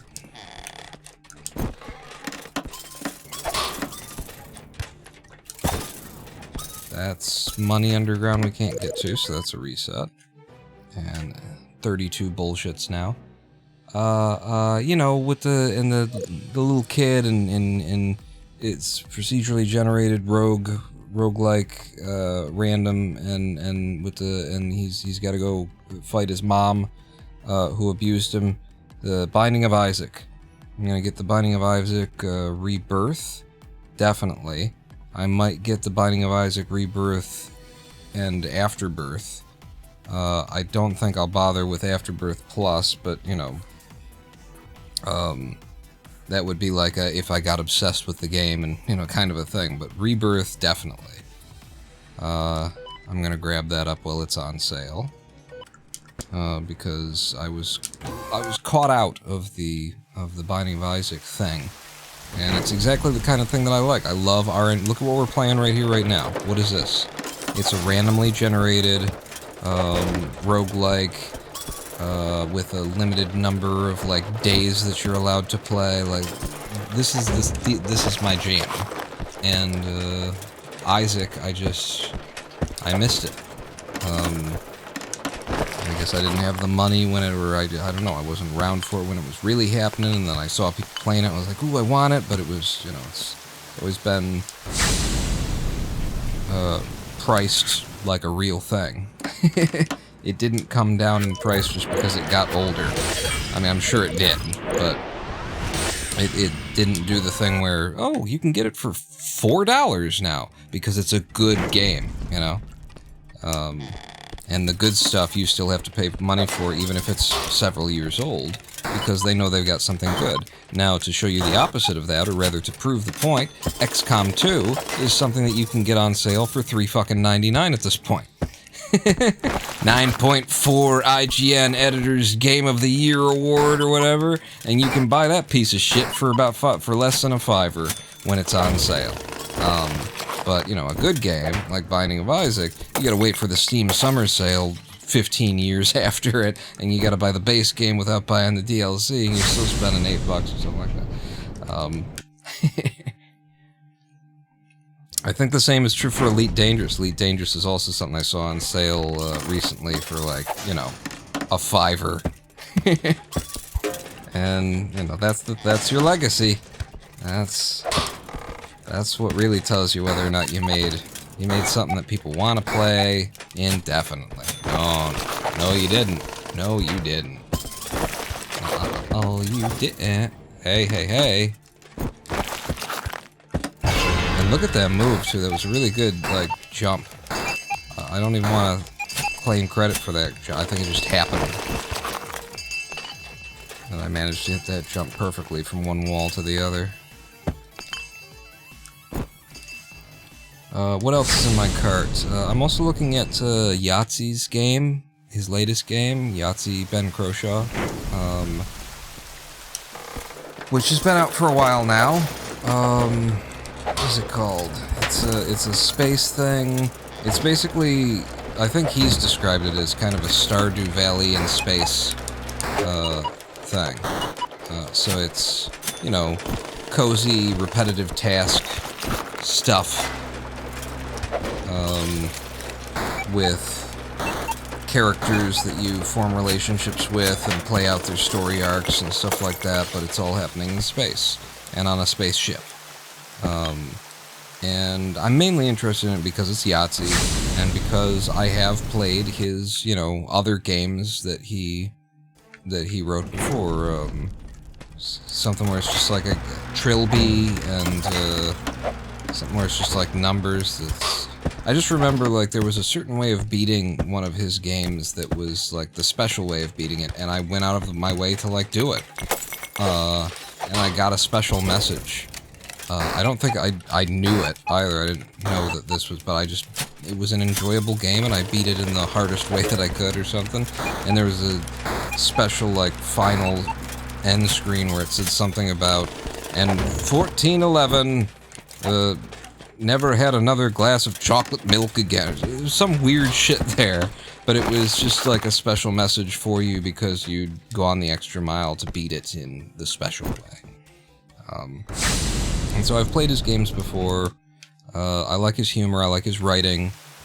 Mog World, I've read his book Mog World, his first published work, major published. I don't know if there was anything before that that was published as a novel anyway. But Mog World was amazing. I think it was fucking amazing. I think it needs to be made into an animated film.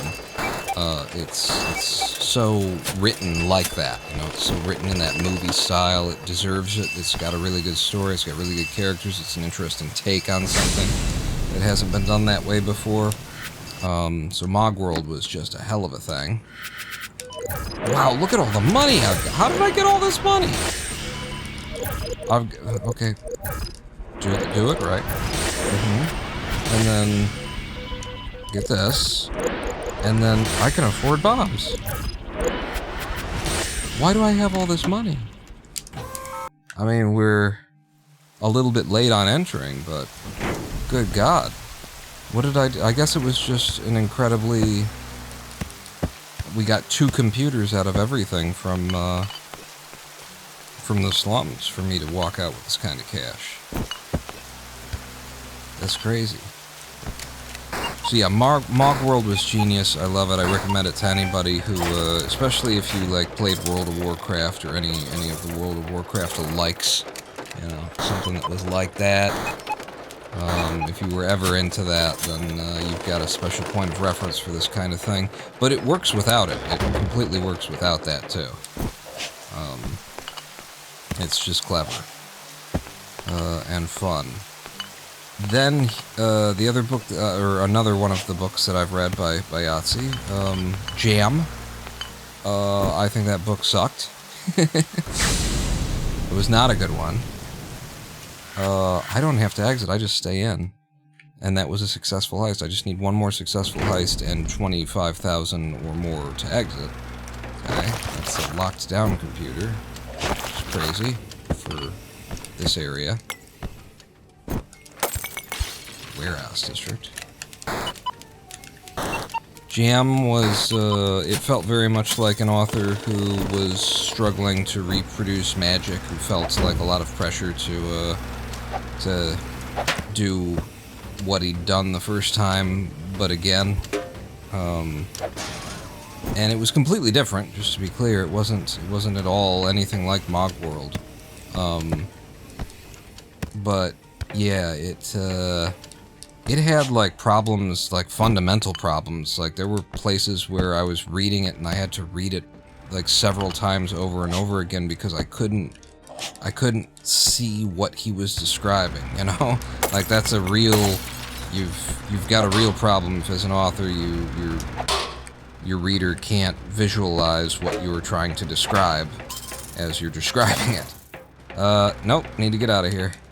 Apparently that's the only other computer, the one at the front of this guy, and I can just leave after hacking it.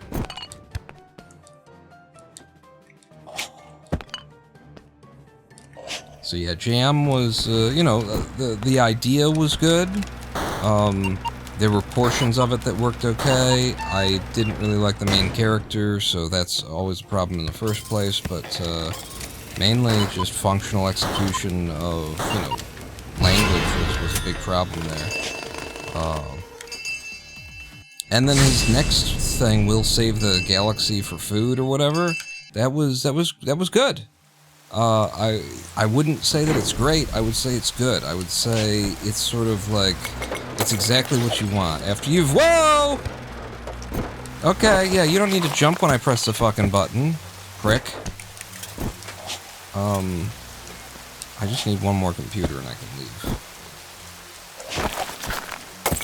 It is a speed run, after all. I didn't have enough money. We had 24,000 and some. I need at least 25 grand to leave. But I did have the successful heist that we need, so one more computer and out. That's what I'm doing.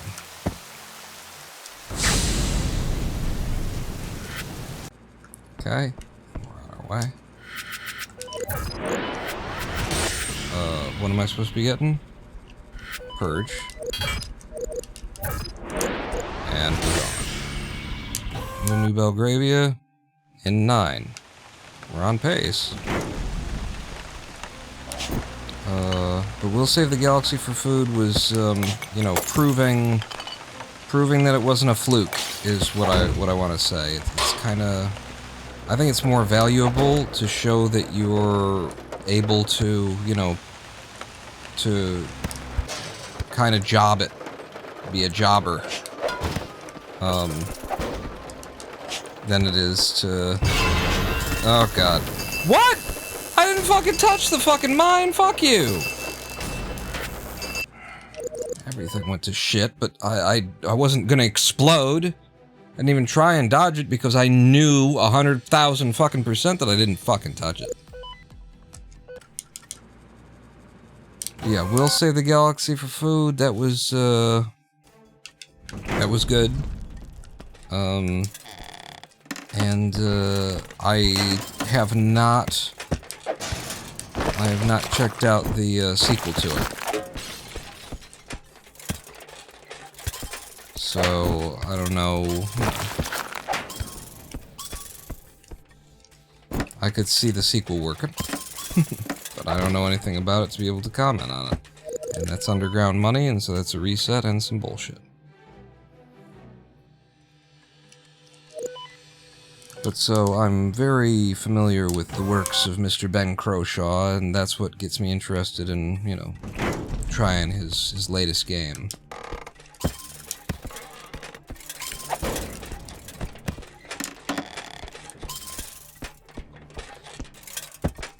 Here. So that's also in the list. And then there's a couple of things in the list that are just kind of maybe for Lady Pawn. You know, pretty big titles. Very recognizable that it's been a couple of years now, and so you can get them for like $1.50 or $2 on summer Steam sale here. That I'm like, you know, she might take an interest in that. There's at least one of them in there that's like the big-headed kid lost in the forest trope, you know, the indie game that everybody made after one of them was a success. One of them in there that, like, I recognized it and I'm like, yeah, that could be, she might get it. I'll get into that. Only problem with that is she no longer has, like, a proper gaming computer. Because, of course, her computer died. The desktop that I'd built for her, pretty sure the motherboard went on it. And so I ended up putting her into a laptop that I had. Here. sparesies because I'd bought these laptops that I wanted to refurbish and resell. And then I got too sick to continue on with it, and then by the time I wasn't interested anymore. So, and I had made my money back on it from one sale, let's say.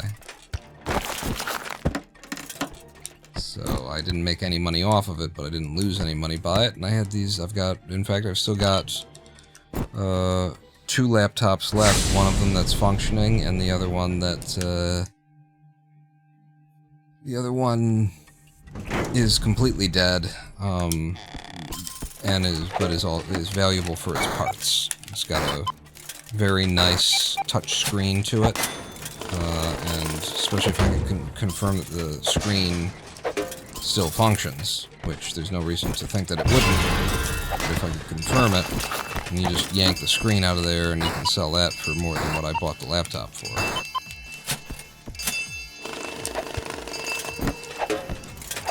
Just in case we need that floor money.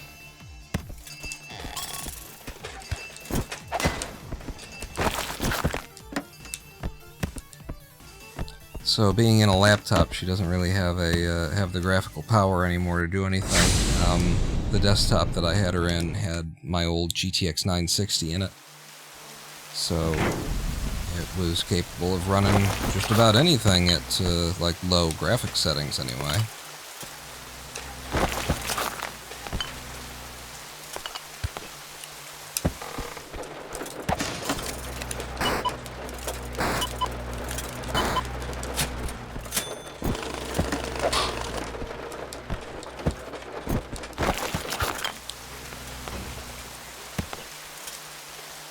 What about y'all? You all got any anything on the wish list or anything that you've already picked up from the summer Steam sale? Are you kidding?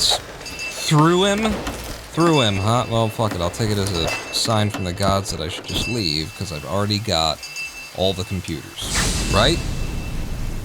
Yes. Okay. It was a sign from the gods, everyone. 4 heists in 4 minutes is not fast enough, though.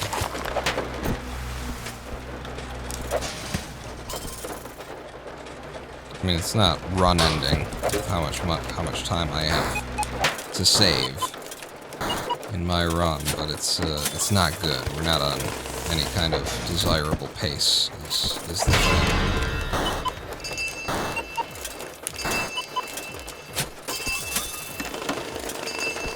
Needed those extra 24 bucks. Too busy to play any games right now, says Mason. Well, you're not gonna play them, you just gotta go buy them. Well, they're cheap, right? 5 and 4.45.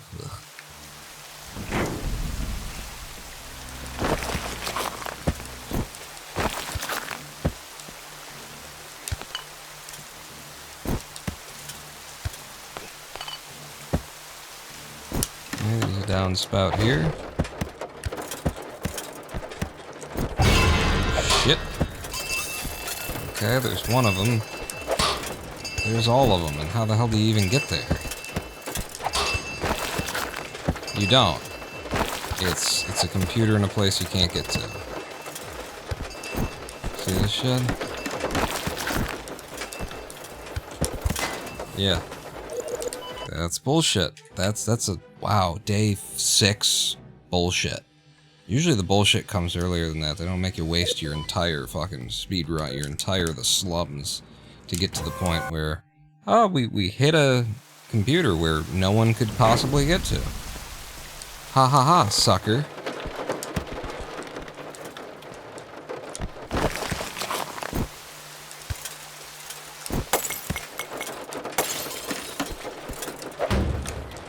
Wow, my movement sucks now. It's definitely the end of the day. 3rd live stream, or, you know, after the 2nd live stream break.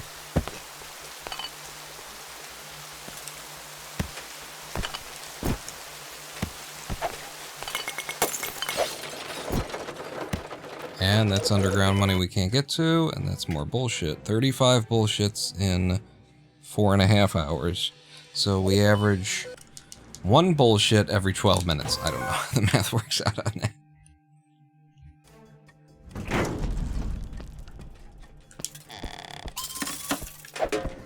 Although, technically, if you did want to do the math on that, you could remove the...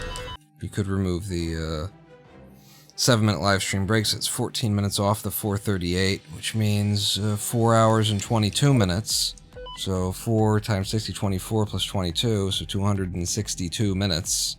In 262 minutes, we have had 35 bullshits, so 262 divided by 35, and something.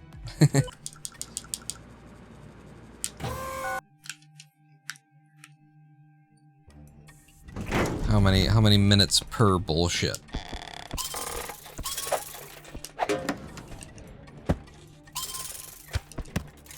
What the world wants to know.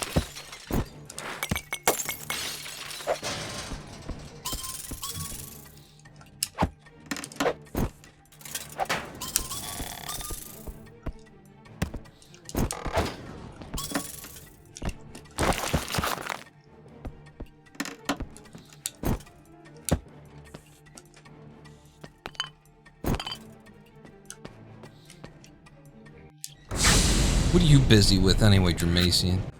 That was 90% of the money, and that's another bullshit. 36 in 4 hours and 40 minutes, minus the 14.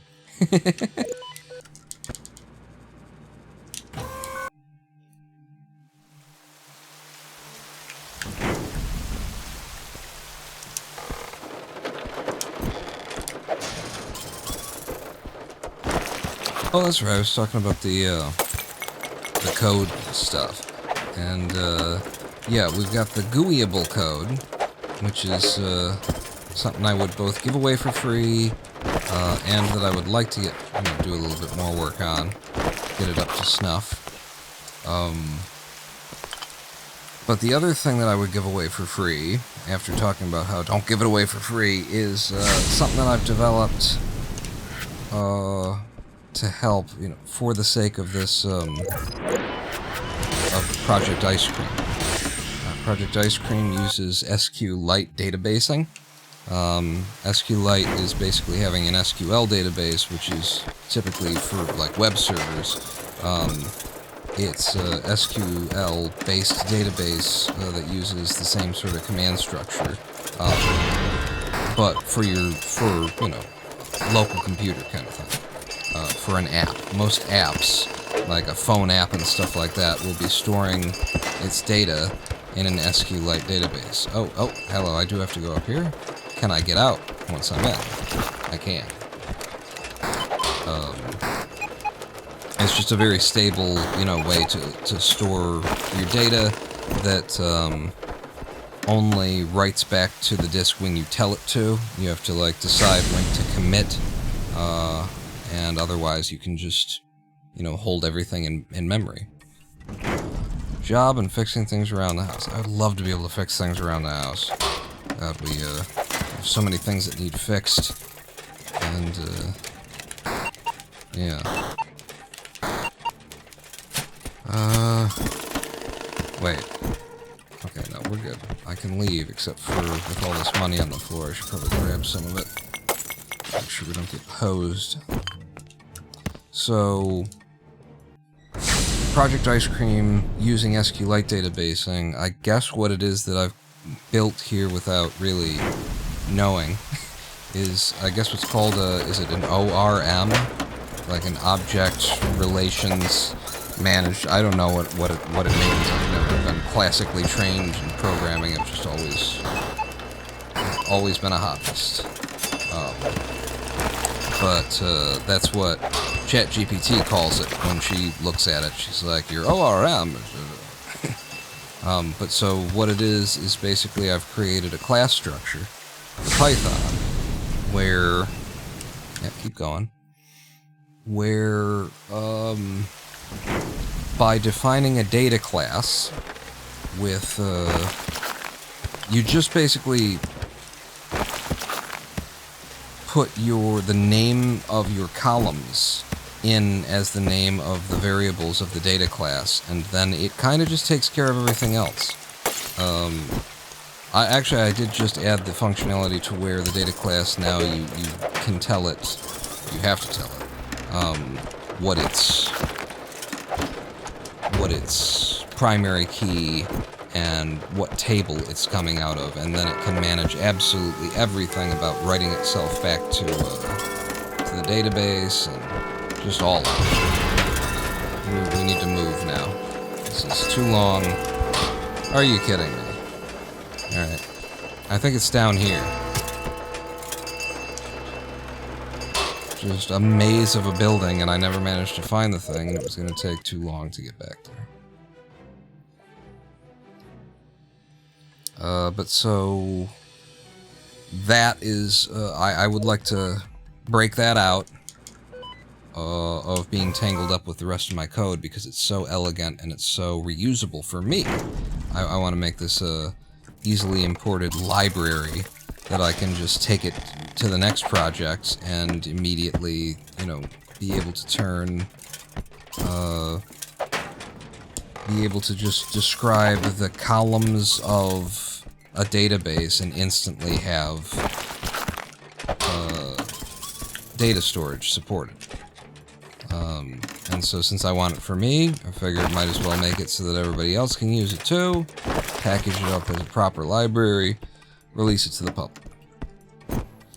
Those are the kind of things that just make sense. Like, there's no monetary value to that. Somebody else has got a solution that's, you know, similar to yours. It's for the convenience of yourself and the community. That's fine. Give that away. But I'm, you know, with Project Ice Cream, I'm also, like, willing to give the code away, but only if I have you know, other way of making the money. Even after all of my talk about don't give it away, when you think about, when you actually look at how I'm planning to do this, and how I've described it, my idea for monetizing the code is to give the code away, but then to acknowledge that it's very hard for, you know, someone who's not a programmer to put this thing into function for themselves. And so I will sell the service of getting you up and running using the code that is otherwise available to you for free.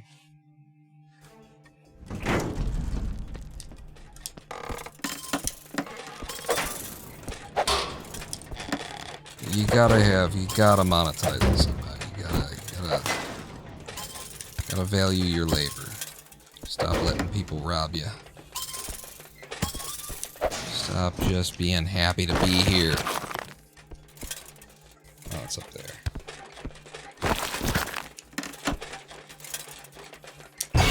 Ah.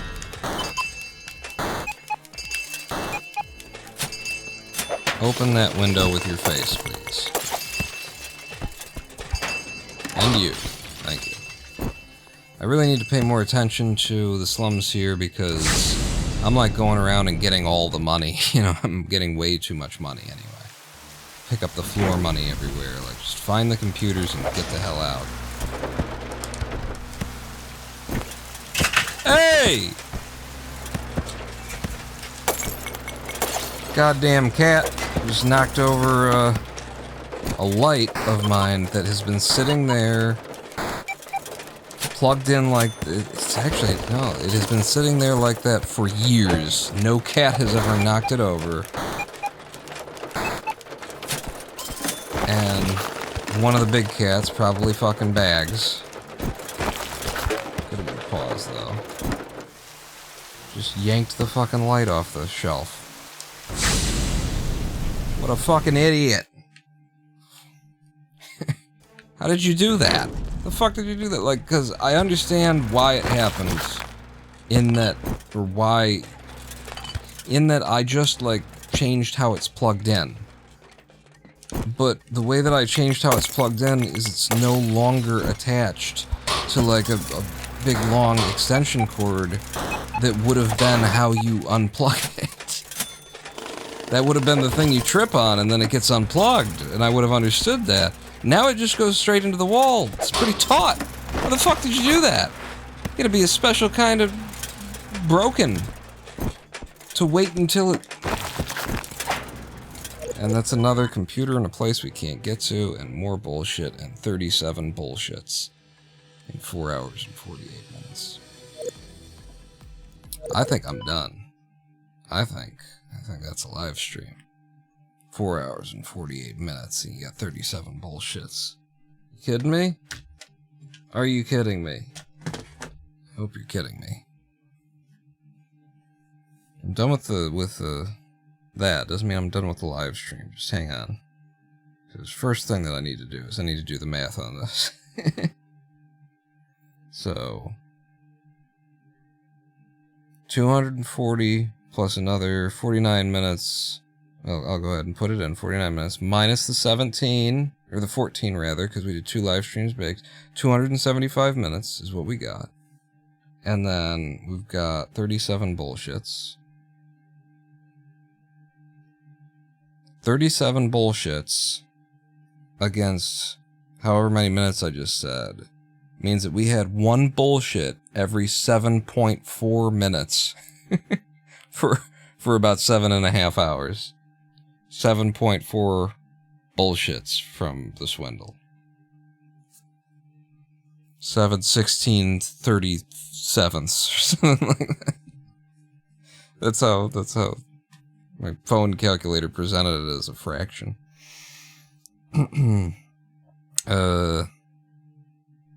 So what do you guys want to do for the end of the live stream? I'll tell you what I'll try and do. I'm going to try and show some code.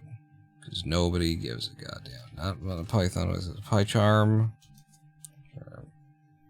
I have to get out the right code. I don't want you seeing my proprietary code yet, because I'm not committed to like that. Maybe I just don't sell my code at all. Maybe I keep it completely internal. Huh?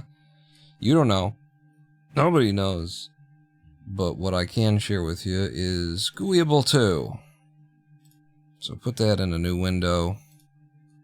And then close the other window. Yeah. Yeah. Yeah. What are you doing? I see. Alright, and then over to OBS, and let's see if we can't grab the GUIable window here. In fact, maybe we go over to the chess workspace. And then add in a window capture. We want it to be PyCharm. And that's Winamp is what that is. Okay. I think that's okay. Alright. So, what have we got here? Let's go to the sample. Okay, here's the sample. And so from GUIable we import it all. And then this is a test GUI. And so the app equals a windowable. This is the idea about GUIable, is that it's tk-enter, it's tk-enter for Python, which is just a horrible, horrible thing that no one ever wants to have to touch. And you are right to never want to have to touch it. And so what I've done is I've created a library that gets between you and tk-enter and makes it palatable without adding in a whole bunch of other shit. Like, that's the thing, is like it's incredibly lightweight because tk-enter is built into Python, so we're not invoking a bunch of other libraries in order to make this work. It just works with tk-enter. There's not even an extra, like, image handling library in here. It's just Python, and this makes windows for you. So we start out by saying we want a window, so we make, this is why I named it GUIable, we make a windowable, and we tell it its geometry, which is, here's the size, and here's where I want you to place it on the screen, and here's the title that I want you to give it. And then within the windowable, we're going to give it a backgroundable, so it can have a background that we could, like, give a certain color or attach an image to. And then we're going to attach those together. And that's the main thing, is that everything in GUIable allows you to attach an image to it so that you can make a window in Windows or Linux, or because it's tk-enter, so it just works everywhere. You can make it look exactly the way that you want to because you can attach images to everything. You can make your own buttons, you can make your own backgrounds, you can make your own radio boxes. And if it will show us the window here, I'm going to try and run it. I might have to... I'm not sure if OBS will capture that. I might have to get OBS to capture a second thing here. Yeah, OBS isn't capturing it, so give me a second here. I'm going to add in another window capture. And going to be the sample one, I guess. Can you grab it?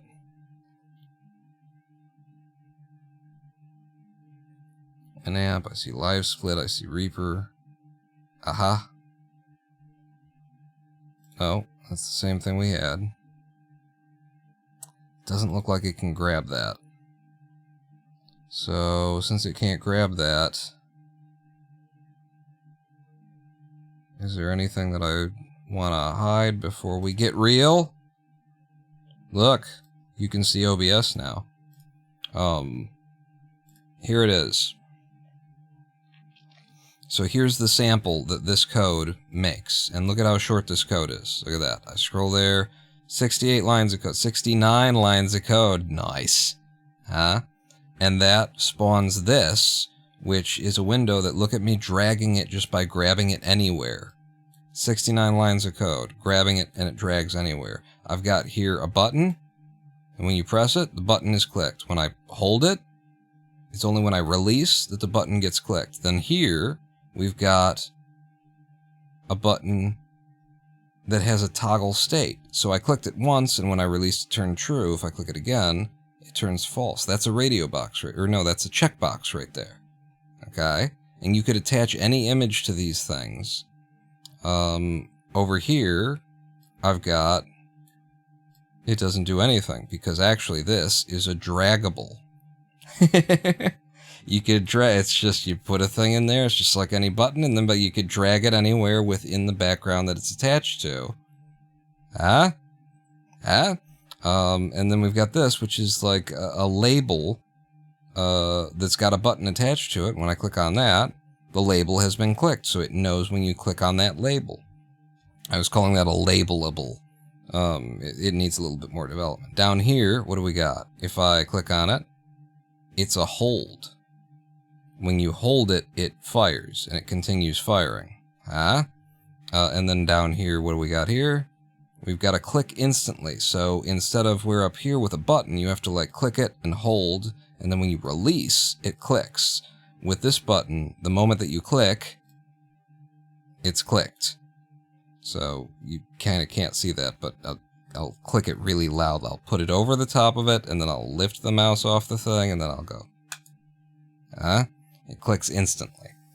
And then I've got, you know, a scroll area here. And these are just the basics of being able to, and look, it works with the mouse scroll. This is pretty much everything you need in order to make any kind of user interface that you want in Python. That is in a window. And look at this. That up there, that's the close button for it. That's just it's like a, what is it? It's a Unicode character.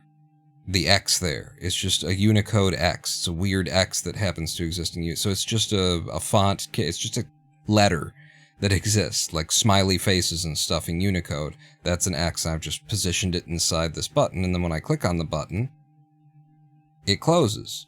That button in particular, let's see if we can't find it.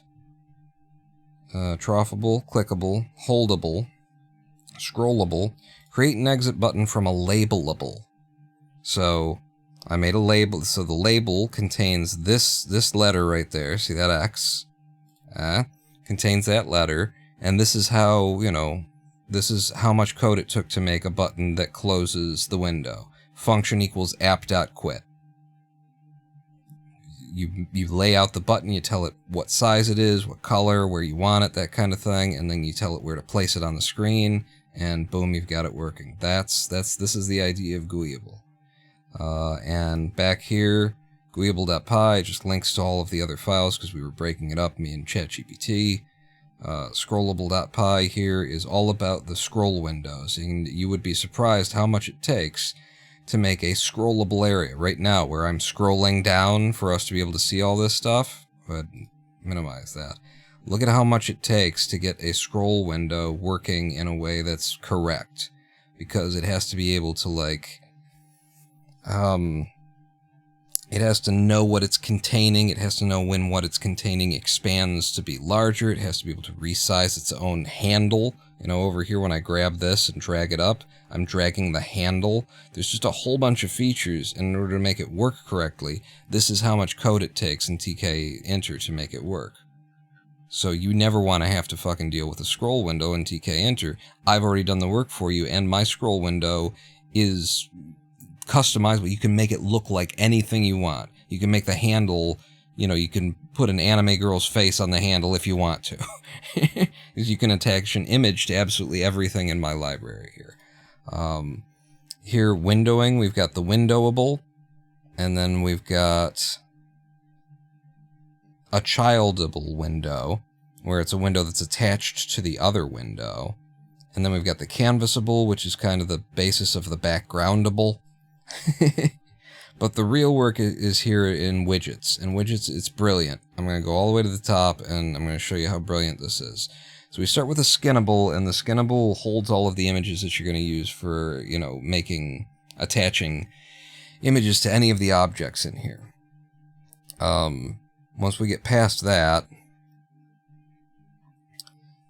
we've got the imageable, which I actually don't know what that is, but I'm going to keep going because we're going to get to the... What is it? Oh, an imageable is a canvas, and I think the imageable, probably the backgroundable, derives from the imageable or something like that. I don't know. But look at this. A hoverable is a canvas, okay? So a hoverable is where, like, your mouse can hover over it and then something will happen. So this is the code that's going to do that, where if you mouse into it, then we can change the color, and we can assign the image that's attached to it, kind of a thing. When you mouse in, when you mouse out. A hoverable is just something that changes when you hover over it. Okay, and then a clickable is a child of the hoverable. So it has all the properties of a hoverable, but you can also click it. When you click on it, def clicked, something happens. You can attach a function to it, and you can change the image of it. So a clickable is a hoverable. Then a pushable is a clickable. This is what I was like saying. This is genius. The nesting of the childs, the building up of the functionality. A pushable has all of the abilities of a clickable, but it's been modified so that when you I think this is the one where it's the instant click one, right? The moment that you push it, it fires. I think that's what a pushable is. And then a labelable is a pushable. So maybe that's not what that one is. But a labelable is a pushable. Maybe it is. I'm not sure. But so it's just this, like, a toggleable is also a pushable. And a holdable is also a pushable. And then a draggable is actually a holdable, because you got to have the features of being able to hold it down and have something. Where's the holdable? Holdable right here. You have the feature of being able to hold the mouse button down and have something happen for you to be able to drag the thing. So a draggable is a holdable. It's just brilliant the way that, like, the functions that you give it back here, where it's just a hoverable, because a clickable is a hoverable, and a pushable is a clickable, and a holdable is a pushable, and a draggable is a holdable. That means that draggable has all the functionality of a hoverable. I think that's goddamn brilliant. In terms of the coding there, and it's very clean right now.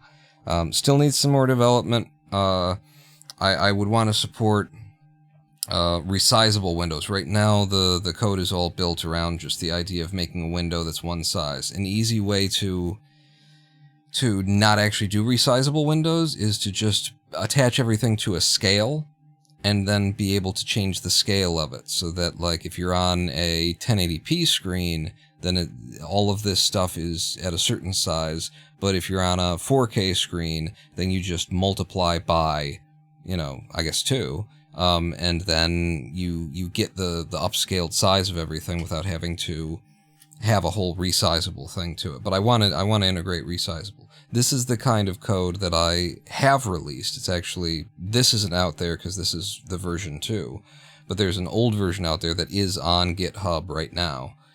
This is the kind of code that I would release to the public without demanding that people pay me for it. But I do not recommend that you do that with everything. Get paid. God damn it. Quit being taken advantage of. Quit letting the robber barons of the world steal your labor from you. Recognize that labor is worth value, and if you're doing labor, then you need to be getting fucking paid for it. Life is not an internship. But yeah, that's GUIable.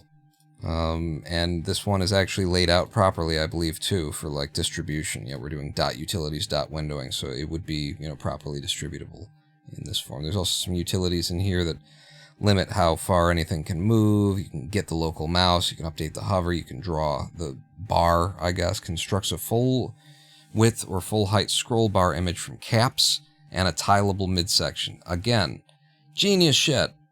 You can make a scroll bar by just telling me what you want the top of it to look like, what the bottom looks like, and then give me like one tileable area of what the middle looks like. And so it can be this tiny little image that draws any size scroll bar that you need. And it'll, do it for the horizontal and the vertical based off of one thing. There's a lot of really clever shit going on in here. Anyway, that should probably bring us to the end of the live stream.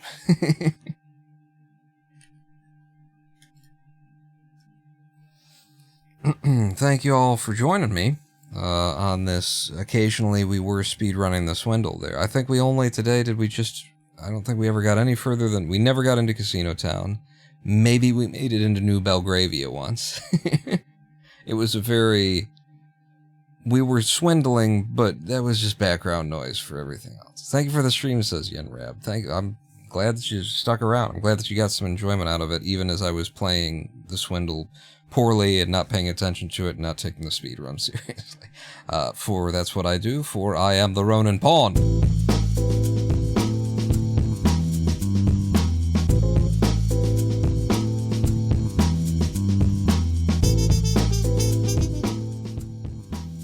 And so we're back on the horse. That was our Sunday live stream, and we will be back this Thursday at God knows what hour.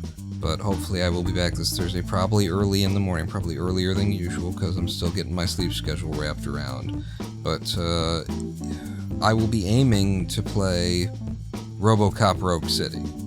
I was trying to download it for today's live stream, and that didn't happen. But by Thursday, by, a little bit later today, I'll have it downloaded anyway, and we can explore RoboCop Rogue City together to, and the summer Steam sale will still be on. So I'm pretty sure you can get RoboCop for about $5 if you like what you see on Thursday. So meet me back here Thursday for more Ronin Pawn on the RoboCop channel. Rogue City Pawn out.